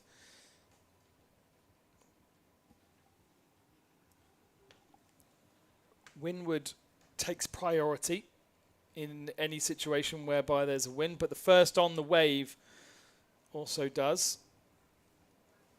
And you can see the first here. But deciding against Kesiani, she's struggling at the moment. I mean, early days, it is tricky out there, but you can see Francesca looking a little bit more comfortable. Having to work the kites quite hard at the moment, out the back. Just where they are seems a little bit fluky. We've seen both of our women just losing the power and dropping into the water. Now, halfway through this heat. Remember, one of these will go through to round 2, the only heat in round 2. And that is a danger zone because round 2, we do eliminate one of our competitors. So not a position you really want to be in. All the other heats we're seeing so far are kind of not dead rubbers because they reseed and move people around, but when there's no danger to elimination. I mean, basically, the second position of this heat will be going up against the third position of the heat in between Luana Alua, Muna White, and Sonia Bunter. And they would be the one who loses would be the only person who is kicked out of the competition in round number 2. So if you can avoid it the same way avoiding those rocks, you would rather not be in that kind of situation. Kesiani very close, but look, Francesca right behind her. Just looks so dynamic, Francesca. The speed is there. Okay, perhaps not the ultimate big carving turns that you want, but now they come as the speed is slightly decreased, as she's now cleared the biggest danger and gets out of it. Yeah, good wave there from her. Just karate chopping her board as well, so it doesn't land on top of her. As you were saying, Kesiani has a little bit more rail to rail, top to top, but Francesca rode this one all the way from the outside, coming all the way down, so judges are going to obviously reward her for a longer wave. But again, she's already on wave number 6, only 4 more waves. Kesiani has only taken 2 waves so far. She did get a couple of turns in before needing to straight line, and then got a couple of turns in later on. So that should be a half-decent score, and certainly an improvement on the 2.5, which is her backup right now. At least Kesiani, it's a 4.0. Kesiani is signalling to the beach. She's only got a 1.12 as her backup and a 2.4 as her main. So 4.07 there for Francesca. That is a decent score. That is up with some of the top scores we've had so far. So going to be happy with that. Judges obviously adapting to the conditions as well. They can see it's hard. Wave selection, waiting for that set wave and then performing. Not being able to go row to row, especially being so close to the rocks, but still managing to get some turns in the wave. Hey, got her reward, 4.07, leading this heat. Looks like some energy out the back there as well. But Kesiani, she needs to bora.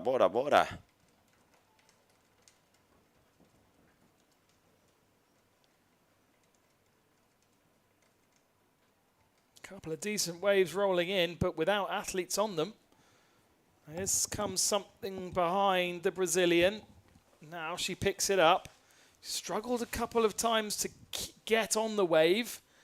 But this time it looks better, but there's nothing there. It's disappeared. No, this is, I got a feeling Kessiani, we saw her signaling in the beach. Is she going to be going yet? I reckon Kessiani, she is going to be coming in for a kite swap because she is actually coming all the way into the shore. No, decides to turn around. She's signaling about something. Yeah. It will have to be an F1 pit stop if she wants to. 7 minutes on the clock. It's kind of a circular motion with her hand, wasn't it? Yeah, something as if I'll be in on the next one or change it. I mean, changing equipment at this location, that does take time. So you have to go all the way down to the bottom, get out, change kites, get all the way back into position. And I'm not sure if it's worth it unless she tries to come out over the rocks, which I very much doubt. But Kessiani, she's trying to come closer into the beach. Maybe a board change. She does look like she's on quite a narrow board, but yes, she's definitely coming towards the shore. There's no doubt about it. Kessiani is going to be coming to the beach to do something. Risky move here for the Brazilian. Very risky move. Just a 3.57 is her score right now. She is our vice champion from last year, but struggling against Francesca Maini. And is it going to be a board change? Is it going to be a kite change? Somebody on the beach has something prepared for her. The time still ticks. And as you said, this has got to be an F1 pit stop. Yeah, I mean, I don't know what she would be changing. She's let go of the... It's going to be a board change. I reckon it's going to be a board change because she has left her board there. She's dropping her kite, as you can see. But Francesca up the top, landing a kite by herself, and now is when she is going to run. So no, she definitely is going to be going for a bigger kite as she grabs her board one more time. I mean, 5.5 minutes. This is such a risky move. She really must have felt underpowered or not in sync to be able to pull this one out the bag. Looking at her watch, we'll see it's 5 minutes to go. She's got a 2.4 and a 1.17 on the board, so neither score better than what Francesca Maini can do. And Maini is on another wave, and it looks good for the Brit. Oh, speeding herself down the line. Look at this. Oh, no fear whatsoever. Straight line, yes. But now, hopefully, as this one starts to jack up on the reef, maybe she'll be able to get a few turns in here. You can see it reforming. But going off the back, no. So that is not going to be improving her scores. And yes, it has been a kite change. So she has swapped kites, Kessiani. 4.5 minutes. This is going to have to be worth it.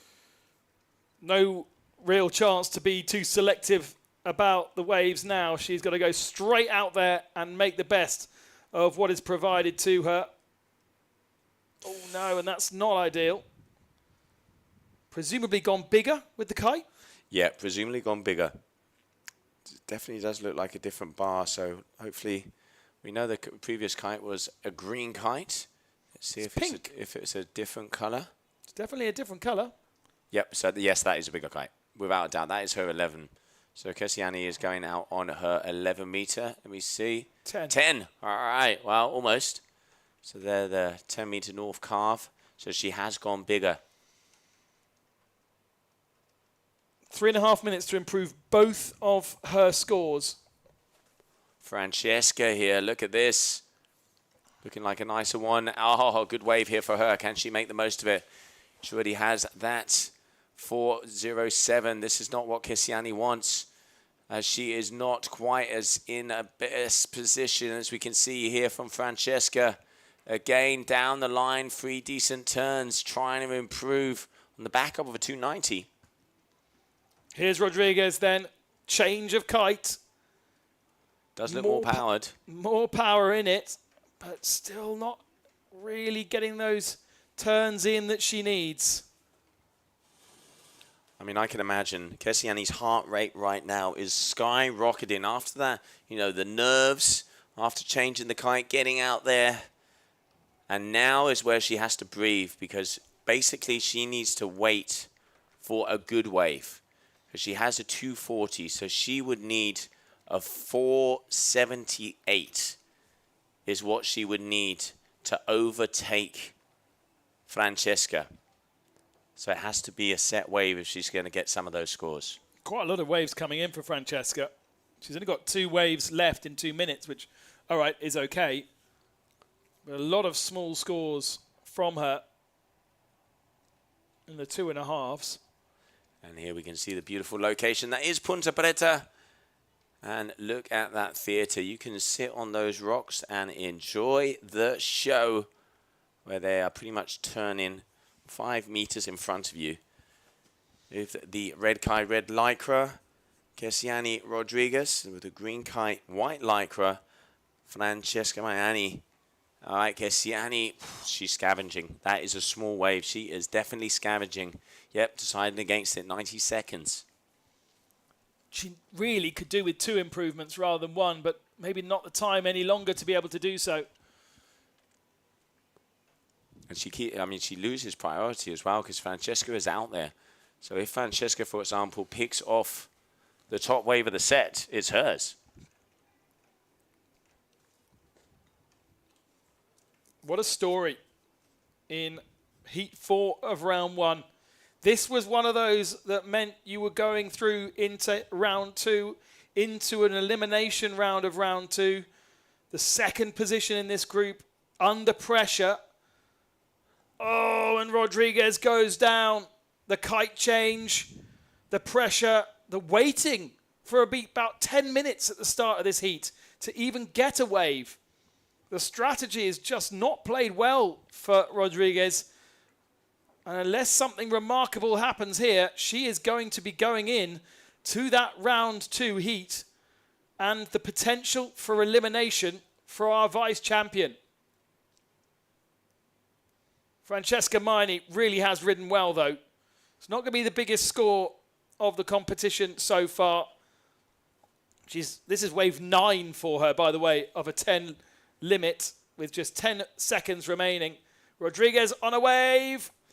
Goes off the back. We didn't quite catch the beginning of that. Not sure if there was any turns, but closing out.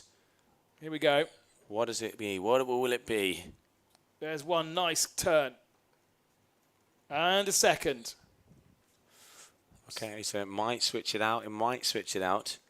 2 decent turns. Didn't get the air. If she had the air, could be a different story. But it looks like we are going to have to wait for the scores to come in.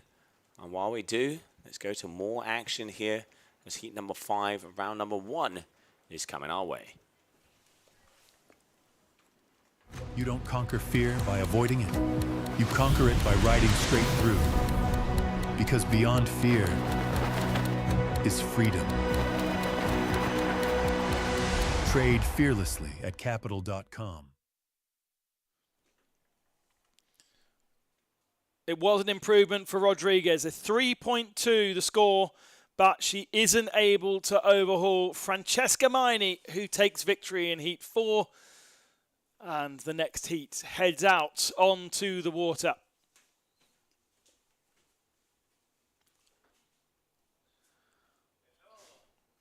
Luana Saunier and Charlotte Carpentier. Your next 2 out on the water. Brazil versus France.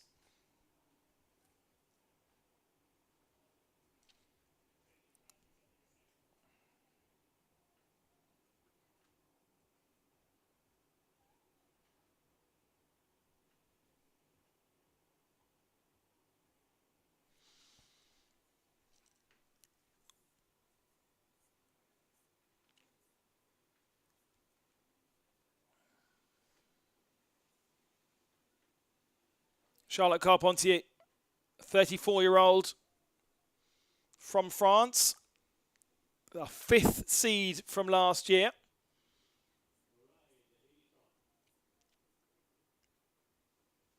Got in the mini-final of this Cap Verde World Cup in 2024. lost out to Camille Leroy on that occasion.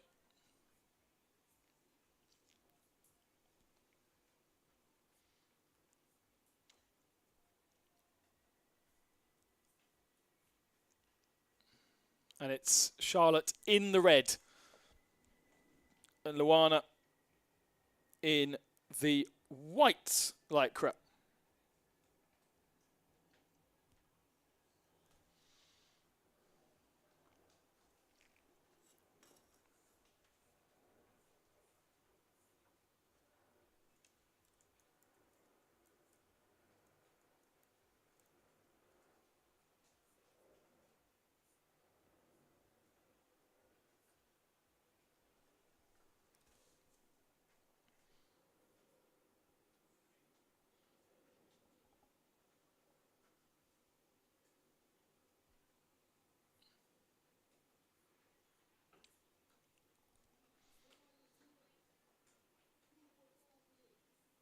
Luana, also a paraglider, so absolutely no shyness to airs and getting some air under her kite. She's half Brazilian, half Swiss, hence the Saunier surname.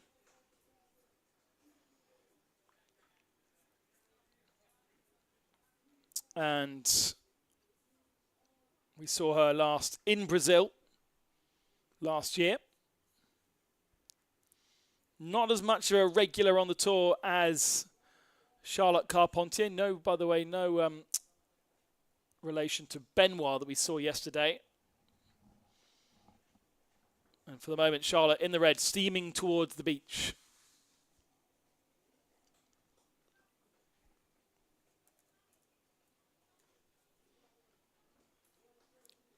There's Luana. Just trying to get that carve in. Looking pretty comfortable in the water at the moment. Just sussing out what's happening.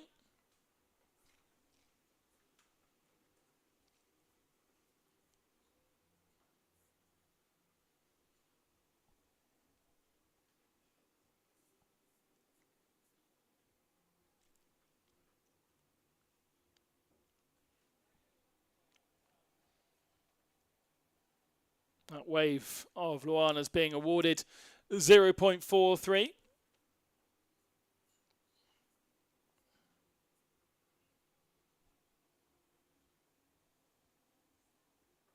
She goes again.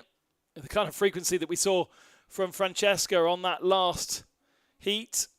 Just racking up the waves, just getting herself comfortable with what she needs to do.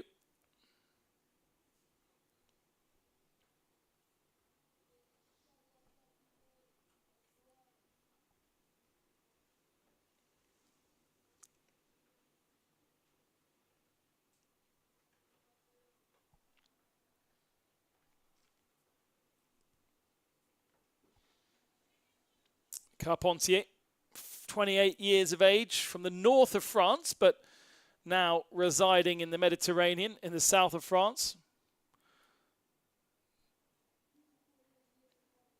Down in Montpellier. Definitely a nicer place to spend your time, but possibly the less extreme condition than up north.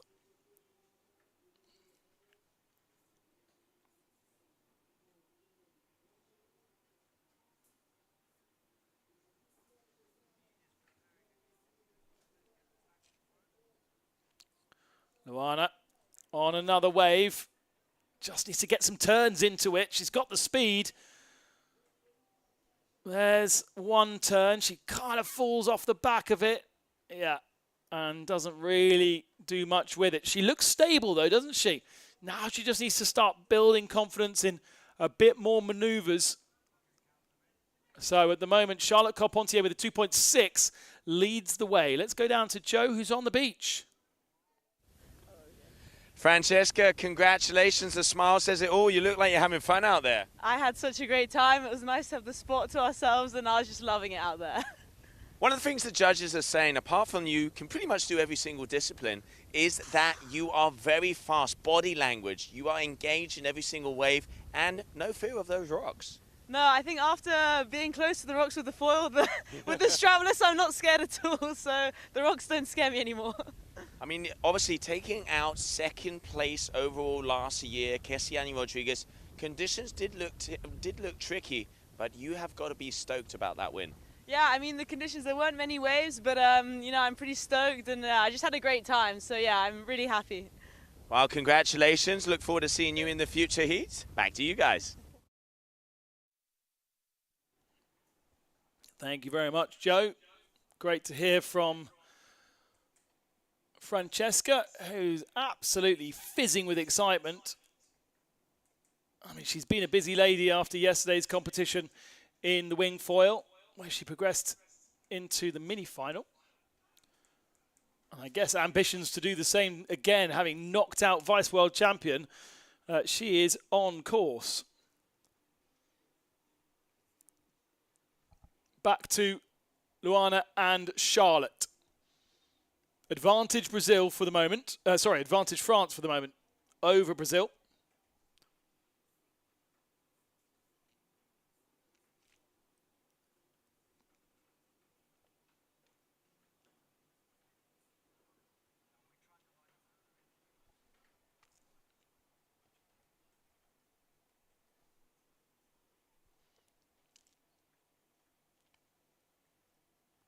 For the moment, not finding too many waves out there. Or too many opportunities, perhaps.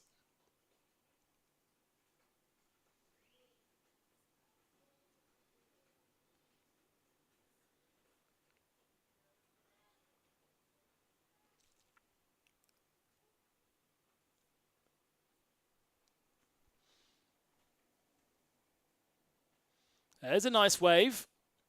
Should be picked up here from Luana. Yes, she has. There's the first turn. Boom. There's another one. This is better from the Brazilian. There's a third.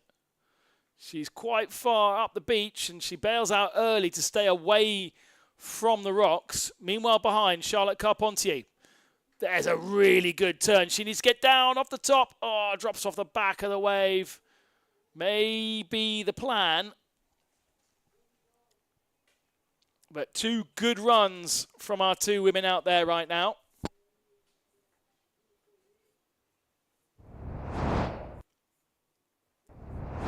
Let's see again. So this is Luana. Very direct on that first initial approach. And again, a little bit fiddly perhaps on those turns. And then the camera picks up Charlotte, who drops down from the wave. Boom, first great turn. But then she needed to get back down off the top. She almost just got sucked off the back of the wave and wasn't able to continue. Coming up still, we are looking forward to seeing the two Brazilians in Heat 6 of Bruna Kjaya and Serena Luiz. And then we have our world champion coming up in Heat 8. Meanwhile, let's go down to Joe, who's back on the beach.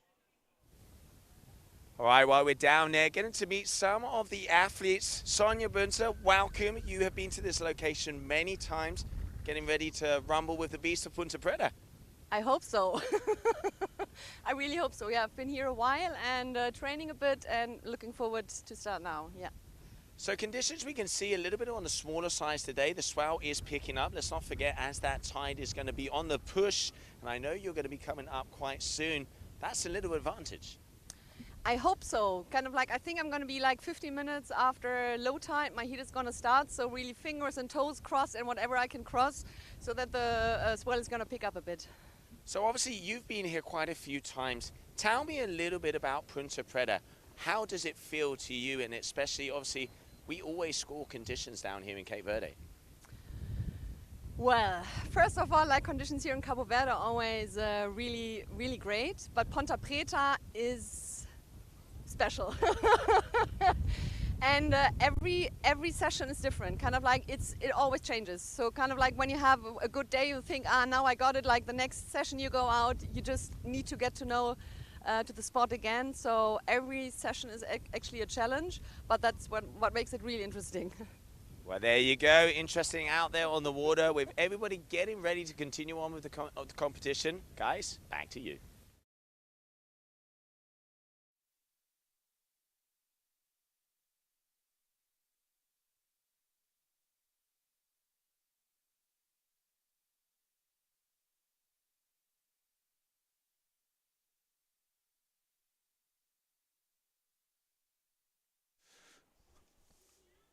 We'll be seeing Sonia in Heat 7, where she goes up alongside Muna White and Luana Alua. Great to have her perception of what's going on here in Punta Preta. The sun continuing to beat down on the beach. We had a few extra waves whilst we were on interview with Luana. A 1.03 was her last score. So a total of 3.13 for the Brazilian, whereas the first two scores from Charlotte still count.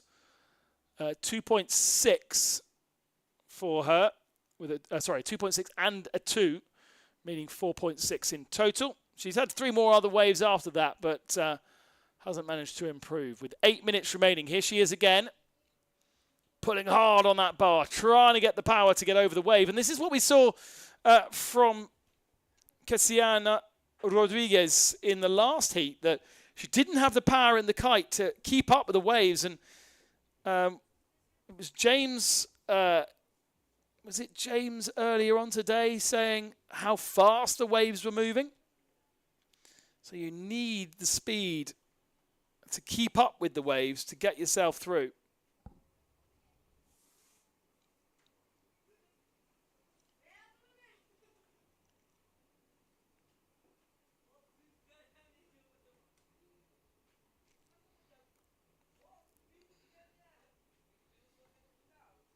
.13 plays 4.6 with 7 minutes remaining.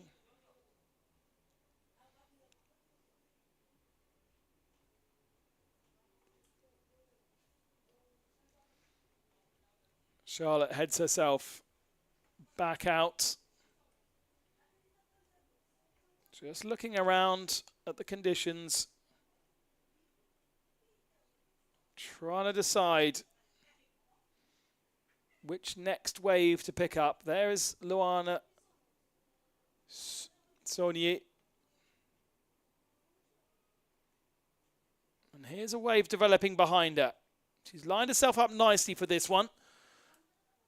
Lets the kite release, but the kite is dragging her over the top of the wave. She just about manages to recover that. Needs to get a couple more turns in. There's another one.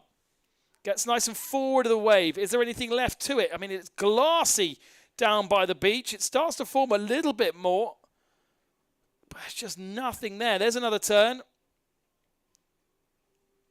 Will that be better than the 1.03? I think it should be better than the 1.03.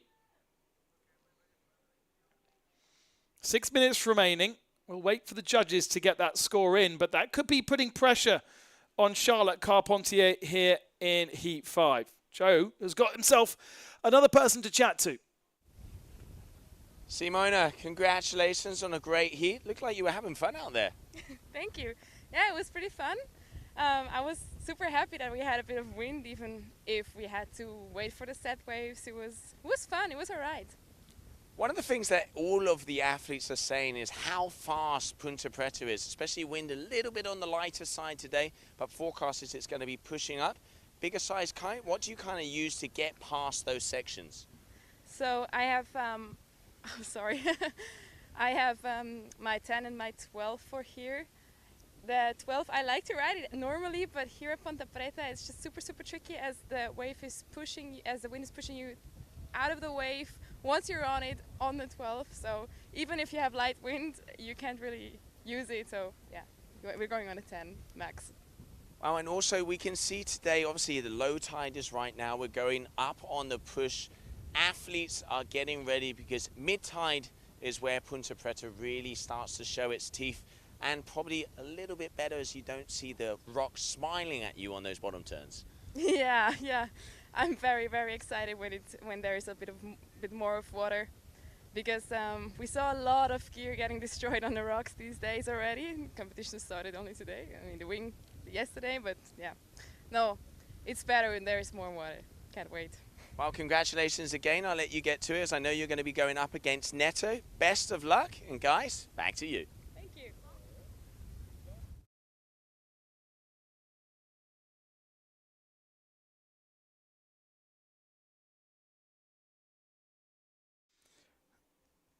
Three and a half.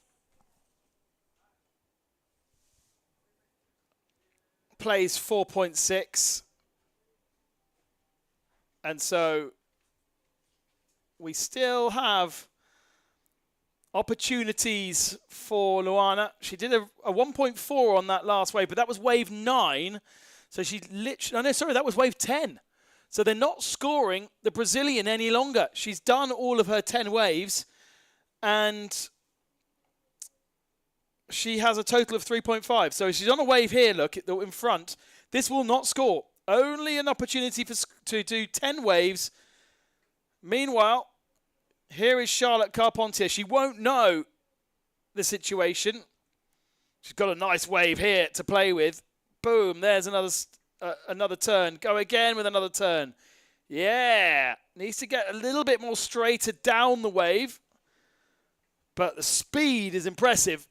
And she's come all the way down the beach, all the way down towards the sandy area. So she's made it a decent way along.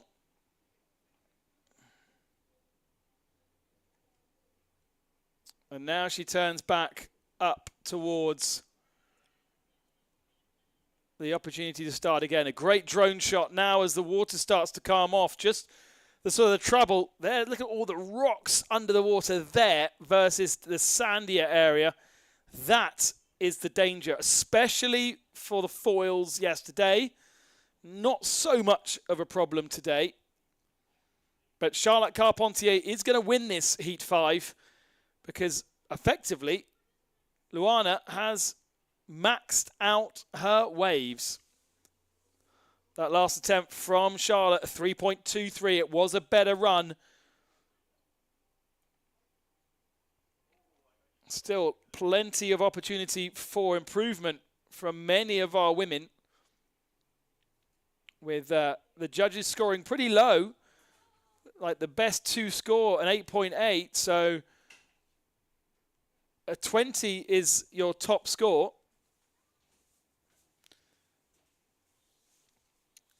And with 1.5 minutes, there's no doubt that Luana has no idea she's maxed out her waves, because she keeps on firing. She keeps on going. And some of these runs definitely better than the 10 that have been scored, but there just isn't any more options. Here's another one from Charlotte. She improved on that last one, a 3.2. She's got 2 waves left in this last minute. So the frequency has been high in Heat 5.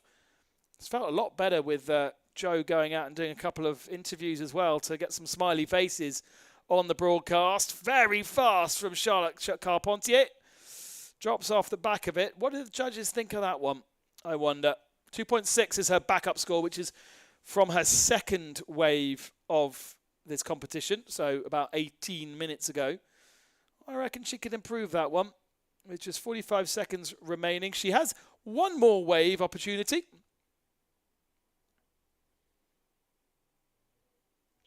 Let's see what is said. Oh, the ponytail flies again. Here comes Charlotte.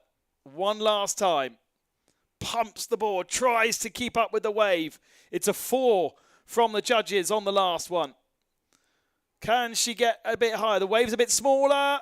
Nearly on the off the edge of the wave. The kite towing her off the back, and there she falls off the back. But it doesn't matter. She looks over her shoulder.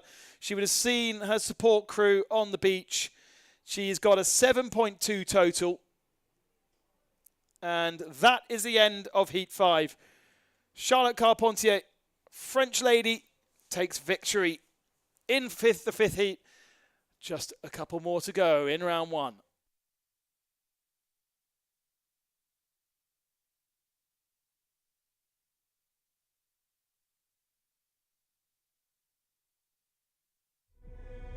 Fear. It whispers when you hesitate. It lingers in the unknown. It tells you to turn back. But fear is not the enemy. Fear is the threshold between the ordinary and the unstoppable. You don't conquer fear by avoiding it. You conquer it by riding straight through. Because beyond fear is freedom. Trade fearlessly at capital.com. We've been here from the very beginning, created by athletes, designers, and engineers, defining the sport. We stand proud of our legacy, but we won't stop here. The journey continues.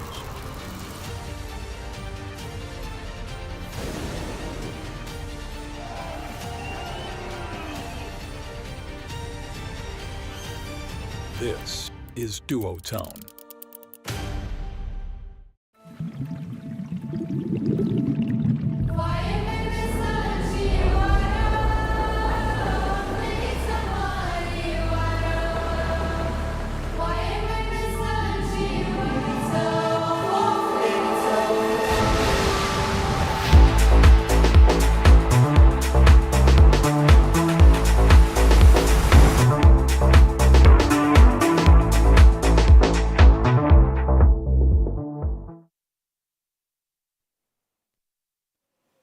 Welcome back, everybody, as we continue on, as more action coming at you. Coming up next, we have Brazil versus Brazil, a Brazilian standoff in between Bruna Kajia and Serena Lutz. So our two-round number one, heat number 6. At the moment, it looks like we might be finishing after round number 1 of competition. We'll be confirming that very shortly. Bruna Kajia, he has been a multiple world champion of the freestyle discipline. The athlete putting freestyle on the map on the women's side. And then Serena Lutz, also coming from Brazil, a very powerful surfer, getting 9-point rides back there in Dakar last year. And let's see Bruna coming in to the surfing discipline, been around and kiting for a very long time. And an incredible athlete and ambassador on and off the water. Let's see what she has here for Cape Verde 2025. It's Bruna who's the organisation invitation. So she has got herself through, as we said before, always oversubscribed this event. And there is a single spot for athletes that are kind of helping the sport, I suppose. Annie Reichart, the person who was invited yesterday for the wing foil competition in the women's side. Well deserved. And showed really well. And Bruna doing the same thing here with the kites. And in fact, is that Annie? No, there we can see that is Simona and Clemence.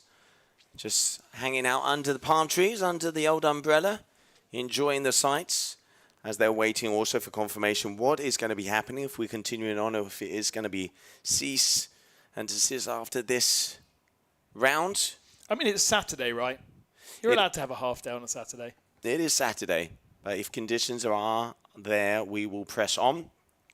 Sets are far and few between, but when they do come on, we are really seeing some nice rides. First big upset of the competition, we could say, is that Kessiani Rodriguez has been not kicked out of the competition, but lost her heat against Francisca Maini, who has been on a roll all week long. Yeah, we will see Rodriguez in the second round, the only heat in the second round that we need to establish a winner from, because all the other people in round 2 don't have a competitor, so they automatically go through into the third round.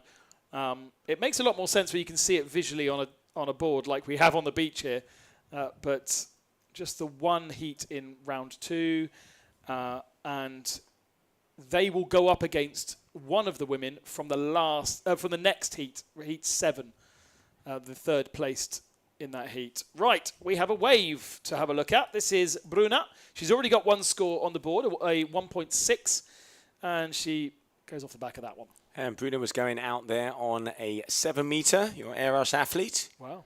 And having a little look-see, and here we can see Luana, who maxed out all of her waves on that previous heat. Yeah, but within 4 minutes of the end as well. So surfed a lot of waves, let's say pointlessly, but sometimes in a better condition than the ones that she'd scored on. And just chatting to the race director now. It looks like there is a very big possibility that we will be finishing after this round number 1. 80% chance is what he's saying at the moment. So assessing the conditions, we'll get that info back to you very shortly. But eyes on the water. Serena Lutz dropping in, your duotone athlete, dropping and dodging. As you can see, right, they are so far up the right-hand side of the point. You really kind of drop into the wave and you have to turn, because if not, you are going to be hitting that reef. Yeah, we had an amazing drone shot just earlier on when you're outside, Joe, of being able to see where the sand is versus where the stone. And it just really displays very clearly the kind of danger that they're putting themselves in every time they cross over and at this low tide point at the moment. Oh, and there's some set waves coming in, 15 minutes on the clock. Bruna just chilling out, and here we can see, all right, Serena dropping in. Oh, she has some speed. Here we go. Little hazy out there as it's right into the sun. Oh, she got the, she did get the barrel. Almost came out of it. Love to see that again, because that was gutsy from our Brazilian. I'll give her an A for effort, I tell you what. We've only seen one other competitor do that today. Let's have a look at it again. No. We'll begin that replay in a second. Here we go. Here we can see it from the drone. And she pulls in. There you go. She does get in there and almost comes out. Getting what they like to call the old shade, a little bit of the old shampoo. Serena Lutz throwing down for us here. And unfortunately, obviously not completing it, but showing the moves that she has here. I'll tell you what, if she gets another set wave, excited to see if she wants to try and do that again. Her competitors look on from the beach. Here goes Bruna. Oh, again, just sort of dropping the speed. Somebody on the beach signaling first place, but there's not really enough points on the board to have placings yet. No, that was James signaling her to go back out as that set is coming through. All right, there we So go. You're missing all these girls. Look at that, as that wave is going to be in. Is she going to be turning around? Nope. So signaling her to get back out there. 2.43, so 0.8 and a 1.6. Early days in the heat for both of these athletes. I'm waiting to see, as if I'm not mistaken, there is a score for Serena. Yep, still 2 scores for Serena still to come in.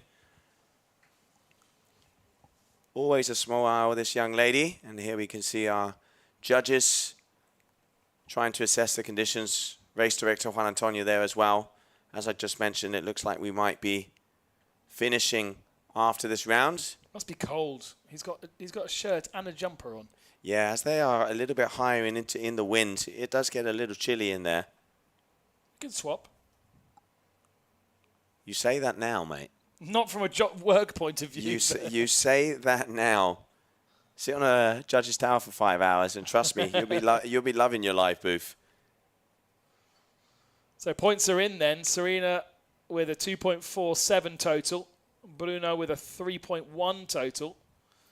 And there we can see Muna. She is going to be getting ready. Muna has been a multiple champion here. She's won this event various times.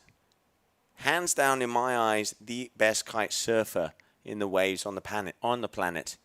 And she has proved time after time, hailing in from the Hawaiian Islands. Yeah, we get to see her coming up in the next heat. 3 women in the next heat. And then your world champion from last year in the last heat, heat 8.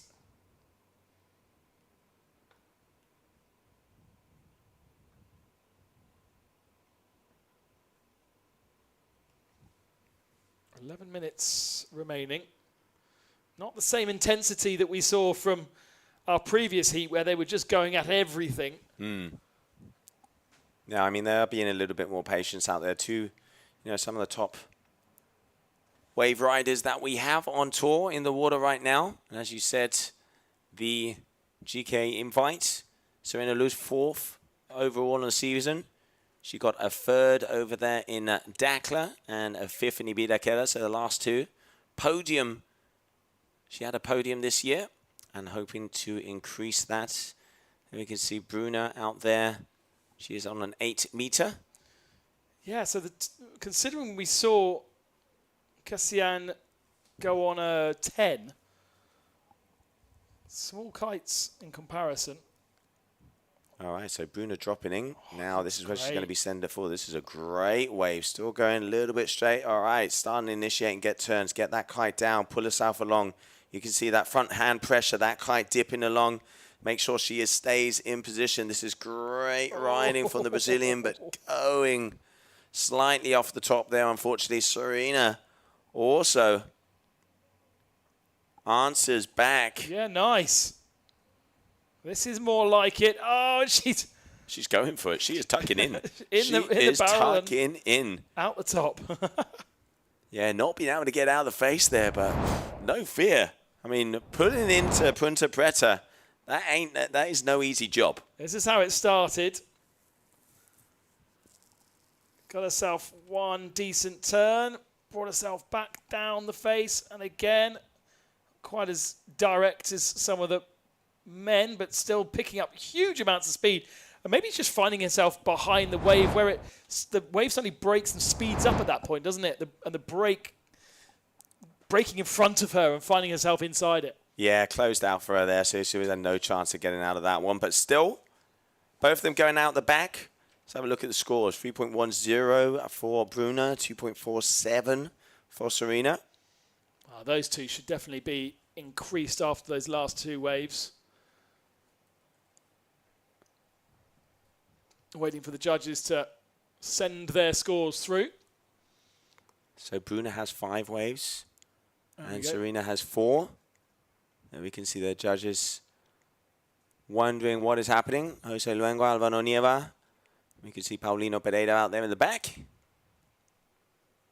Yeah, just to note that we have 5 judges total, but only 3 scores are overtaken from those judges. And so you actually only need 3 at any given moment. So a couple of judges popping out to take a break. And we've got some stretching happening down on the water as well. Yep, right knee, left knee.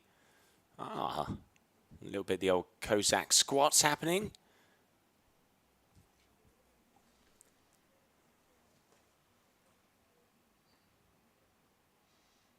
Still waiting for those scores to pop into our system.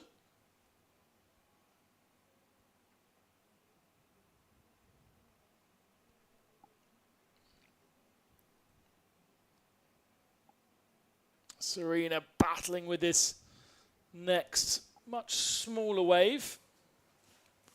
Might open up for her to be able to use it down closer to the beach. Yeah, still a little bit of a lull again in this one. But 1.5. I mean, anybody's game right now. All right, turn around, Serena. She's looked at something and she has the power. Okay, here we go. Serena off the top, powers her way through. Continues on. Hack number 2. And wave flattening out, and she is right next to the biters.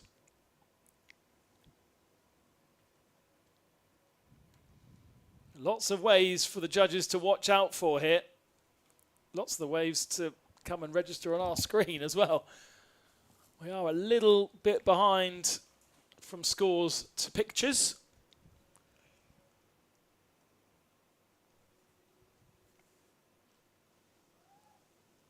And it's not actually, that's not the judges taking a long time to decide. Sometimes it is on some of the more spectacular, more bigger decisions.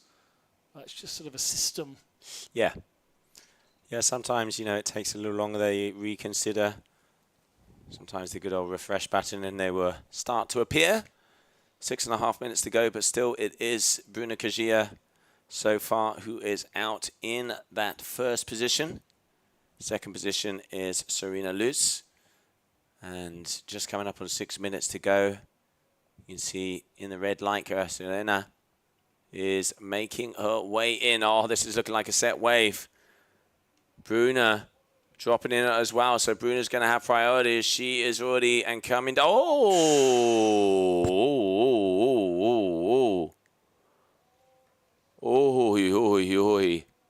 Now, my question is who had priority? Didn't see where they came from. But there was definitely an exchange of words in between these two athletes. Have to see that again in replay.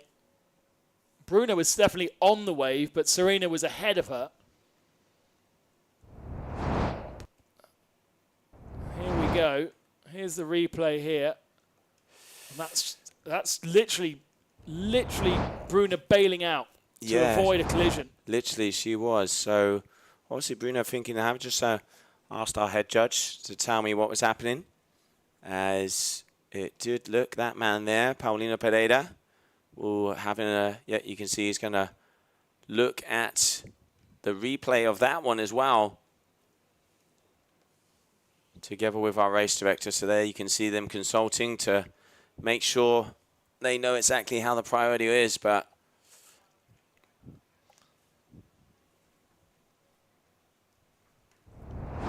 all wave scores are in, by the way, so that points is now updated. Yeah, you can see Bruna definitely jumping off to avoid that collision, without a doubt. Bruna was engaging and coming down. Serena, I mean, if I caught it in the corner of my eye, it looked like Bruna was already on the swell. But maybe Serena came from further up and was turning as well. So, hard one to say. The judges, I'm sure, have seen it and will be telling us very shortly. And here we can see some of the vibes down there on the beach. When I asked you about whether we get much kind of combat and contravention on the waves when we had our meeting 2 days ago, you said not a lot, but sometimes the Brazilians. 2 Brazilians, possibly not on purpose. I would say that if there was any contravention of the rules there, that was because Serena wasn't completely aware of where Bruna was in relation to her. Yeah, I mean, as I said, we didn't see the beginning of it, so it's kind of hard to say. Because if Bruna was on the swell, it would be her wave. If she was windward, and there's different factors come into play. I have asked our head judge to inform us as soon as we do know. But yeah, I mean, it gets scrappy out there sometimes, especially when waves aren't coming and there's that set wave. Holding on to that priority is a big part of the game, because you can pick and choose which wave you want to go on. So if you do engage on the wave, it will be yours. If you don't, someone else can drop in on it. But yeah, wondering what is going to happen there, as still waiting for an answer, but moving on. Also, these athletes, so many of them just want to surf, want to be on the water, not necessarily always thinking about rules of the game, especially if they're more inexperienced with this style of competition. And knowing those little nuances of the rules whilst you're out in combat, whilst you're trying to select a wave, trying to work out what's going on with the kite and why the wind is where it is. You've also then got to be able to think what's happening in this particular situation, and potentially just lots and lots of things happening at the same time there, and a little bit of an issue. Bruna still leads this with 2 minutes and 20 seconds remaining with a 4.43. Serena with a 3.37. All waves are in bar one from Serena. But plenty of opportunity to improve here from our 2 Brazilians. One good wave could make all the difference with 2 minutes to go. Yep, so ruling is in, and it's, as I said, interference and warning to Serena Lutz against Bruna Kajia.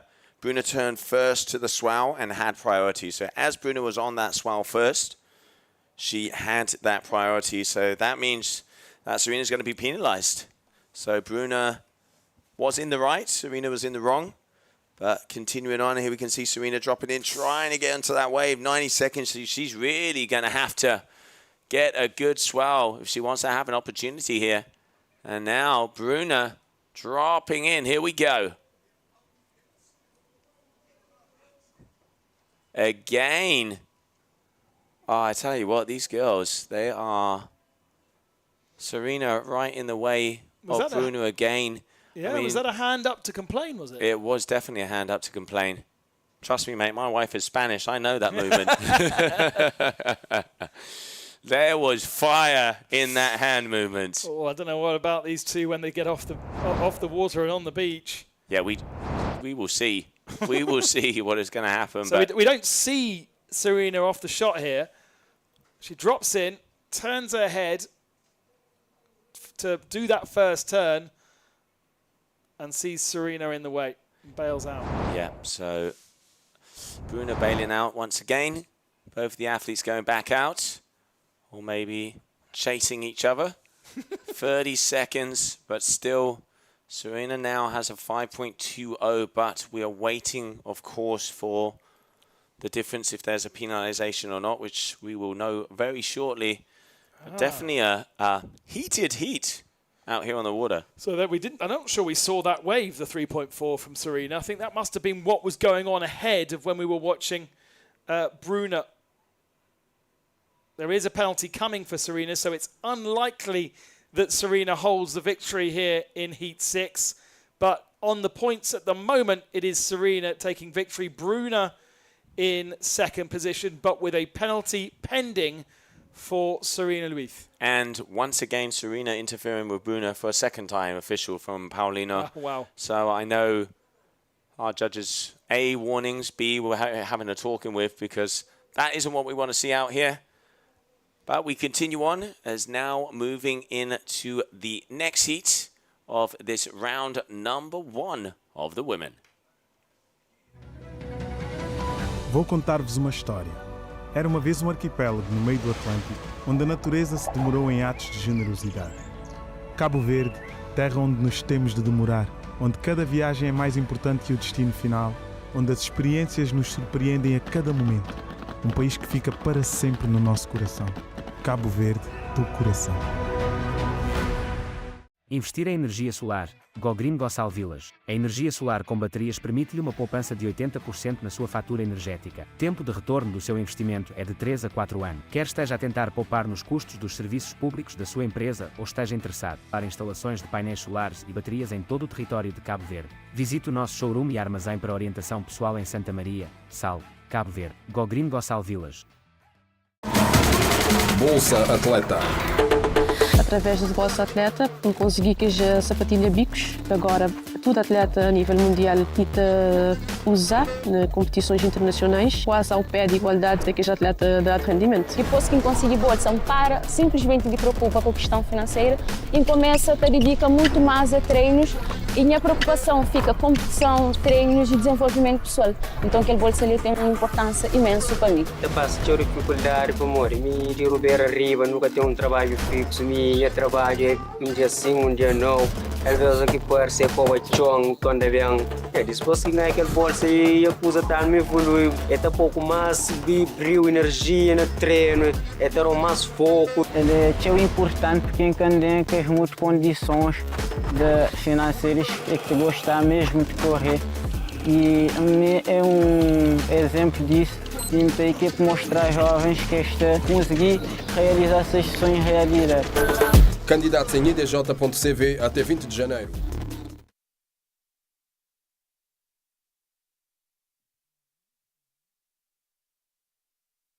And welcome back, everybody. And look at the colors we have here in Punta Preta.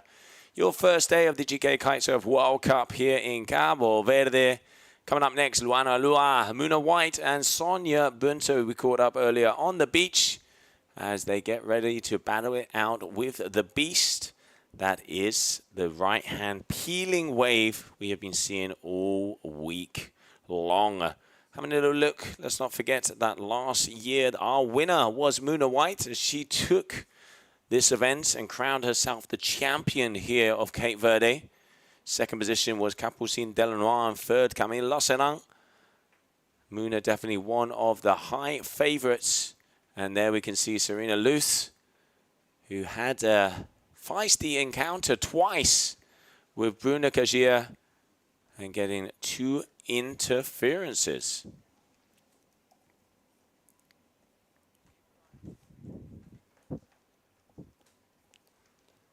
All right, so these 3 athletes, let's not forget the third athlete out of this heat will be going into the only heat of round number 2. That will be run.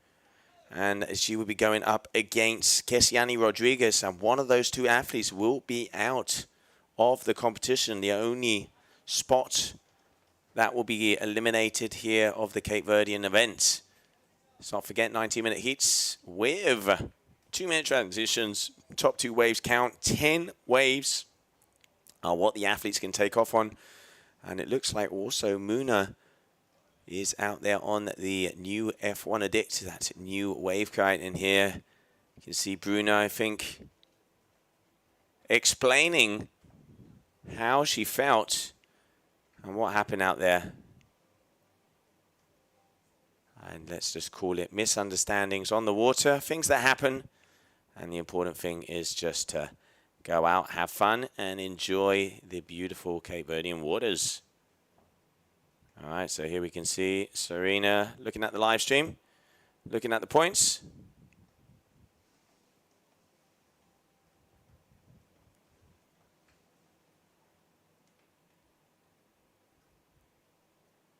And yeah, okay, so walking straight past, so oof, anything but good vibes.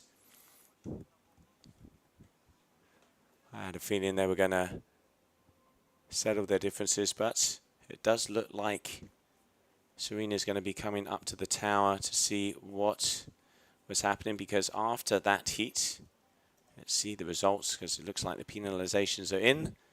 And we can see our event set up as it is Bruna Kagia and Serena. It's going to be Bruna Kagia who takes the win.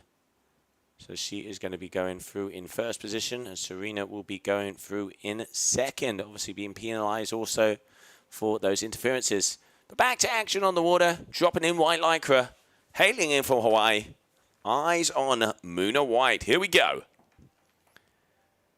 I mentioned it before, for me, the most stylish woman kite surfer in the world. Multiple time winner here. Top to bottom. Made her way onto the podium when it came to the wing foiling yesterday. And now starting off with that first wave.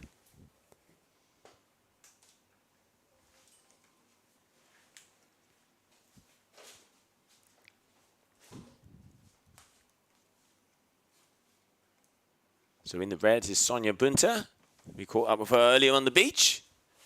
Hailing in from Germany, actually making a movie, I have been told. Together with Core. We will be seeing that throughout the year. A very cool project, but I'm not going to spoil the surprise. And Sonia, she has been here multiple times, and as she said on the interview, every day is different out here in Punta Preta. So let's see how today powers out for her. And then obviously Luana Alua from Portugal. And we've already seen a lot of the Portuguese athletes, like Simão, and some of the youngsters really throwing down here today.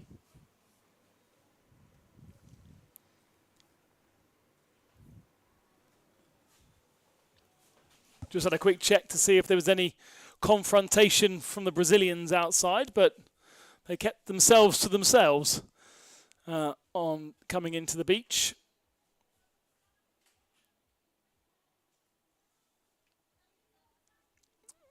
Oh no, there we go. Now there's some chatting. That's what was going on outside of our window. I could hear, if you wave, Joe, you'll be able to, we can see your bottom in the background. It's literally happening right behind us. Yeah, so there we can see them trying to settle their differences. I mean, in the end, there are misunderstandings on the water. I'm sure these girls will settle this, but back to the action on the water. Adds a little extra spice to the story of the day. Didn't realise it was happening outside our window until I saw your bottom. Well, looking in the wrong places, mate. Yeah, absolutely. Moona White then with some scores on the doors. 3.37, the only one acceptable at the moment. Waiting for the other two women to get 2 scores up. And just a few more waves claimed there. So we are waiting for scores for Moona, who's just completed, I think. Nothing yet from Sonia. Plenty of experience. Our, let's say, most experienced competitor across all the disciplines.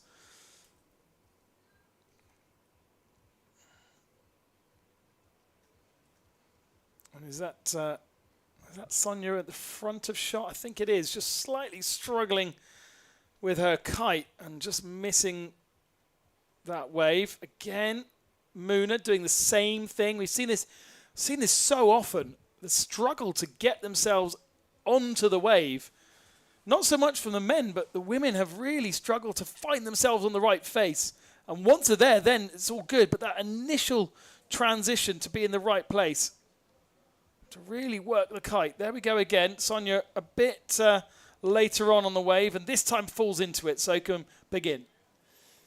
Yeah, and all up on the lip, and we can see that race director Juan Antonio having to talk to Bruna, but official ruling is in. 2 interferences by Serena Luz towards Bruna Kajia. So Serena in the wrong here, so she will be penalized, which she has been in her heat, and hopefully, obviously, when things cool down a little bit, they will be able to settle their differences and continue on with the competition. But dropping in Moona White. All right, nice first turn here already. All the way along, second hack. Now speeds herself down the line, getting past this section. Moona all the way up and keeping it high as she gets close to those rocks. Your F1 athlete hailing out of the Wine Islands. And now, once again, boom, off the top. Great riding here from White. What a show. One of our very best women. This is why she was champion last year. And there you go, very clear. So going to be interesting to see the scores on the judges, because the highest scores we've seen from some of the female athletes has been around the 4s, and that is definitely the best wave we have seen in this heat. So let's see what kind of numbers are going to be coming up, because this is really going to set the bar of where the women's heats are going to stand. Don't forget that the 3rd placed in this heat goes through to round 2, the only heat in round 2, where we will eliminate one of our competitors.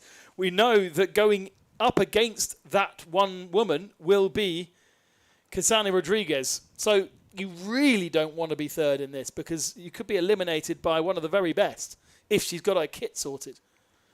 Remember, we saw the Brazilian up against Francesca Maini and struggling with her kite, did a mid-heat kite change, didn't score a single wave for the first, 7 minutes or something, then did a kite change, came back out and just didn't have time to get any decent waves in.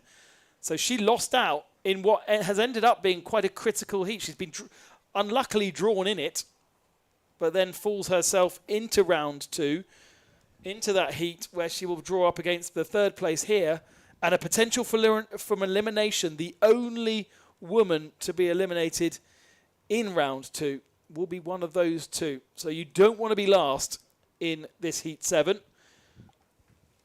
That's the last place you want to be, absolutely. I mean, because you will be the only athlete having a possibility of being kicked out in the next round. But still, we saw it with Kesiani Rodriguez, and here we go. Head judge pinging me on the phone. So yes, just confirming those 2 times interference are against Bruna. And Juan Antonio, our race director, just told me in the next 5 minutes we will make the decision if we finish after this round number 1 or if we will continue on out here. Just coming up on 4 o'clock in the afternoon. So it is getting to that tide. I mean, There's only one in heat in round 2. There's only one heat. So that wouldn't be a massive additional time to run one extra heat and get yourself to round 3. True, but conditions. Let's not forget in round 2, it is an elimination knockout possibility. So they want to make sure that everything goes okay, because then there will be an athlete that is going home. So I think that is the mindset that they have and waiting for information on there. But we've been able to, complete at the moment almost. So round of the men and round of the women here. So good starts. Had some beautiful sets rolling in. A little bit patchy in between. But pretty much every single heat has had about 2 sets of good waves and been able to show their potential here in Cape Verde. That wave that we followed Muna White on, a 7.1. So she's gone up to a 10.33. And by my reckoning, that is the best score of this round for the women. It is by a good couple of points. Still have to look back to that first heat, which seems like hours and hours ago. And then here we go. So an explanation from the event director exactly what happened. So, like I said before, most of the, nobody would do an interference on purpose, mostly, but normally what it is misunderstandings and getting fired up and getting, kind of tunnel vision into the moment. Sometimes, you think it's one way and it's another, and here Juan Antonio taking, making sure that he explains to Serena so everything that's happened. And so great to see, and I'm pretty sure we will see Bruno and Serena shaking hands very shortly, and, the world moves on. And they both will continue into the next round. So they aren't eliminated. It's just a matter of seeding, perhaps.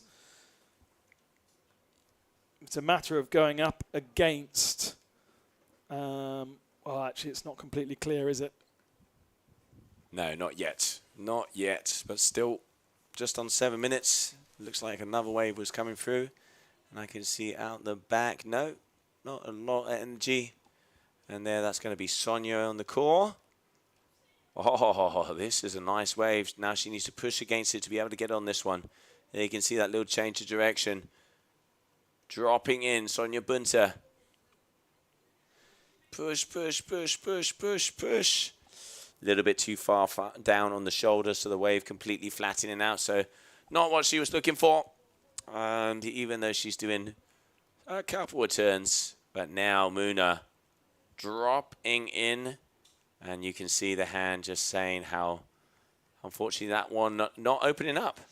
Definitely frustration out there today. We saw early on in the men's competition, Kelton Lopez, and even now, frustration from Muna White. It is a difference between going up against Camille Lozoran or Manuela Luengo in terms of whether you come first or second in that all-Brazilian encounter that's causing a little bit of controversy on the beach, and that would be the difference. So that was a very close heat between those two when we saw them in round 1. So in the end, I suppose once Serena is clearer on the rules, she'll have a better understanding of where it went wrong for her and not do that again. 5 minutes on the clock. All right, so Luana Lua is going to be dropping in. Here we go. All right. Muna deciding there's there as well. First top turn. Keeps the speed. Look at this all the way along. They are really one-hit wonders at the moment. They've got about 2 or 3 turns, and then the athletes have to drop out. Here we can see Luana. That looked like a better wave behind Muna. Luana a little bit less stable on it. And drops off the back.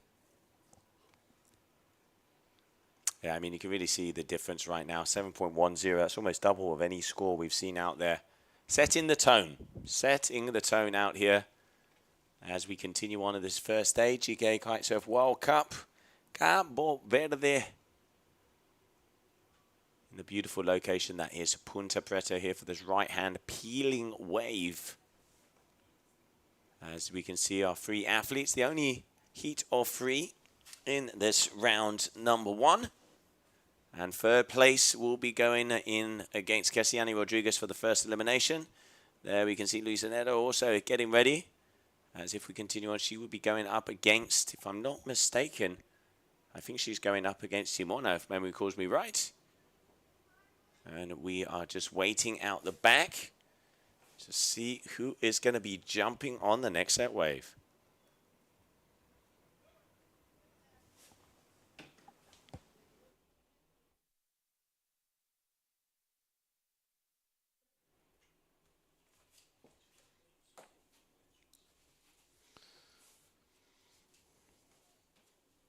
The battle for second position here in this Heat 7, Luana and Sonia. Haven't really seen anything from the German in red. She needs, I mean, if she got one down then, she would surely surpass the Portuguese.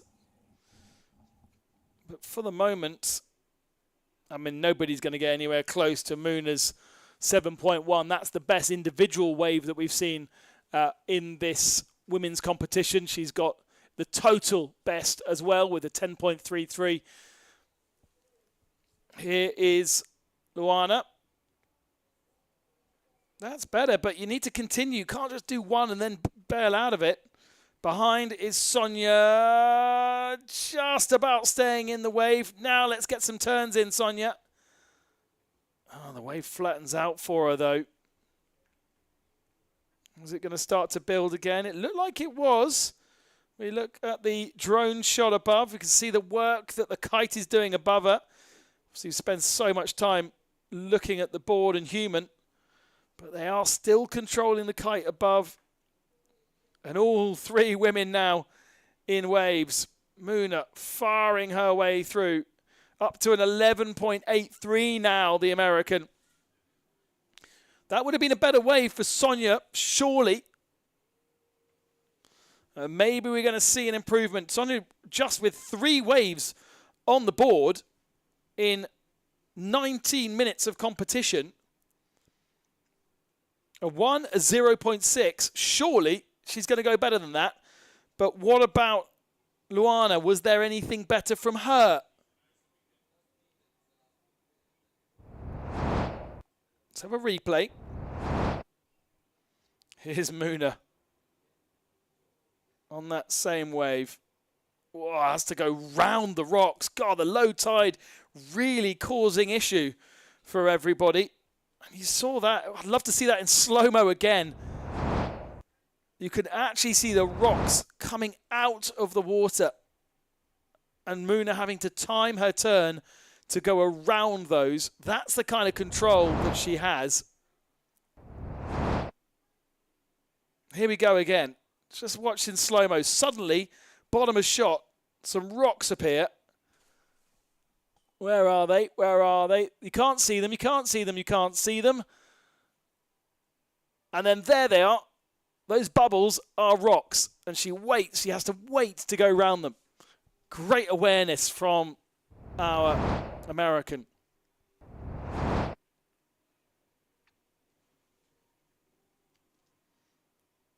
Still waiting for Sonia's score there.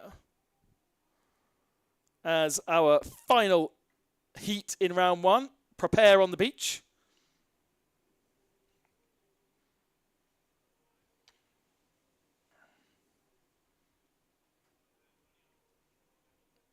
What is the result going to be? Sonia Bunde gets a 1.9 on the board. It's not enough, though, to be better than Luana.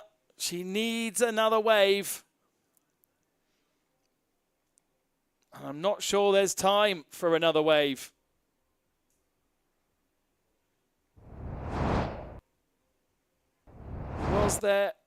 Was she on something? Here's Muna. Oh, dearie me. Okay, so that's not going to be of any use to Muna. Just gets bogged down in the wave. But, yeah, there is nothing else. We've still got Luana score pending for her. She could improve, which means that Sonia Bunde is going to go into round 2 to face Cassiane Rodriguez. You don't conquer fear by avoiding it. You conquer it by riding straight through. Because beyond fear is freedom. Trade fearlessly at capital.com. And welcome back, everybody. So, information in. This could be the last heat, and we will be going on AP, meaning we will be going on standby until the tide is a little better and conditions improve. I will get that information coming in very shortly. They are assessing as I just stepped out of the booth. So it looks like if we do stop, it does not mean that the competition is over for today. It just means we are going to be going on standby to see if those conditions improve.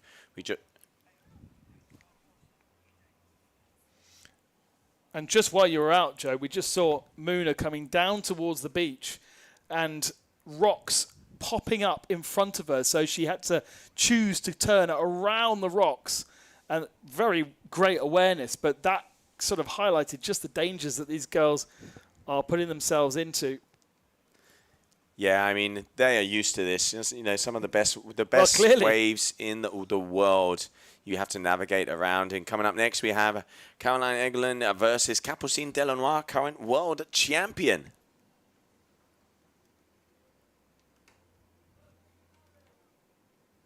And here we can see the eye in the sky.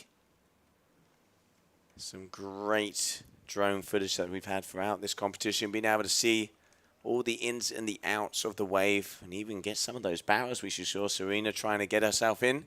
So out there on the red lycra, representing France and living out in Brazil, over the beautiful location that is Praia, Capucine Delanois.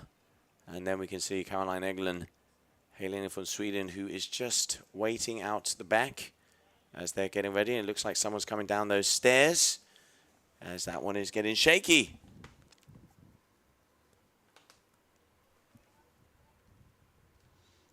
Muna White proving what can be done in Heat 7 with a great score of, in the end, hasn't come up on my screen yet, brilliant, but I think it was something like a 12.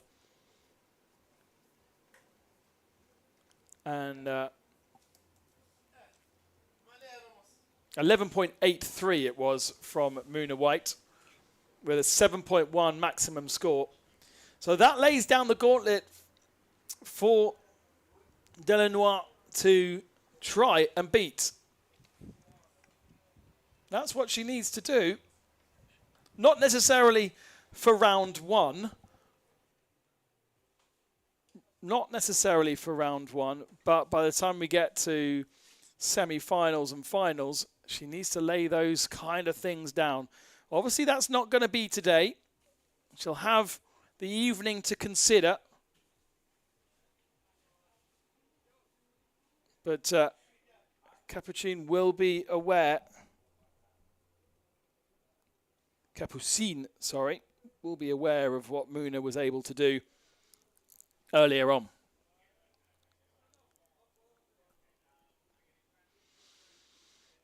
Right then, onto a wave, it looks as though, for Caroline England.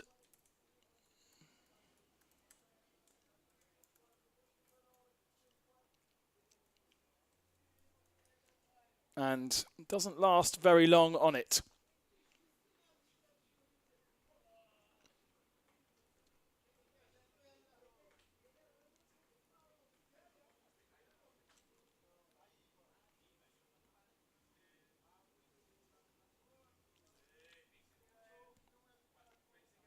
Great drone shot as Caroline struggles to get into the wave. Now she's in it.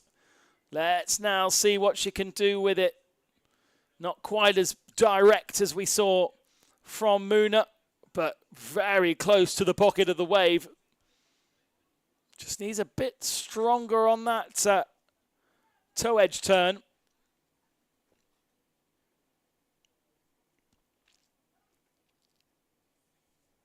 That's a nice wave from Caroline.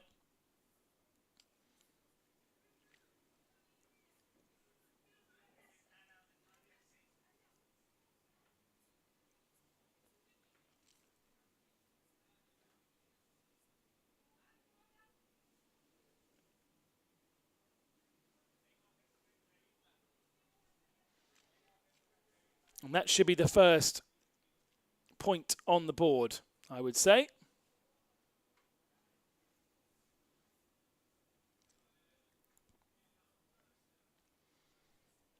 Outside of kite surfing, Caroline runs her own web design business.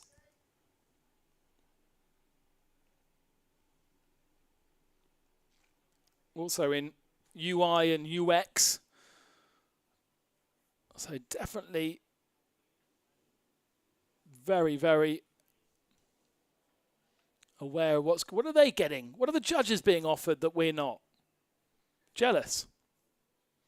Some pretty cool stuff that Caroline has designed, including branding for beer and all the rest of it. I can't pretend to know what a UX, UI and interaction designer is, but that's what she does when she's not out on the water kite surfing.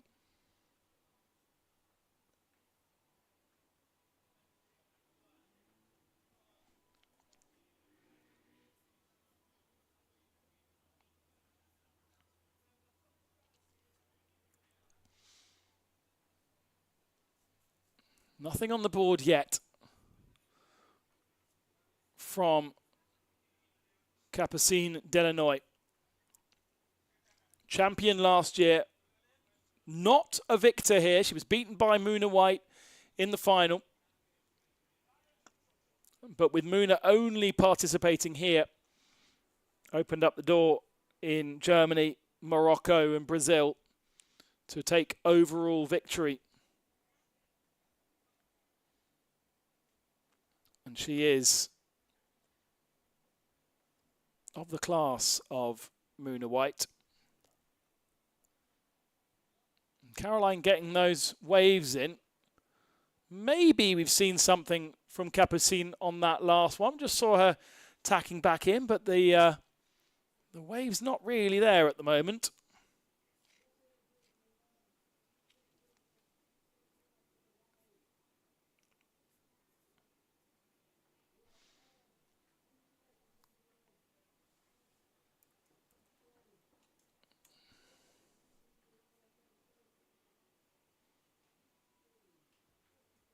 Remarkable, really, that at only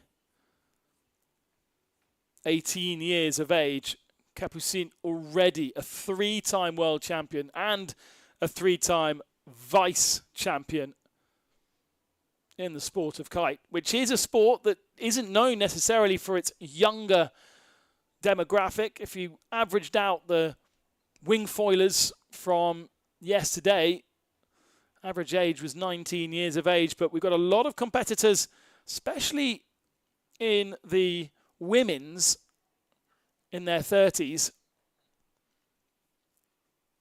So Camille, 21 years of age, and Capucine at 18. Well, she is, in fact, the youngest competitor in our entry.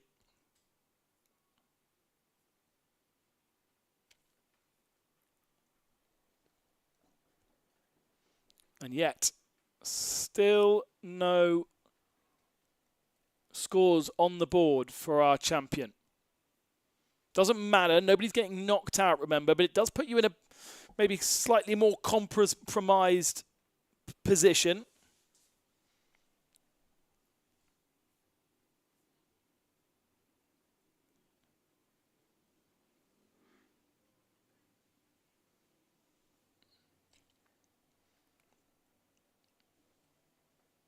Waiting to see what's going to happen in this one. We're already halfway through and no real scores out there. I think our cameraman's trying to find somebody. Whilst we look for some athletes who are right out the back doing very little wave riding, let's go down to somebody who knows very well how to wave ride. Mona White with Joe. Okay, so down here on the beach, just taking her win and the biggest wave of the day. Muna, congratulations, you got the best score. Yeah, that was probably the worst heat that I've ever had. The waves were so small and the wind was super offshore, so it was really hard to get on the wave and to even do a turn. Like, I couldn't do a full turn because the wind kind of pulls you out the back. and my tack coming in was almost like going left. But mostly the waves were just small, and we have a swell coming, so I'm hoping we can wait for better conditions for some of the next rounds coming up. Because I know that Ponte Preta has really good waves, and we want to get those for the women. Well, I've just heard that actually what is probably going to happen, they're just assessing now that we will be going on standby after this round number 1 to see what conditions are doing. As you say, it does look like in the next couple of days we are going to be having some big waves and some great conditions out there, but still congratulations for amazing riding, and hopefully you're the best in the rest of the competition. Thank you, Joe. Back to you. Thanks very much, Joe. Great to see a big smile on Moona's face. Really, really loving that stuff. Still nothing on the board from Capucine. Your North Action Sports rider, part of the Next Gen team, and supported by her older brother, Camille. As Joe said, both of them and the whole family moving to Brazil after being mountain people before and doing skiing. Another wave here for Caroline. She went long on that one. She was right down the other side of the beach.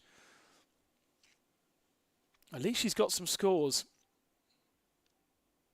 We're seeing a very similar trait to what we saw from Cassian, with Rodriguez having that issue with her kite. She spent the first 10 minutes not scoring at all. I mean, Capucine must be incredibly confident to be at 8.5 minutes and not have a single wave on the board.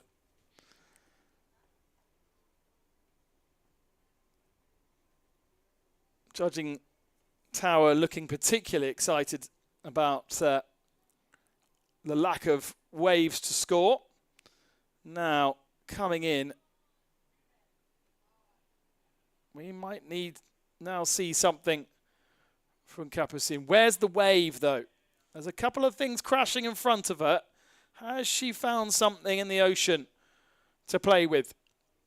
Firing her way towards the beach. Just looks like she's a little behind if there's anything forming underneath her. This has been the challenge for so many of the women, to get themselves into the wave. And she come a long, long, long, long way out. She is behind that wave, and there's nothing there. She drops off the back of it. At least she's come to say hello, because we haven't seen her for the last 12.5 minutes. Now looking along the beach to almost see if she can spot somebody to get some information. Perhaps her brother is on the beach to give us some information. I mean, you're definitely last because you haven't put anything on the board yet. Only one wave judged from Caroline. She's chilling out.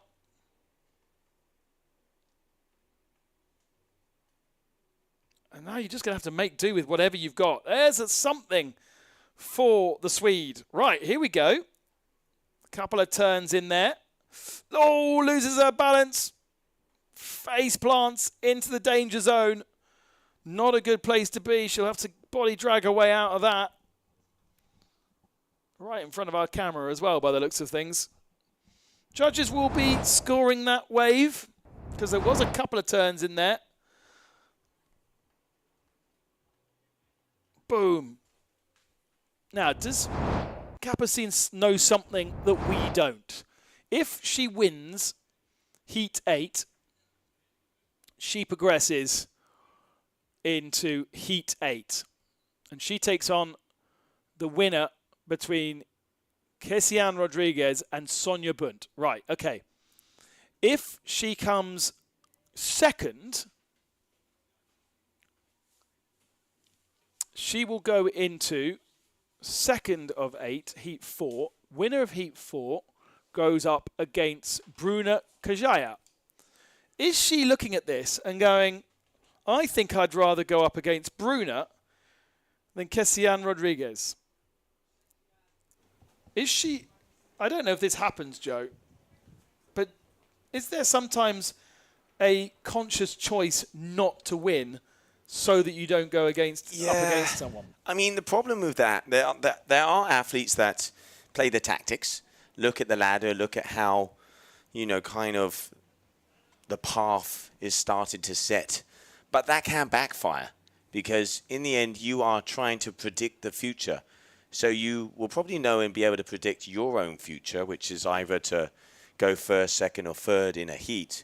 But the big favorite might not win their heat and get kicked out, and that completely takes out your whole strategy. Hence, look at that. You know, in the end, Kessiane Rodriguez in that heat was the favorite athlete against Francesca, and Kessiane Rodriguez lost, and now she is in a sticky situation as she would be the only person possible in that round number 2 to have a possibility of getting eliminated. And a lot of people, if they had done tactics, would have bet on Kessiane and not on Francesca. So anything can happen. But the decision may have been made here. I just can't understand why we're 4.5 minutes away from the end of Heat 8 and neither of our women out there have completed 2 waves. There have been waves coming in. Okay, they haven't been amazing. But we've got no scores at all from our world champion. And that just seems a bit odd.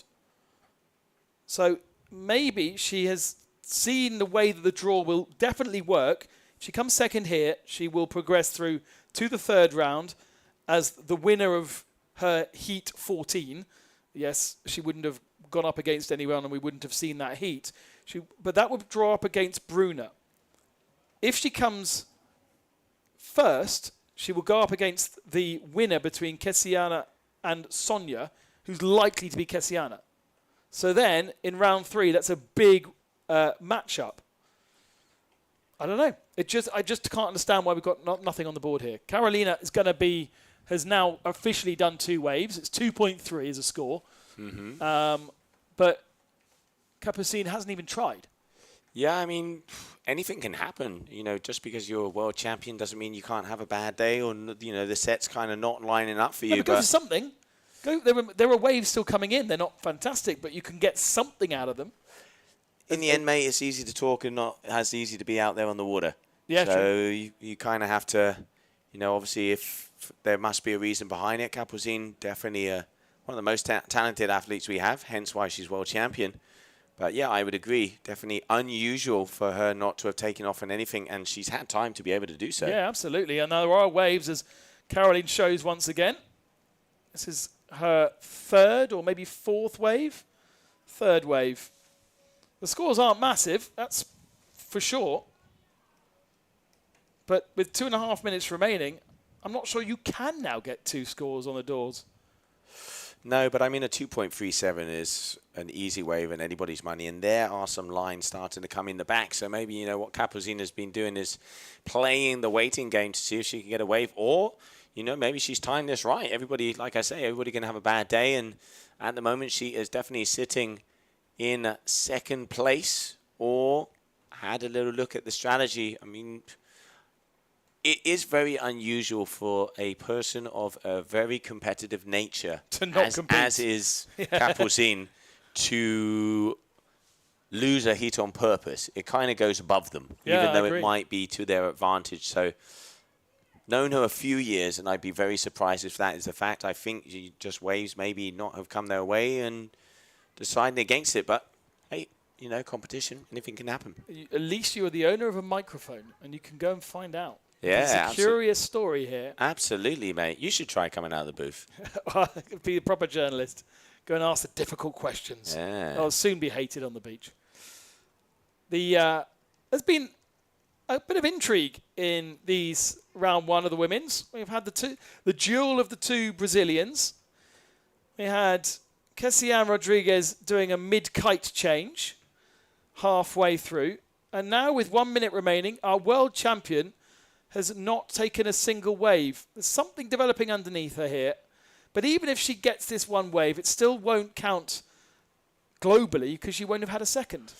Yeah, and I just got official information in. We are going to be going on standby after this heat. So the AP flag is going to be coming up in the air, meaning that we are going to go on standby and wait to see if conditions will improve. I can presume it looks like we have the information before the athletes who are going back out onto the water. But yep, it is official. AP flag will be coming up as soon as this heat finishes. And we will be going on standby and waiting for the tide to be a bit better and hopefully conditions to improve and see some of those beautiful golden hours that we have been seeing here over the last few days.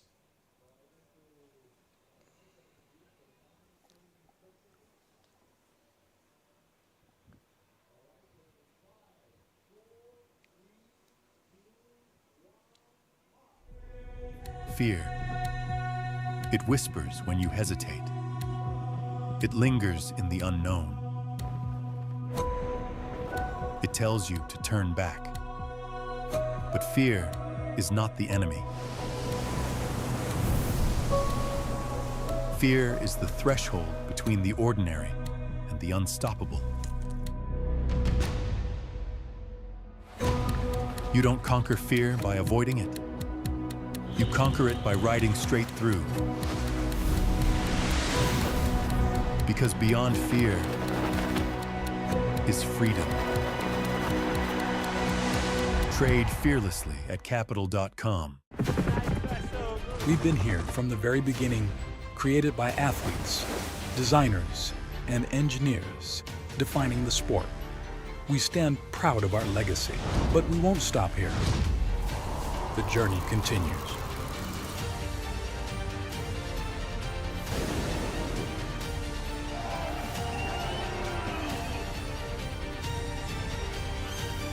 This is Duotone.